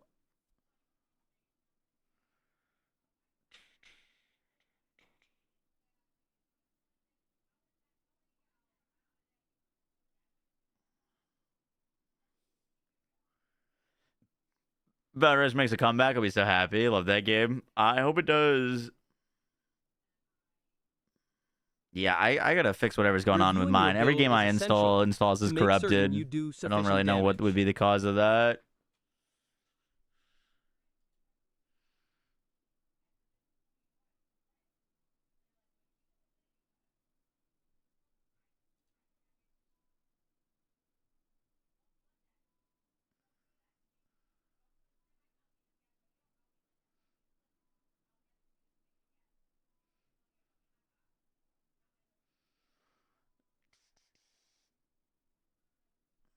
Interesting.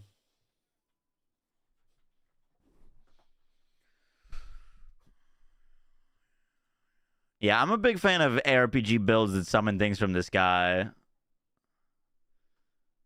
So, Meteor Sork was looking real spicy to me. And that, like, Arrow Storm Rogue sounds neat.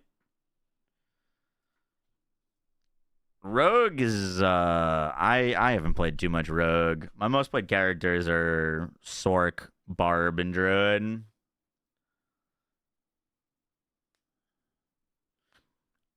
Rogue, to me, felt like the most popular character on launch. I don't think that's technically accurate, but it felt like it was. Everyone was going Rogue. Because if I remember correctly, Rogue was like cracked during the beta. Like there was a beta and Twisting Blades Rogue was like insane and like soloing world bosses and like so many people just went Rogue because of it. That was I do remember that.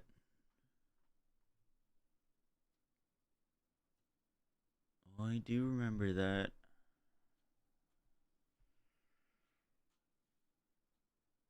Rogue was good when everyone could only hit level 20. Yep. And dude, everyone thought Druid was gonna be garbage. Like season 0, season 1, because its like beta performance was like probably the worst. Which, I mean, Druid definitely had its flaws, but I think it was one of the strongest characters in the game, like season 0, season 1. Not because its inherent skills were good, it just had a bunch of bugs that allowed you to do like infinite damage.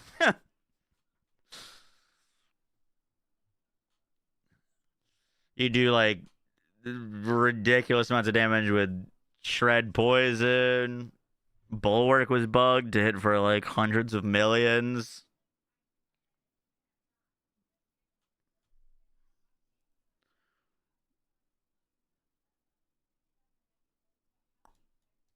I need to edit these videos. Do we have one more build guide to record? I think we do.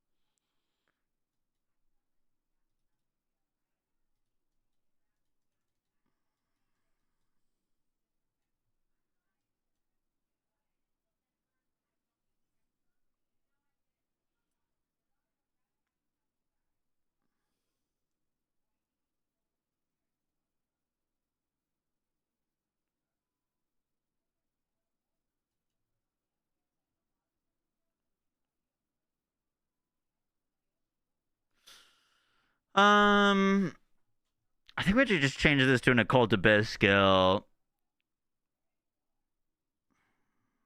I was doing some tech with umbral chains here. This was for like a ritualist build. I was thinking umbral chains would apply hex really quickly because it's an occult abyss skill, and with chain whips it just spins around. But there's potentially something better that we could do there.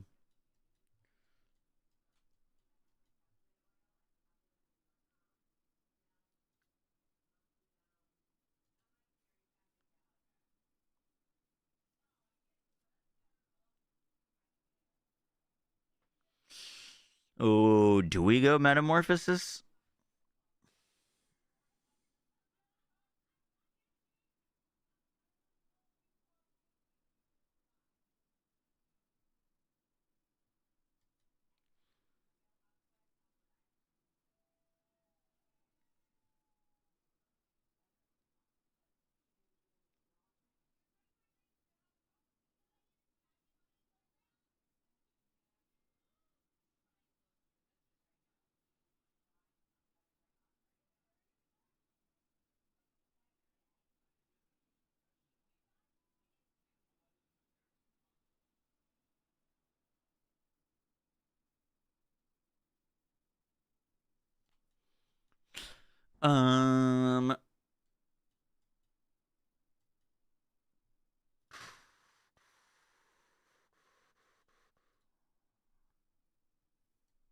Okay, so the idea of this build that we were putting together was using the Ritualist Shard. Your occult skills deal increased damage per 1 stack of overpower and gain 10% increased size per 2 stacks of overpower. With at least 4 stacks of overpower, occult skills apply 1 additional hex to enemies on hit, and occult hellfire skills have a 30% chance to grant volatility for 4 seconds when cast. So we still want we want to mix of both, occult abyss and occult hellfire. Then we were going to use the Abyssal Fragment. Hex stacks up to a maximum of 4. When a target gains 4 stacks, 100% of the damage dealt to the target echoes after 4 seconds and removes all stacks of Hex. Command Warlock also causes Occult Abyss skills to apply 1 additional stack of Hex to enemies while you're siphoning its power.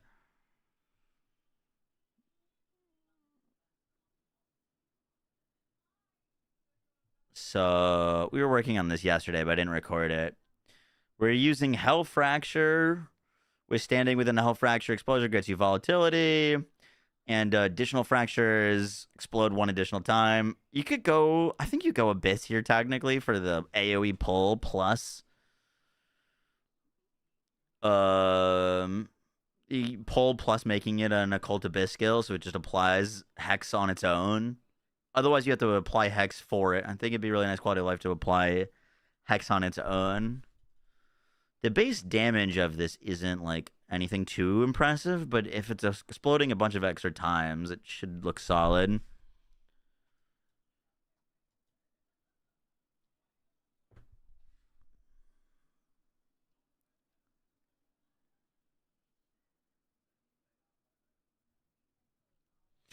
The real question is there any skills that generate overpower for us? Because we're gonna want a lot of overpower generation. I don't know if there is anything that actually just straight up generates overpower.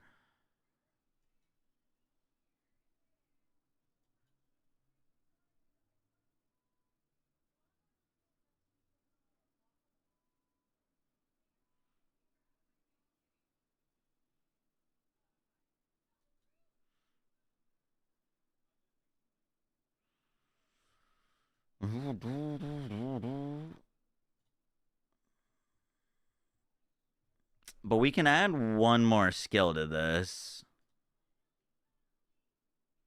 There's an aspect of malevolence. Our summon Warlock will generate overpower for us. Soul Shard Demon gives you full stack and 2 extra. Yeah. Warlock. So maybe we don't need to worry about it.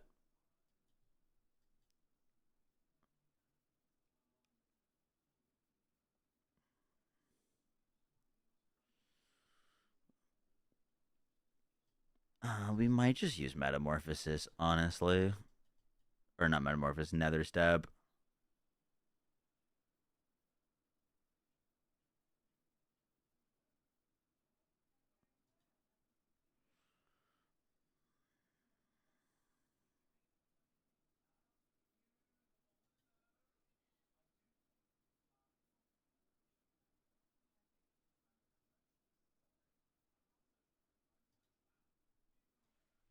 We don't have a movement skill, so like I feel like that's kind of mandatory.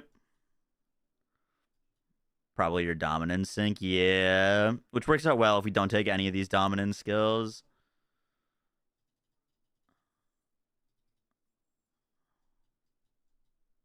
And then I keep saying Metamorphosis. This is meta. Yeah, it is Metamorphosis, right? Metamorphosis? Yeah.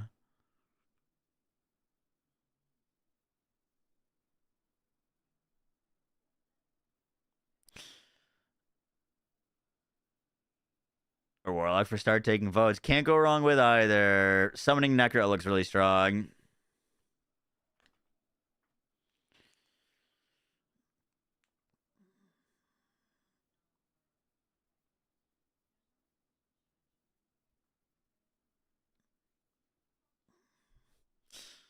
This doesn't do as much for us on this build as it could do for other builds, but I think that's fine. It still gives us the crazy amount of damage in max life and sustained demon form.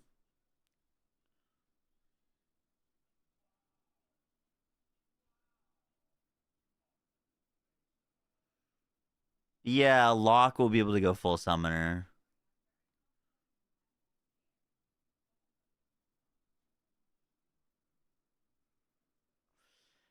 I think Apocalypse is just bad. Just seems not great.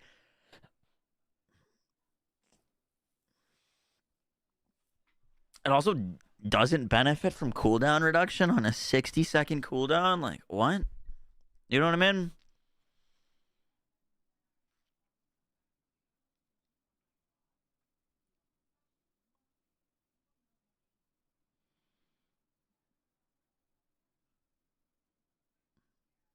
Like, how is that? Surely you can spam it later somehow. I don't know how.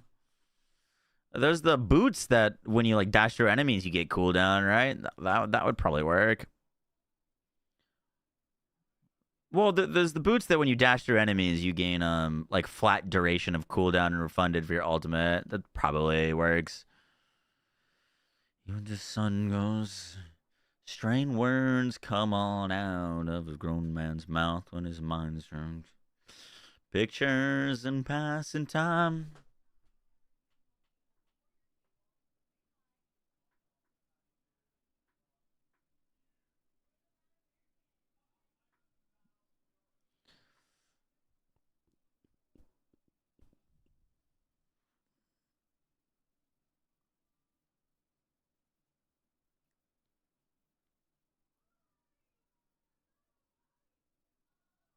Would Flat C work on that? The rating makes me think so. Flat C CD.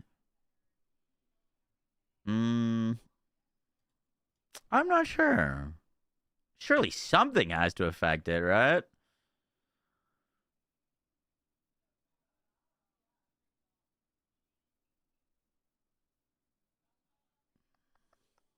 All right, let's record this.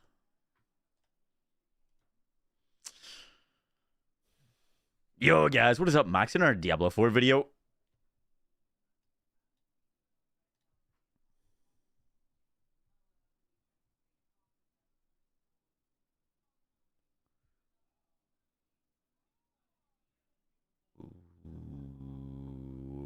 We're calling it Hellsplosion. Fuck it. Yo, guys, what is up? Max in our Diablo 4 video, and today we're going to be going over my leveling... Yo, guys, what is up? Max in our Diablo 4 video, and today we're going to be going over my leveling guide to Hellsplosion. Now, this is going to be focusing on the Warlock's Ritualist Shard, your ability to basically stack up tons of overpower for increased damage, increased overpower.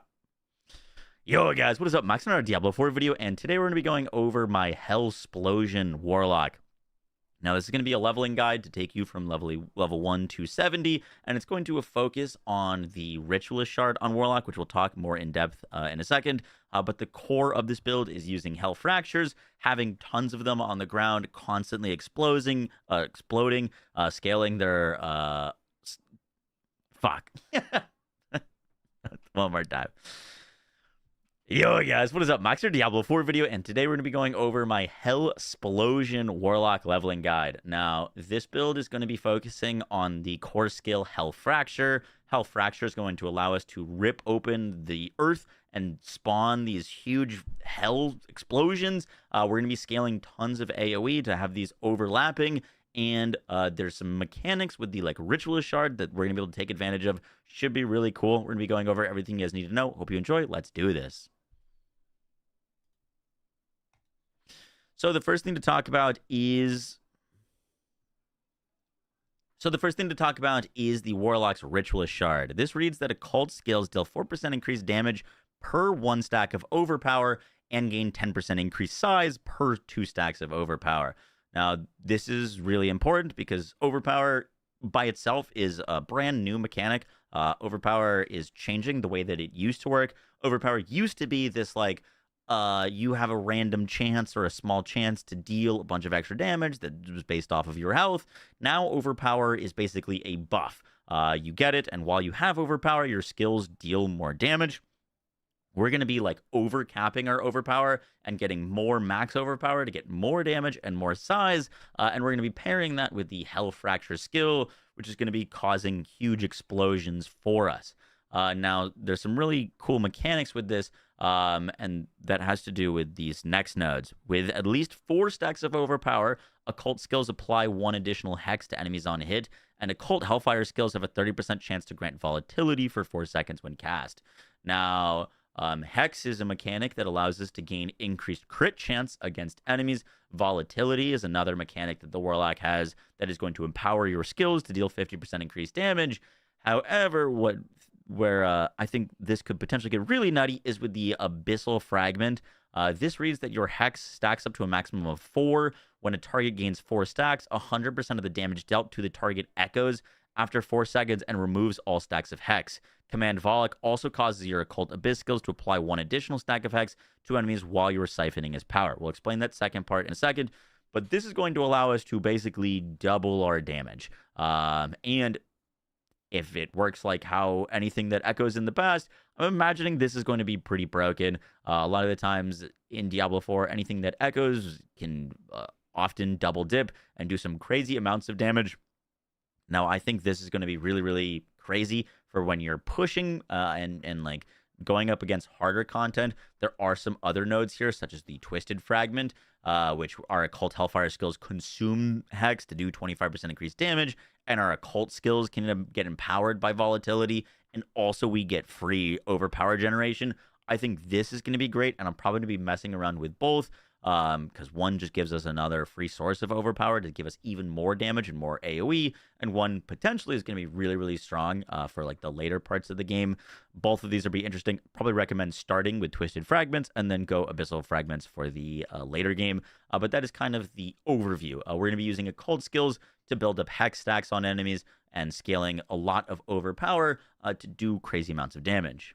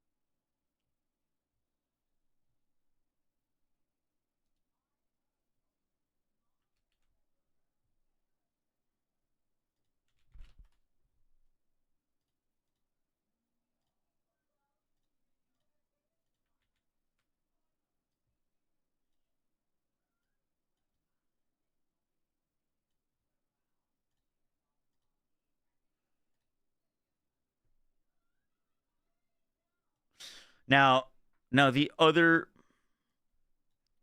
thing that picking this ritual shard is going to give us is the ability to summon Warlock. And when we have Warlock on our bar, we passively, Warlock increases our maximum overpower by 4 and our maximum wrath by 40. So just passively, overpower caps out at 4 stacks. This doubles our overpower. So those like AoE nodes and all the things that we're getting from overpower is now just twice as good.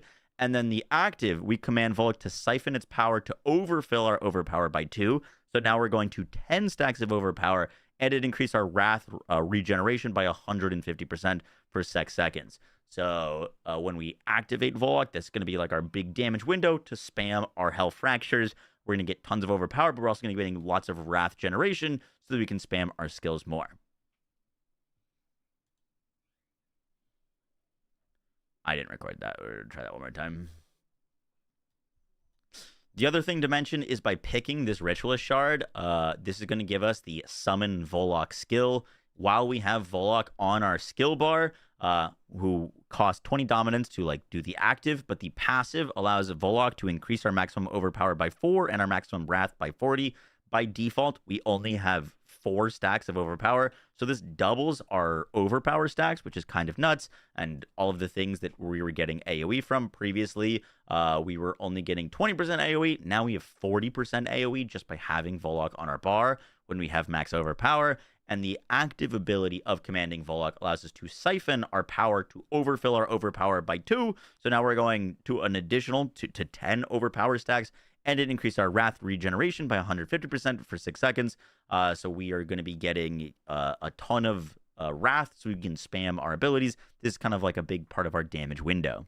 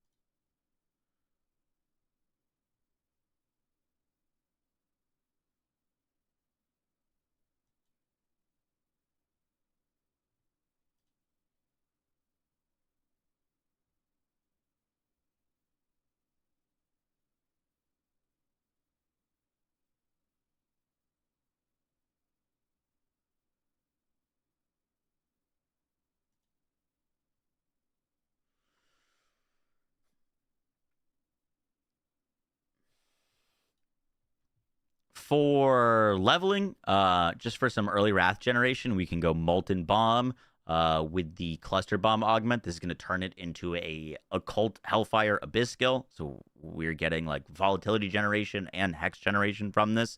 But with the area bonus, it's going to hit in a bigger AoE. And with the Wrath bonus, we could get additional Wrath from throwing this out.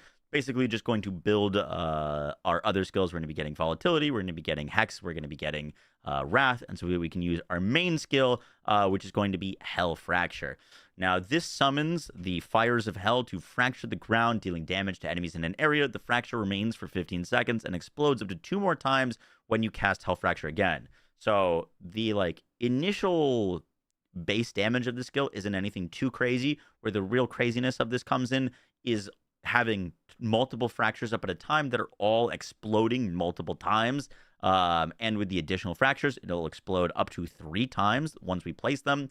With the volatility, standing within a Hell Fracture explosion grants our volatility for 3 seconds. Volatility is going to be empowering our skills. This is going to be extra nice because we're going to have lots of AoE, so we should be in the fractures without really trying to be. And then I was planning on going the Fractured Abyss. Hell Fracture now reaches to the Abyss, dealing 112 damage and pulling enemies inwards. Hell Fracture is now an Abyss skill. This is going to allow us, in theory, to 1, apply Hex to enemies. 2, it's going to do a bunch of damage. 3, it's going to group them. And 4, all of those grouped enemies taking tons of damage, getting hit, are all going to be building up those Hex stacks, which will all then be echoing to all the nearby enemies. So the burst group damage on this should be nuts. Now, I think it'd probably be fine to go Lava Fissures super early on until you need the extra burst. But Fractured Abyss should be really nice because it just provides kind of everything that we need. And it also makes this a Hellfire Abyss occult skill. So once again, in our Ritual Shard, that's just going to be doing literally everything for us. If we are going for the Twisted Fragment, Occult Hellfire skills consume stacks of Hex on target to increase our damage. Occult Abyss skills empowered by volatility, and then we're spending it to gain overpower. And then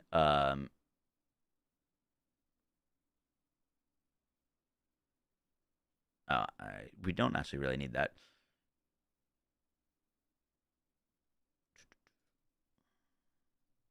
Let me do that one more time.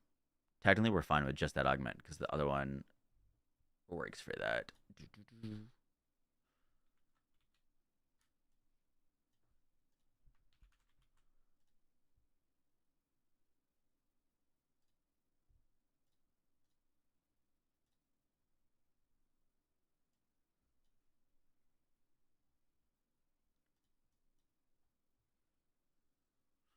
This will be updated on the Maxwell Planner, yeah. It's not public right now, but I'll make it public once we finish recording this. Our main skill is going to be Hell Fracture. This summons the Fires of Hell to fracture the ground, dealing a bunch of damage. Now, note the inherent base damage of this skill isn't anything too insane. However, where the craziness of this comes in is that we can have a ton of these up at a time, all of them exploding multiple times over. By default, 1 fracture will explode 2 additional times after it's cast. And with the additional fractures, those are 3 explosions with multiple on the ground. And then while we have these on the ground and we're in the fractures, we'll also gain volatility, which can empower our skills for 50% increased damage. And then with the Fractured Abyss, this turns this into an Abyss skill that also groups enemies. So this will gain the core tag, occult tag, the Hellfire tag, and the Abyss tag. Meaning, with our Ritualist Shard, with at least 4 stacks of overpower, our Occult Abyss skills apply 1 additional Hex, and our Occult Hellfire skills have a 30% chance to grant volatility for 4 seconds when cast.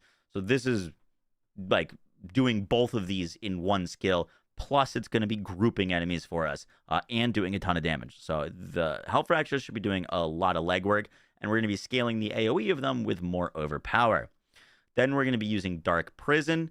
Dark Prison with the Chain Aura is going to allow this to be a Hellfire skill. It's going to just be an aura around us that's going to allow us to slow enemies and also reduce incoming damage to us. With cooldown reduction, we should be able to keep these up pretty often. And with Fortify, any enemy that walks into it should allow us to fortify ourselves for more survivability. We're also going to be using Nether Step for some extra mobility. It's It's going to give us 100% increased movement speed for 3 seconds, give us immunity, and also allow us to have an additional charge. Now, we are not using one of the Arc Fiend skills because all of these cost dominance, and that's fine, but we are going to be wanting to use our dominance for our Warlock. Warlock costs 20 dominance. We're going to be wanting to use this basically all the time to give us constant overpower generation and max wrath and the wrath generation. So we're going to be saving our dominance for Warlock. So that's why we're not using any of these skills. And then for our sigils, we might end up using 2 sigils. It kind of depends. We might end up losing Dark Prison for an additional sigil on us. But for now, we're just going to be using the Sigil of Chaos. This allows us to create a destructive ritual for 10 seconds that grants us more volatility. And then when we kill enemies within this ritual, they explode for damage. With the Sigil of Smoke, kills within Sigil of Chaos now send out 3 tendrils of Abyss Smoke that deal damage and turn this into a Abyss skill. And then we're going to have it granting us even more volatility and more volatility. Basically, we want as much volatility as possible.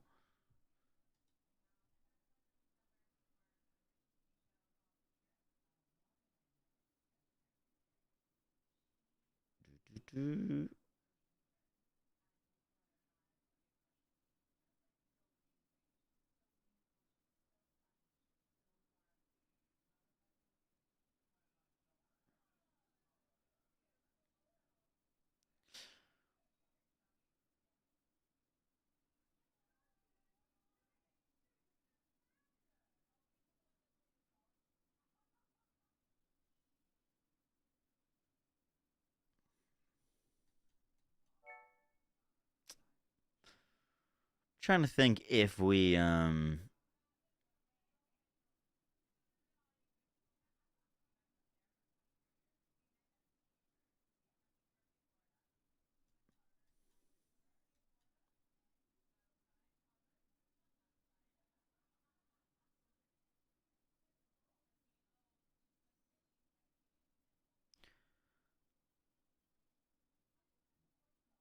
could use 2 sigils. Sigil of Subversion and Sigil of Chaos.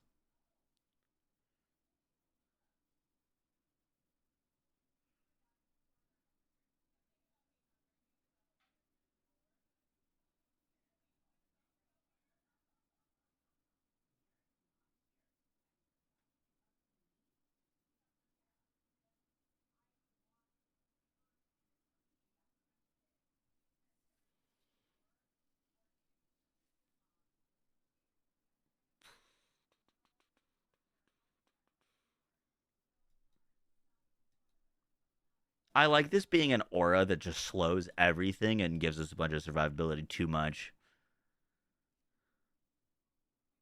I don't think we need this though. I'm actually going to change these points.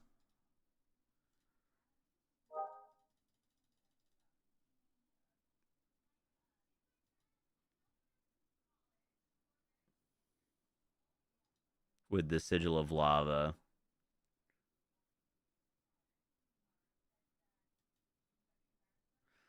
The reason that for that is like we should have really good volatility uptime from Hell Fracture, and like the big thing that this is giving us is more volatility, but we inherently generate volatility, and our skill gives us volatility. So like I think we have enough volatility generation. Sigil of Lava seems too cool to pass up, and this inherently hexes enemies, which we need. Yeah, I think that's the better option.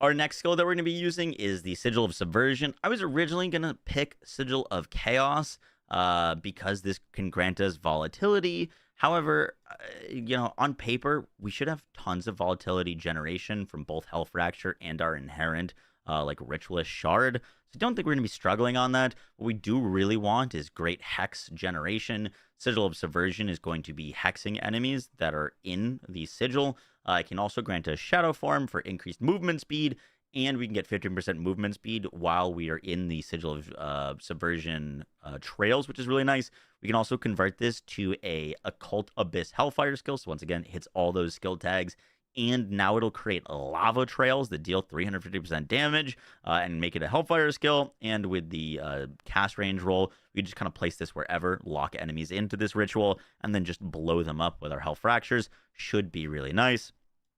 And then lastly, we are using Metamorphosis. Metamorphosis is going to be great for us. One, it is going to add its ranks to Abyss skills. So if we have 15 out of 15 Metamorphoses, now those 15 ranks are going right into our Fractured Abyss. They're going to be going into all of our skills. Basically all of our skills are Abyss Hellfire skills. So those ranks are going to go into Sigil, going to go into everything, which is crazy. And we're going to be granting Shadow Form every second. Shadow Form is not something that we're using on this build to scale our damage. This isn't an Abyss build. However, it will be nice because it's going to give us extra stealth and movement speed and a little bit of extra survivability. And then with the node for max life, we get 40% increased max life, and the stagger bar allows us to become uncrowd controllable or unstoppable. Technically, we could probably go phase 2 Enrage for a bunch of extra damage while we are playing this build. I just don't know how survivability is going to be. If it's not great while you're leveling, then you don't go phase 2 Enrage. If it's fine, you go Enrage. The big kicker here is Metamorphosis is going to give us 25% increased life, and maximum life gives us an additional 40% increased max life. So we should be good enough to go for this Enrage node for 40% increased damage. Just once again, kind of like a feel thing.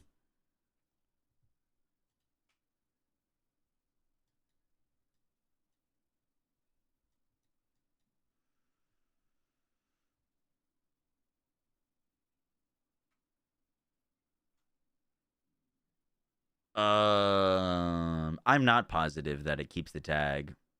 If it doesn't keep the tag, then we would definitely use Sigil of Chaos, because then we would need a good source of volatility generation.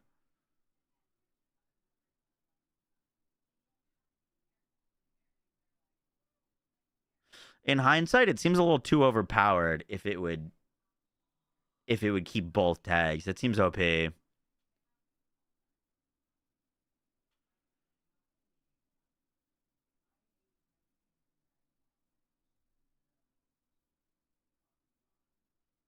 It will lose the tag. Okay. So only thing that changes is we need volatility generation then. Honestly, it might get rid of Dark Prison and rock both, because one is Hex generation, one volatility generation. The other one's just a little bit of survivability, but I'd rather have these sigils.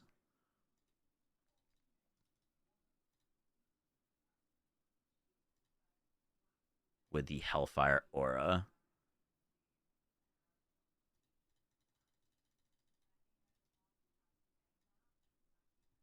We're going to want sigils anyways because of our bonus set. That makes sure that if we still have a Hellfire skill on, because we don't want everything to be Abyss tagged. Oh, you know what? This will be a Hellfire skill. Okay. So we'll have a good mix. This will be Abyss. This will be Abyss. Then our two sigils will be Hellfire. It should still apply hexes, even if it's a Hellfire skill.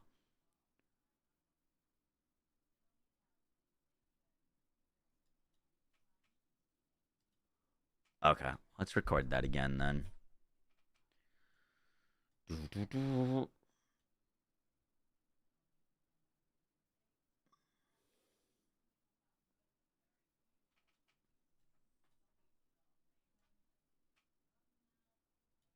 What do they change on skill trees? All of the skills have like more nodes, and they removed all the passives. Our next skill we're going to be using is Nether Step. This gives us Shadow Form, which is going to... our next skill is... Let's move our camera over here.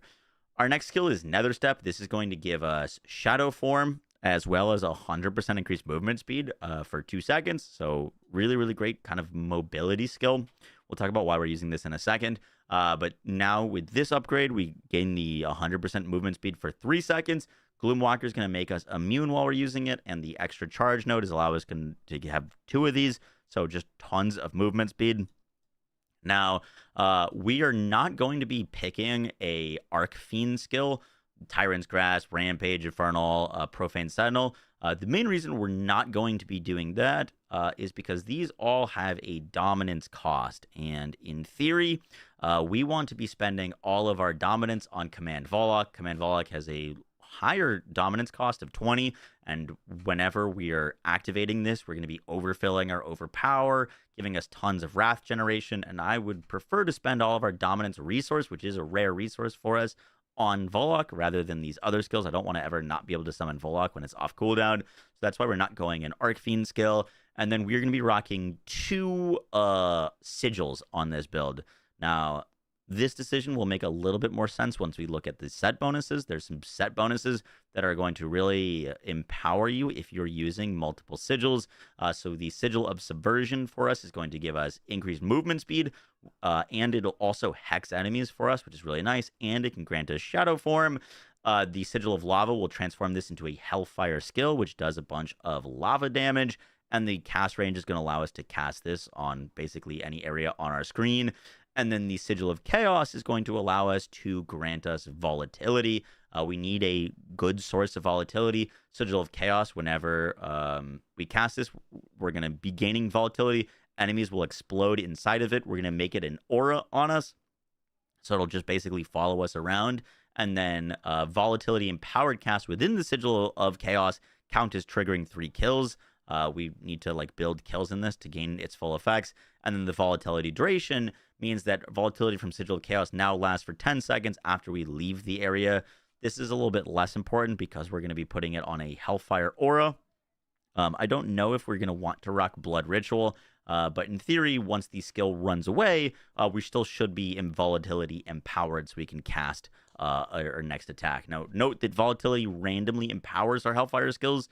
We don't have too many Hellfire skills on this build, but we do have a few, so we're going to want a decent amount of Hellfire generation volatility generation, so that we are able to empower our Hell Fractures with that extra damage. Once again, kind of depends on the shard that we're using. It becomes more important if we're using the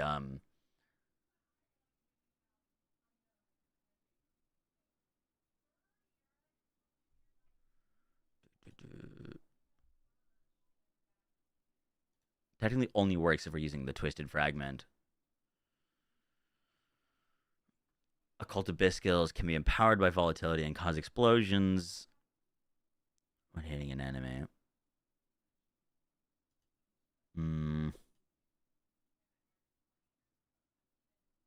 I think I've made this too confusing by trying to do 2 things at once. Realistically, Abyss Fragments, your Hex gains a stack of maximum of 4 when a target gains 4 stacks. 100% of the damage dealt to the target echoes after 4 seconds. It removes all stacks of Hex. I think this is going to be broken for endgame. But I don't think you use that for leveling. You know what I mean? Because 4 seconds is a long time to wait for leveling. When you're pit pushing and stuff like that, this is kind of ridiculous. But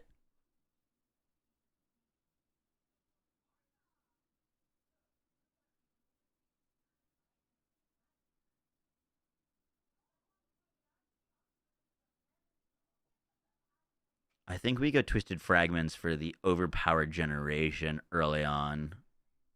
I like that more.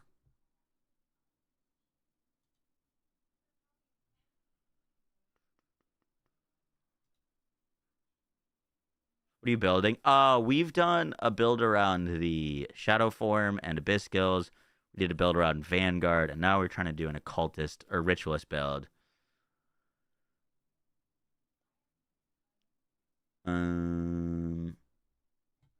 Which has got some very, very cool things going on for it.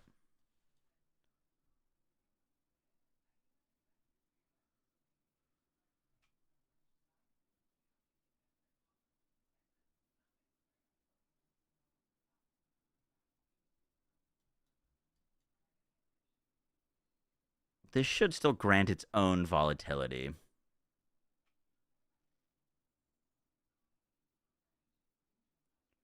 The thing is, there's a set bonus for... we shouldn't really worry about set bonuses for leveling. You know what I mean? You're not going to be getting a set bonus for levels. Doesn't make a ton of sense. There's a set bonus that you gain like 200% increased damage against any enemies that are in your sigils for the occultist build. So like rocking double sigils is really good, but once again, not really necessary for leveling.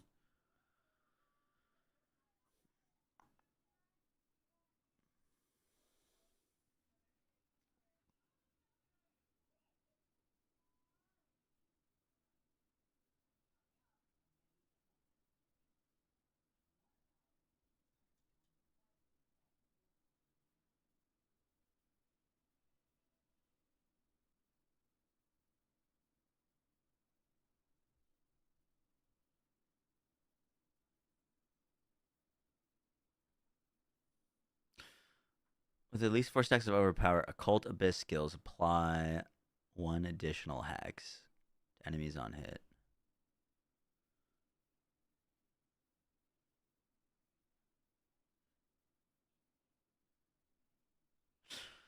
So that is...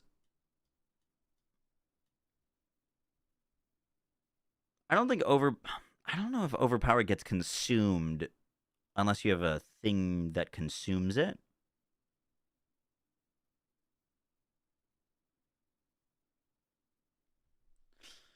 Overpower is 50% increased damage, right?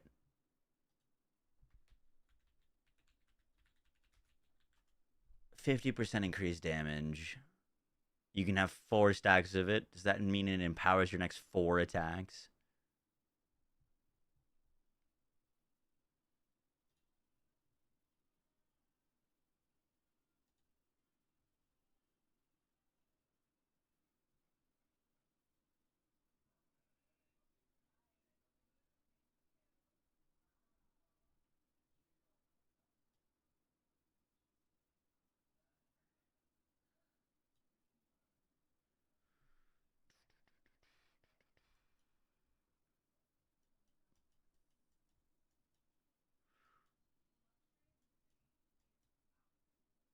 I can't remember if it was while you have overpower, you would deal damage, but it like counts down as a timer. It's like you lose your stacks quickly, like they degrade very quickly, or if it was like actually 4 attacks. I think it is like a duration based thing. Like you gain a stack of overpower for like 2 seconds, you deal 50% increased damage. I did ask them about that while I was there. I think I wrote a note down, but I don't remember.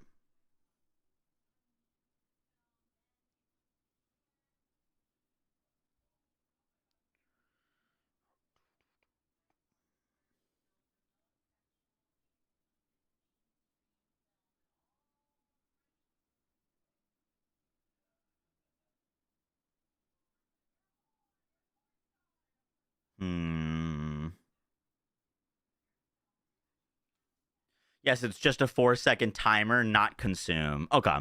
That's what I thought. That's what I thought.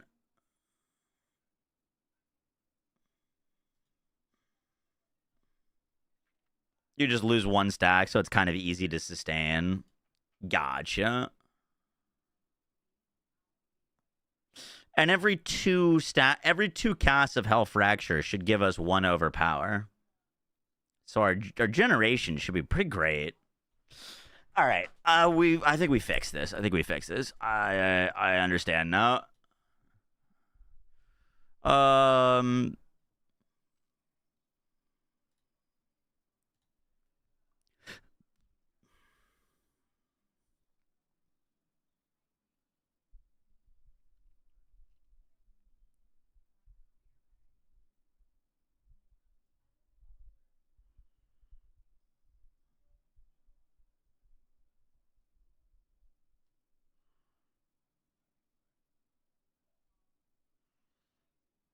Occult Abyss skills apply 1 additional hex, and Occult Hellfire skills are 30% chance to grant volatility.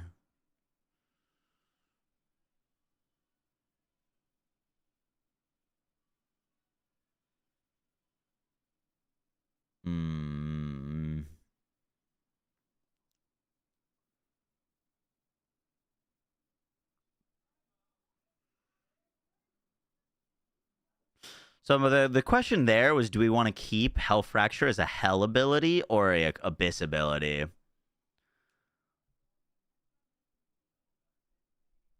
And I think we keep it as an Abyss ability.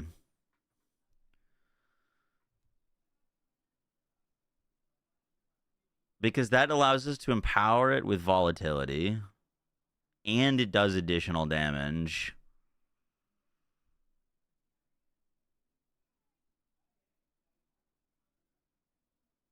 This is a Cult Abyss skills apply 1 additional hex. I don't know if that applies to skills that don't initially apply a hex, right? Like, this would be an Occult Abyss skill. It doesn't apply a hex. But that says it applies an additional 1 additional hex to enemies. I'm assuming that means it needs to it has to, like, have the initial ability to apply a hex. Which means we want to keep Sigil of Subversion as a...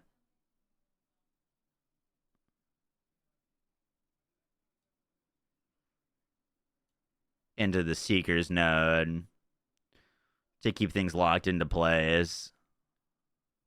Because this keeps it as a hex skill. Well, it shouldn't lose the hex if it's a Hellfire skill, actually. Shouldn't lose that.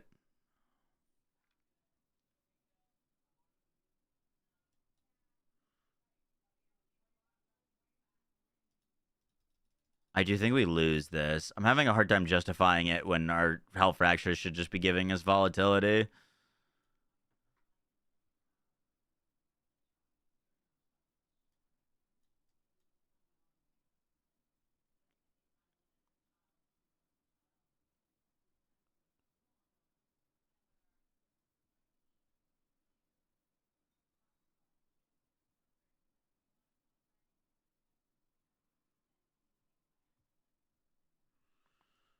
You're going to be live for launch? Yep. Yeah, of course.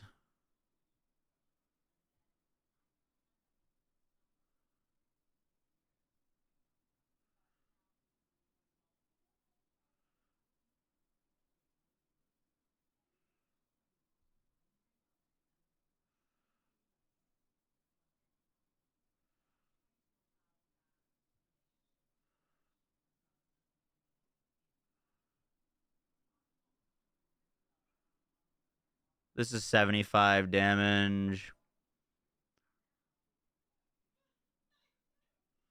That's 50, but it hexes.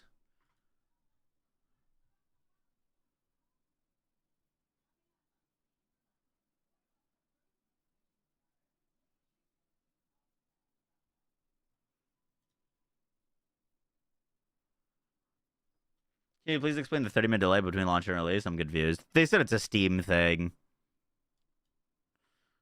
I don't think it's intentional or what they wanted to do.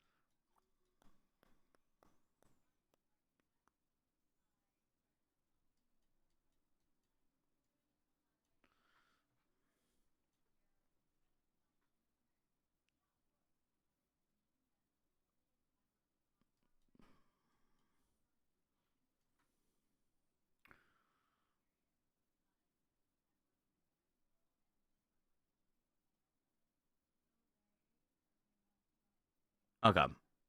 I like that. I like that. That looks better.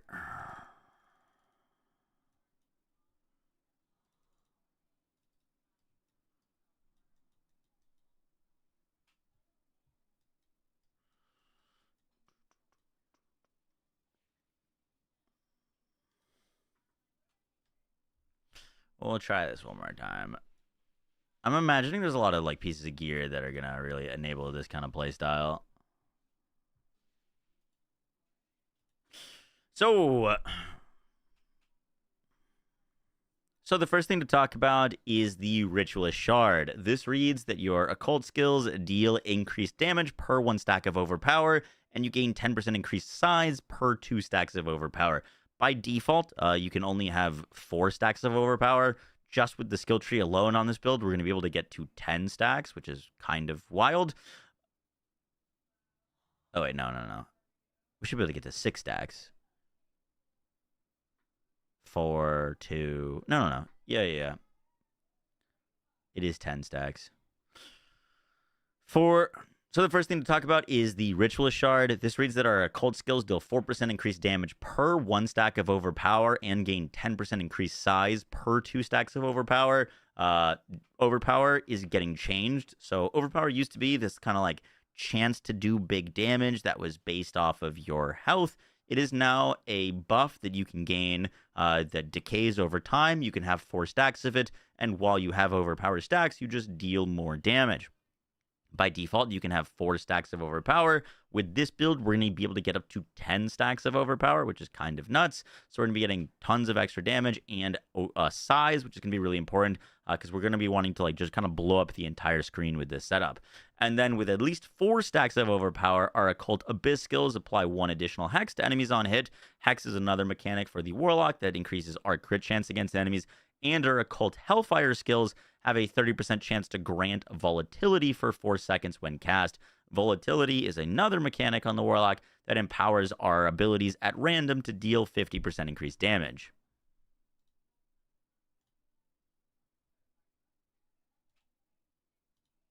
Now, the real kicker here has to do with our Abyss fragments. Now, there's 2 fragments that I think are really, really interesting here. Technically 3.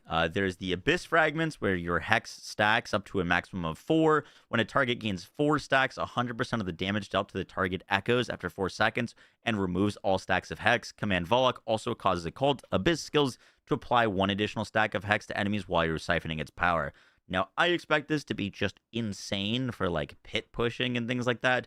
The ability to basically just double your damage and have that damage echo out and hit everything, especially when you're applying hexes in a big area and an enemy that is exploding is going to store the damage of the enemy that exploded onto it to then explode to the next pack. Should be ridiculous. I don't know if you're going to really need this for leveling. You're not going to want enemies to be alive for that long, and you're not going to be wanting to wait for this explosion to occur. Now, this entirely changes if the echo explosion occurs if you kill the enemies before 4 seconds, but we just don't know about that. The other shards are Scorching Fragments. Occult Hellfire skills are always empowered and consume 4% of your max life. Volatility can stack up to 3 times, increasing the damage of empowered skills by 10% and the life they consume by 1% per stack. And Command Warlock also siphons its life to fortify you for 8% of your max life and causes Warlock to pay 100% of your life costs instead while you're siphoning its power. This also seems like it's got some crazy endgame potential for leveling. I don't think you're going to want to be constantly draining your health. We don't have a ton of ways to sustain our HP besides our potions, which are relatively valuable. So we're not going to be working on that for leveling. What we are going to be using is the Twisted Fragments. This reads that our Occult Hellfire skills consume 1 stack of Hex on targets hit to increase their damage against the target by 25%. And the real kicker here is our Occult Abyss skills can be empowered by Volatility. Normally, Hellfire skills can only be empowered by Volatility. So that's a 50% increased damage for bonus for them. And they cause explosions, dealing 50% damage when hitting an enemy for the first time. So not only are they getting 50% increased damage, but they're also proccing a 50% damage hit, and every 50 wrath spent grants 1 overpower.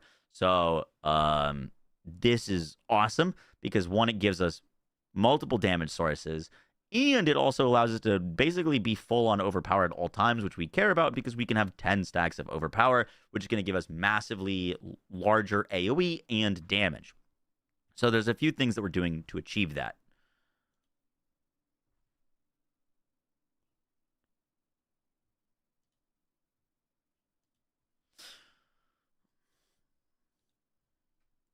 The first of which is Command Warlock. Now, by picking this Ritualist Shard, we are going to be getting Warlock as a option to put on our bar. You don't need to put this on your bar. It does consume a skill slot, so we can only use 5 other skills.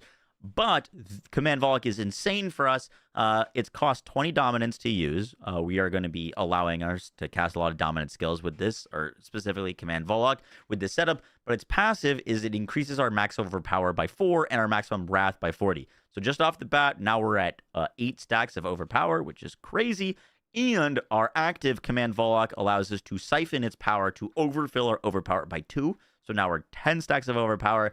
And we just get 150% wrath regeneration, which is huge for leveling. This is going to help with our resource costs a ton, because whenever we click this button, we just get tons of resources back, and we have even more max wrath. So really nice quality of life there, and a bunch of damage and AoE just from clicking this button. Yeah, we're recording some like theory crafted leveling guides. For your actual leveling, you can put points into Molten Bomb. The plan is to get rid of Molten Bomb as soon as you don't need it. But Molten Bomb off the bat does a fair bit of damage.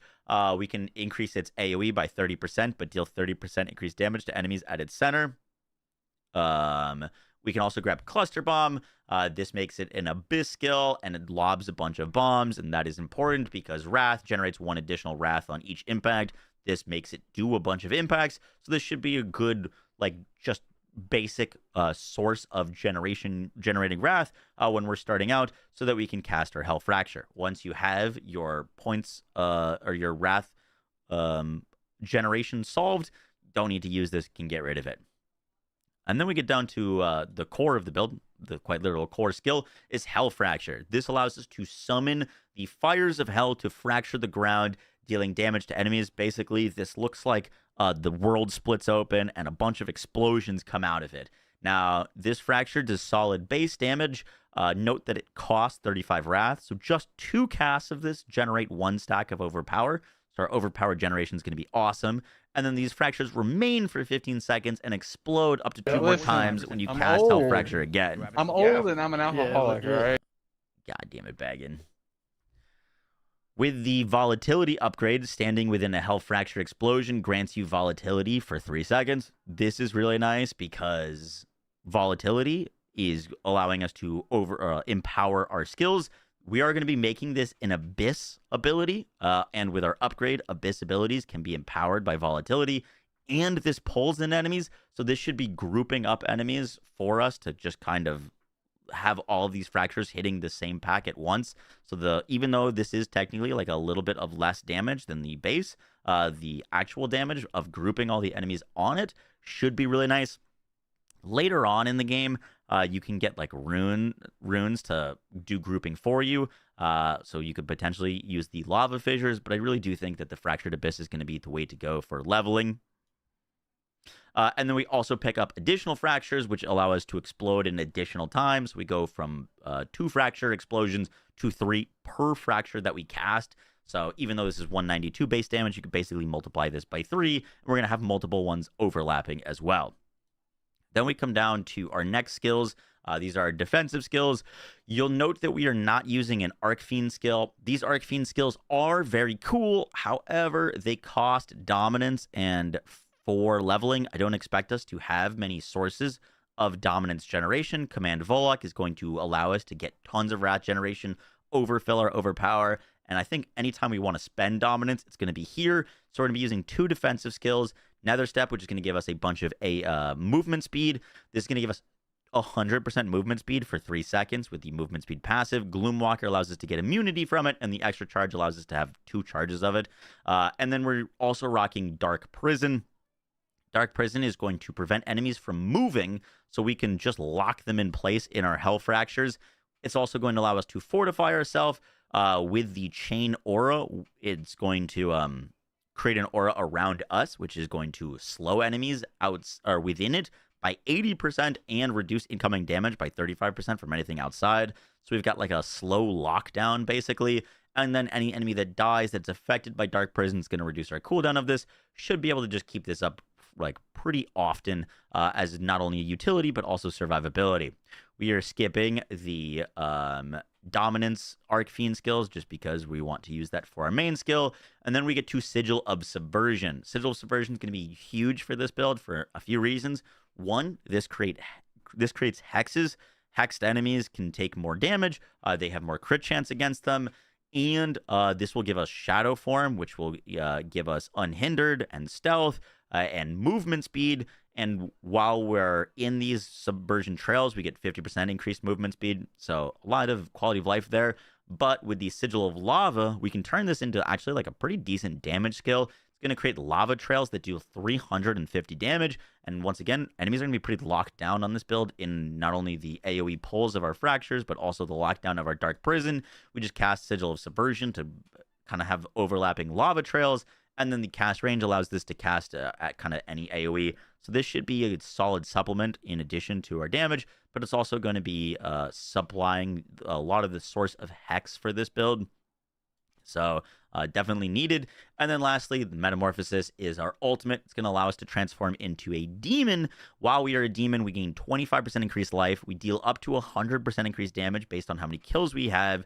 And we are going to be using the Terror Demon upgrade. This allows the Metamorphosis ranks to transfer to our other Abyss skills. So we just get 30 out of 15 into Hell Fracture, which is disgusting.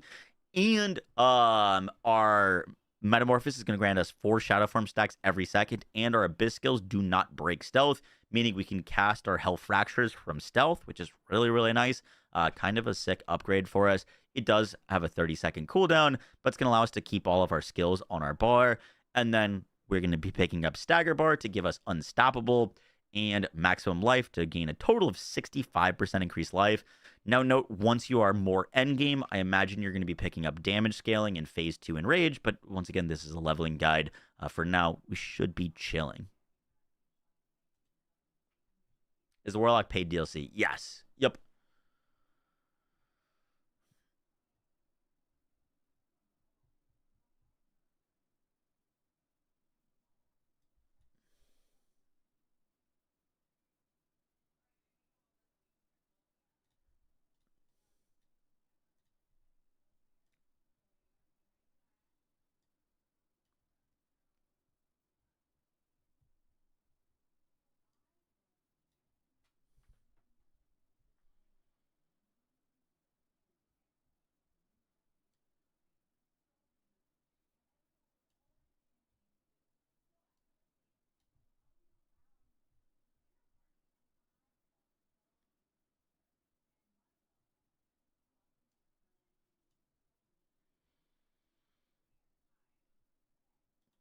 Now, this is a leveling guide, so you don't need any uniques or aspects.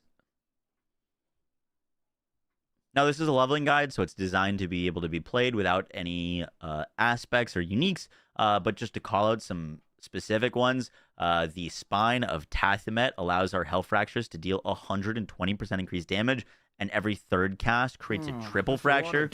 That should be kind of insane for us.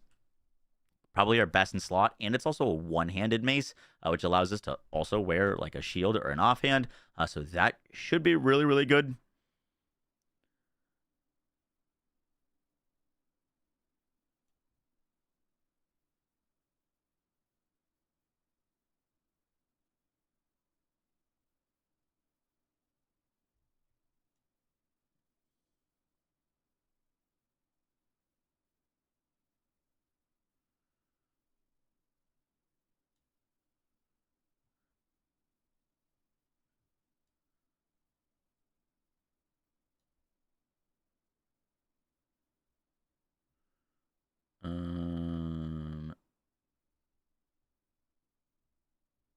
Where was the occult tag? Was it not in here?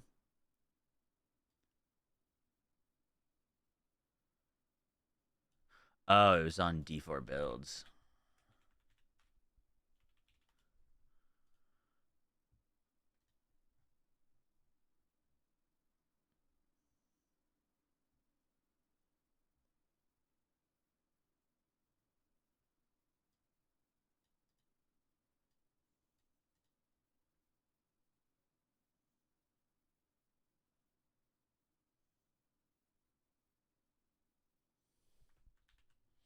We also, what are these ads?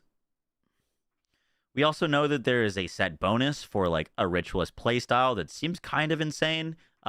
When we get this, you obviously won't get this while leveling, but potentially swap to 2 ritual skills, or 2 sigil skills. Casting a sigil skill creates a ritual that lasts for 60 seconds and grants 100% damage, increasing up to 200% by the end of the ritual. Completing sigils advances the ritual by 6 seconds, and when the timer expires, your next sigil skill releases inner power, allowing you to cast cult skills for free for 6 seconds. The ritual also grants you 20% damage reduction, which increases as the ritual intensifies, and the 5 set bonus is casting a sigil now generates all sigil basic skills. You deal 200% increased damage to enemies affected by sigil basic skills. So we're getting like 400% damage by having our sigil skills around us, and we also get a bunch of damage reduction. Should be really solid on this particular setup. I could also technically go for the demon form one, but the sigil one seems more akin to our like occultist playstyle.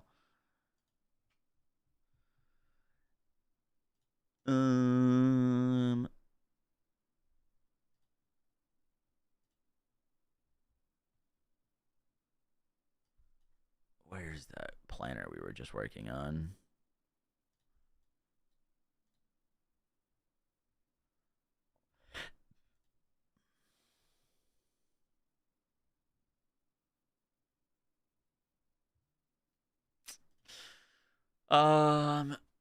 Does anyone have a picture of what they're changing Banished Lord's Talisman to? Maybe it's in this?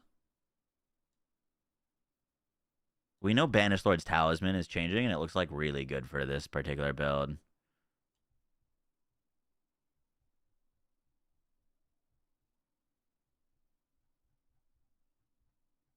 It might be in here. Banished Lord's Talisman.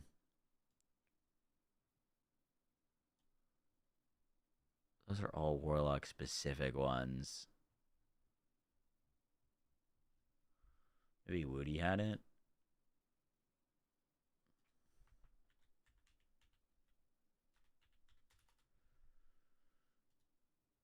Yeah, it's crazy looking.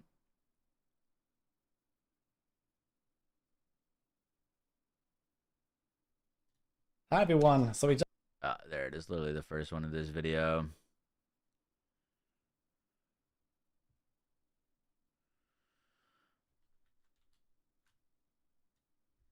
I gotta zoom that in. It's too small. Maybe he zooms it in later.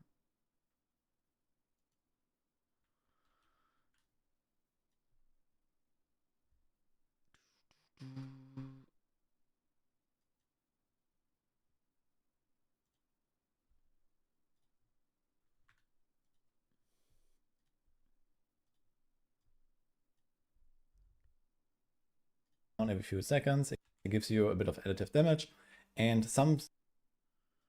Thank you, Mr. Woody.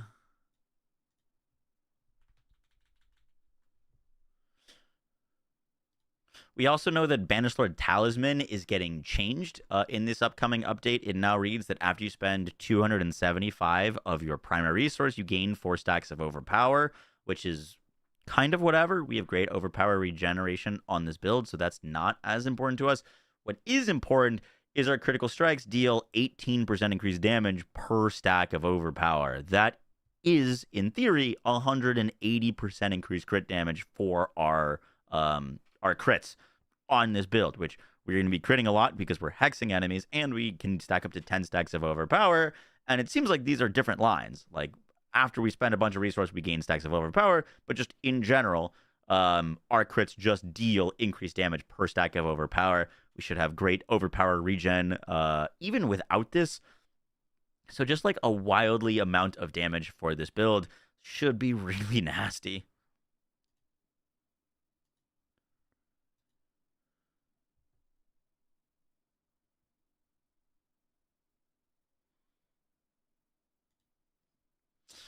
Guys, that's going to do it for the build guide. You can check the link to the planner down below. Once again, this is like a theory crafted leveling planner. I will be updating it with like actual leveling things once the expansion launches. I just wanted to get this in your hands in case you were looking for something to follow along with while you're playing the character. Hope you guys enjoyed the video. I'll catch you on the next one. Take care. Bye. Shadow Lion, thank you for the 10 months. Appreciate that.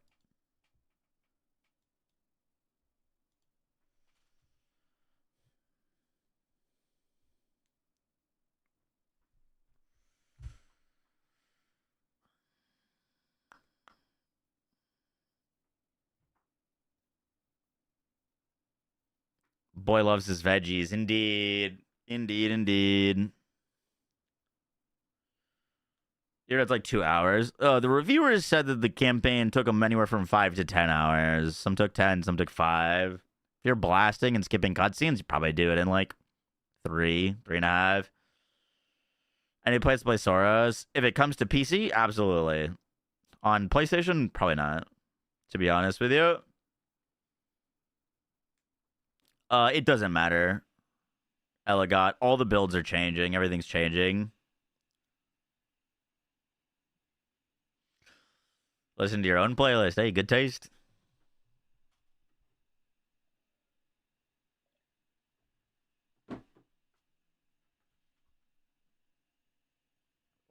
Any plans on playing the new PoE 2 League?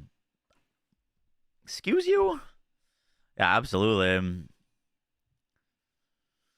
Abso-freaking-lutely will be playing the new PoE 2 League. PoE 2 is currently my favorite ARPG. I very much enjoy that game. I loved it, but I didn't love it in point 2. I missed point 3, and I came back to it in point 4, and it was just so good. Oh, you know what? These mercenaries might be changed. These mercenaries might be very different.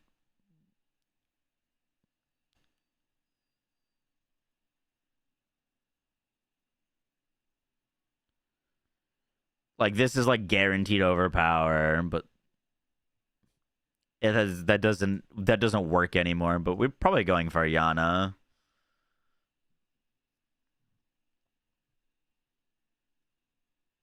Oh, that's a lot of damage.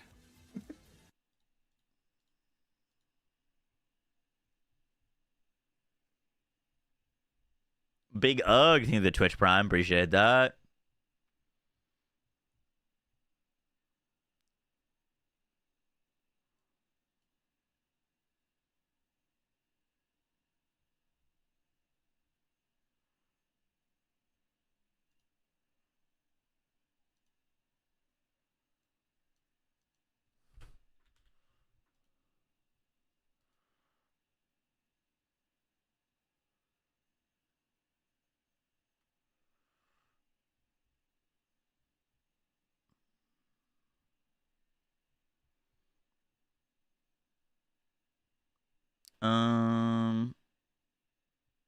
Issue occurred. Back to the homepage. I was about to say that's acting very weird. Is it gonna make me redo that?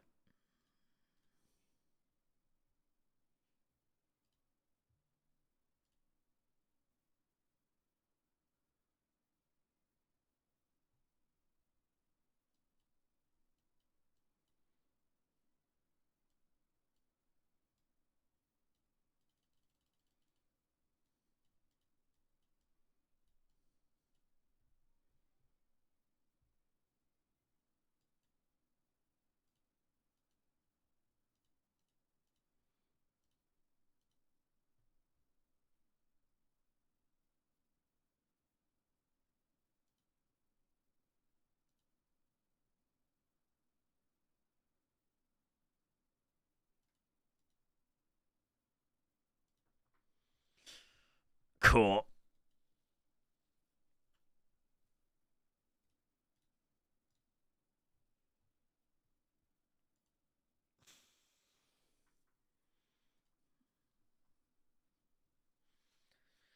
Cool. We got our 3 leveling guides.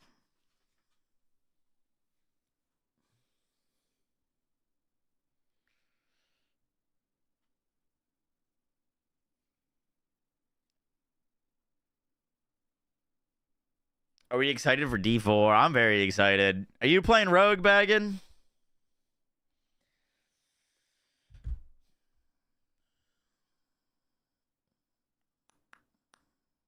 Play Rogue.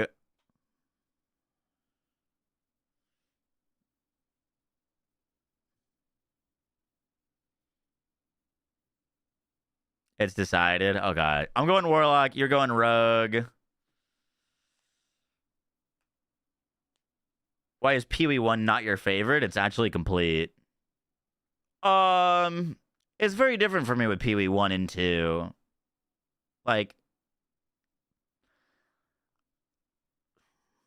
Pee-wee 1, you could argue, is a better game. But I like Pee-wee 2 more. Pee-wee 1 definitely more complete. But I don't know. I enjoy Pee-wee 2 more. Maybe that's because I started with it. Like, I mean, not started with it. Like, I put Pee-wee 1 before Pee-wee 2. But I'm getting in at the ground floor of Pee-wee 2. And I'm able to understand the game and all of its mechanics and things like that a whole lot easier. Pee-wee 1, I didn't start until, like, 3.19. And I still feel like I'm a very much beginner in that game. So for me, like, build crafting, which is what I enjoy, I can actually do in Pee-wee 2. I feel like at least for me, I feel like I can't really do in Pee-wee 1. Just because Pee-wee 1 is complete doesn't mean it's better. It's all subjective. Yeah, I guess it kind of depends. Your, like, possible grind in 1 is definitely more. There's just more bosses. There's harder content to push for.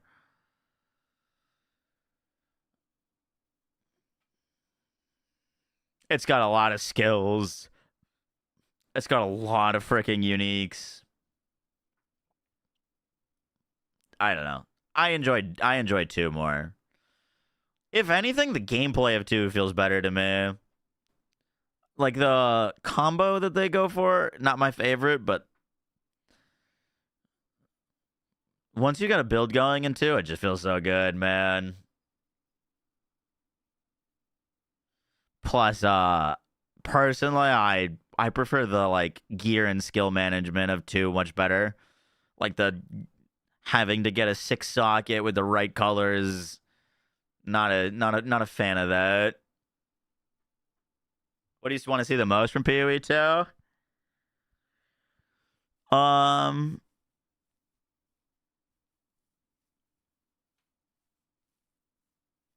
mean, biggest thing for me is more build options and more build diversity.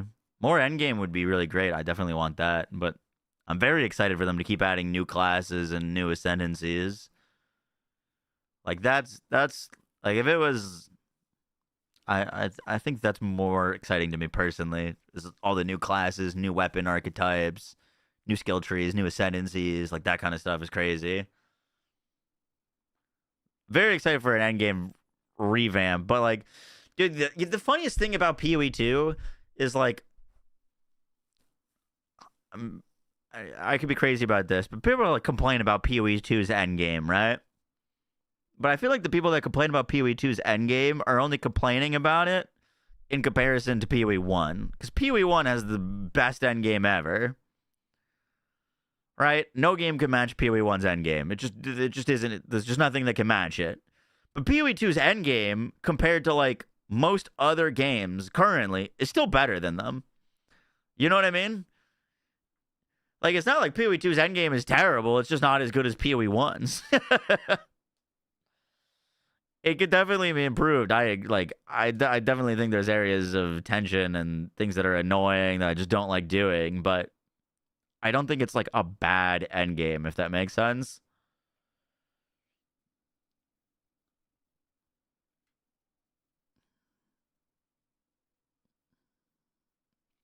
Cock comment. Yeah, I mean, the build was very strong.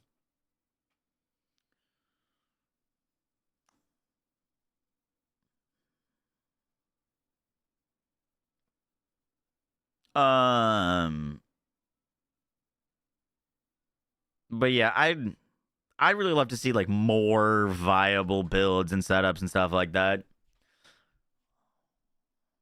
Would be really cool.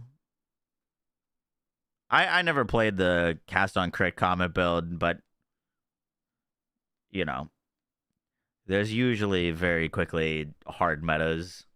I just guess it's just going to be any ARPG though. Do you know if you upgrade from standard to ultimate edition, you'll be removed from the store after the 28th? I have no idea. No idea. All right, guys, we're gonna head to bed because tomorrow's a very big day, and there's no point in staying up late tonight. I gotta go edit 3 freaking videos to have them ready for tomorrow.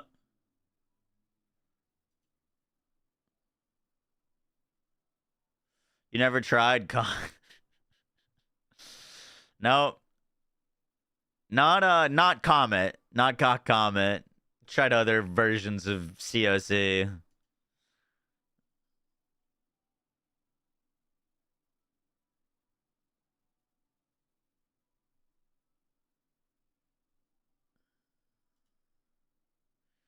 Sorry we didn't get around to Outriders, by the way. I actually did want to play that today, but we spent a long time working on some builds, which definitely was the move.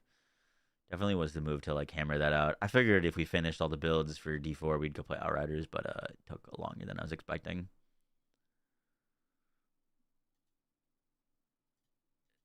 Yeah, someone make Citrus a mod. What do we want to raid?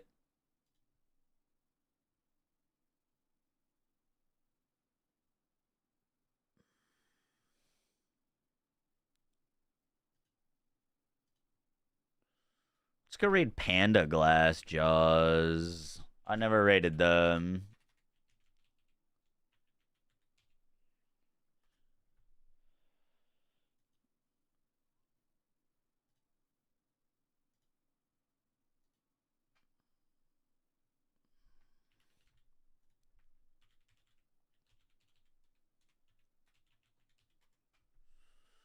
Did I spelled that right? Is that not their name?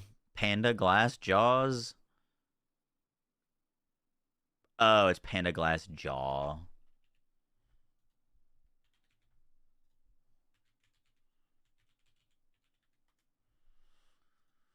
Cool. All right, see you tomorrow. What's the point of sleeping when the DLC day is in 6 minutes? True, yeah, we just stay up till the DLC. All right, good night, guys. Peace. See you tomorrow. Big day tomorrow. Big day.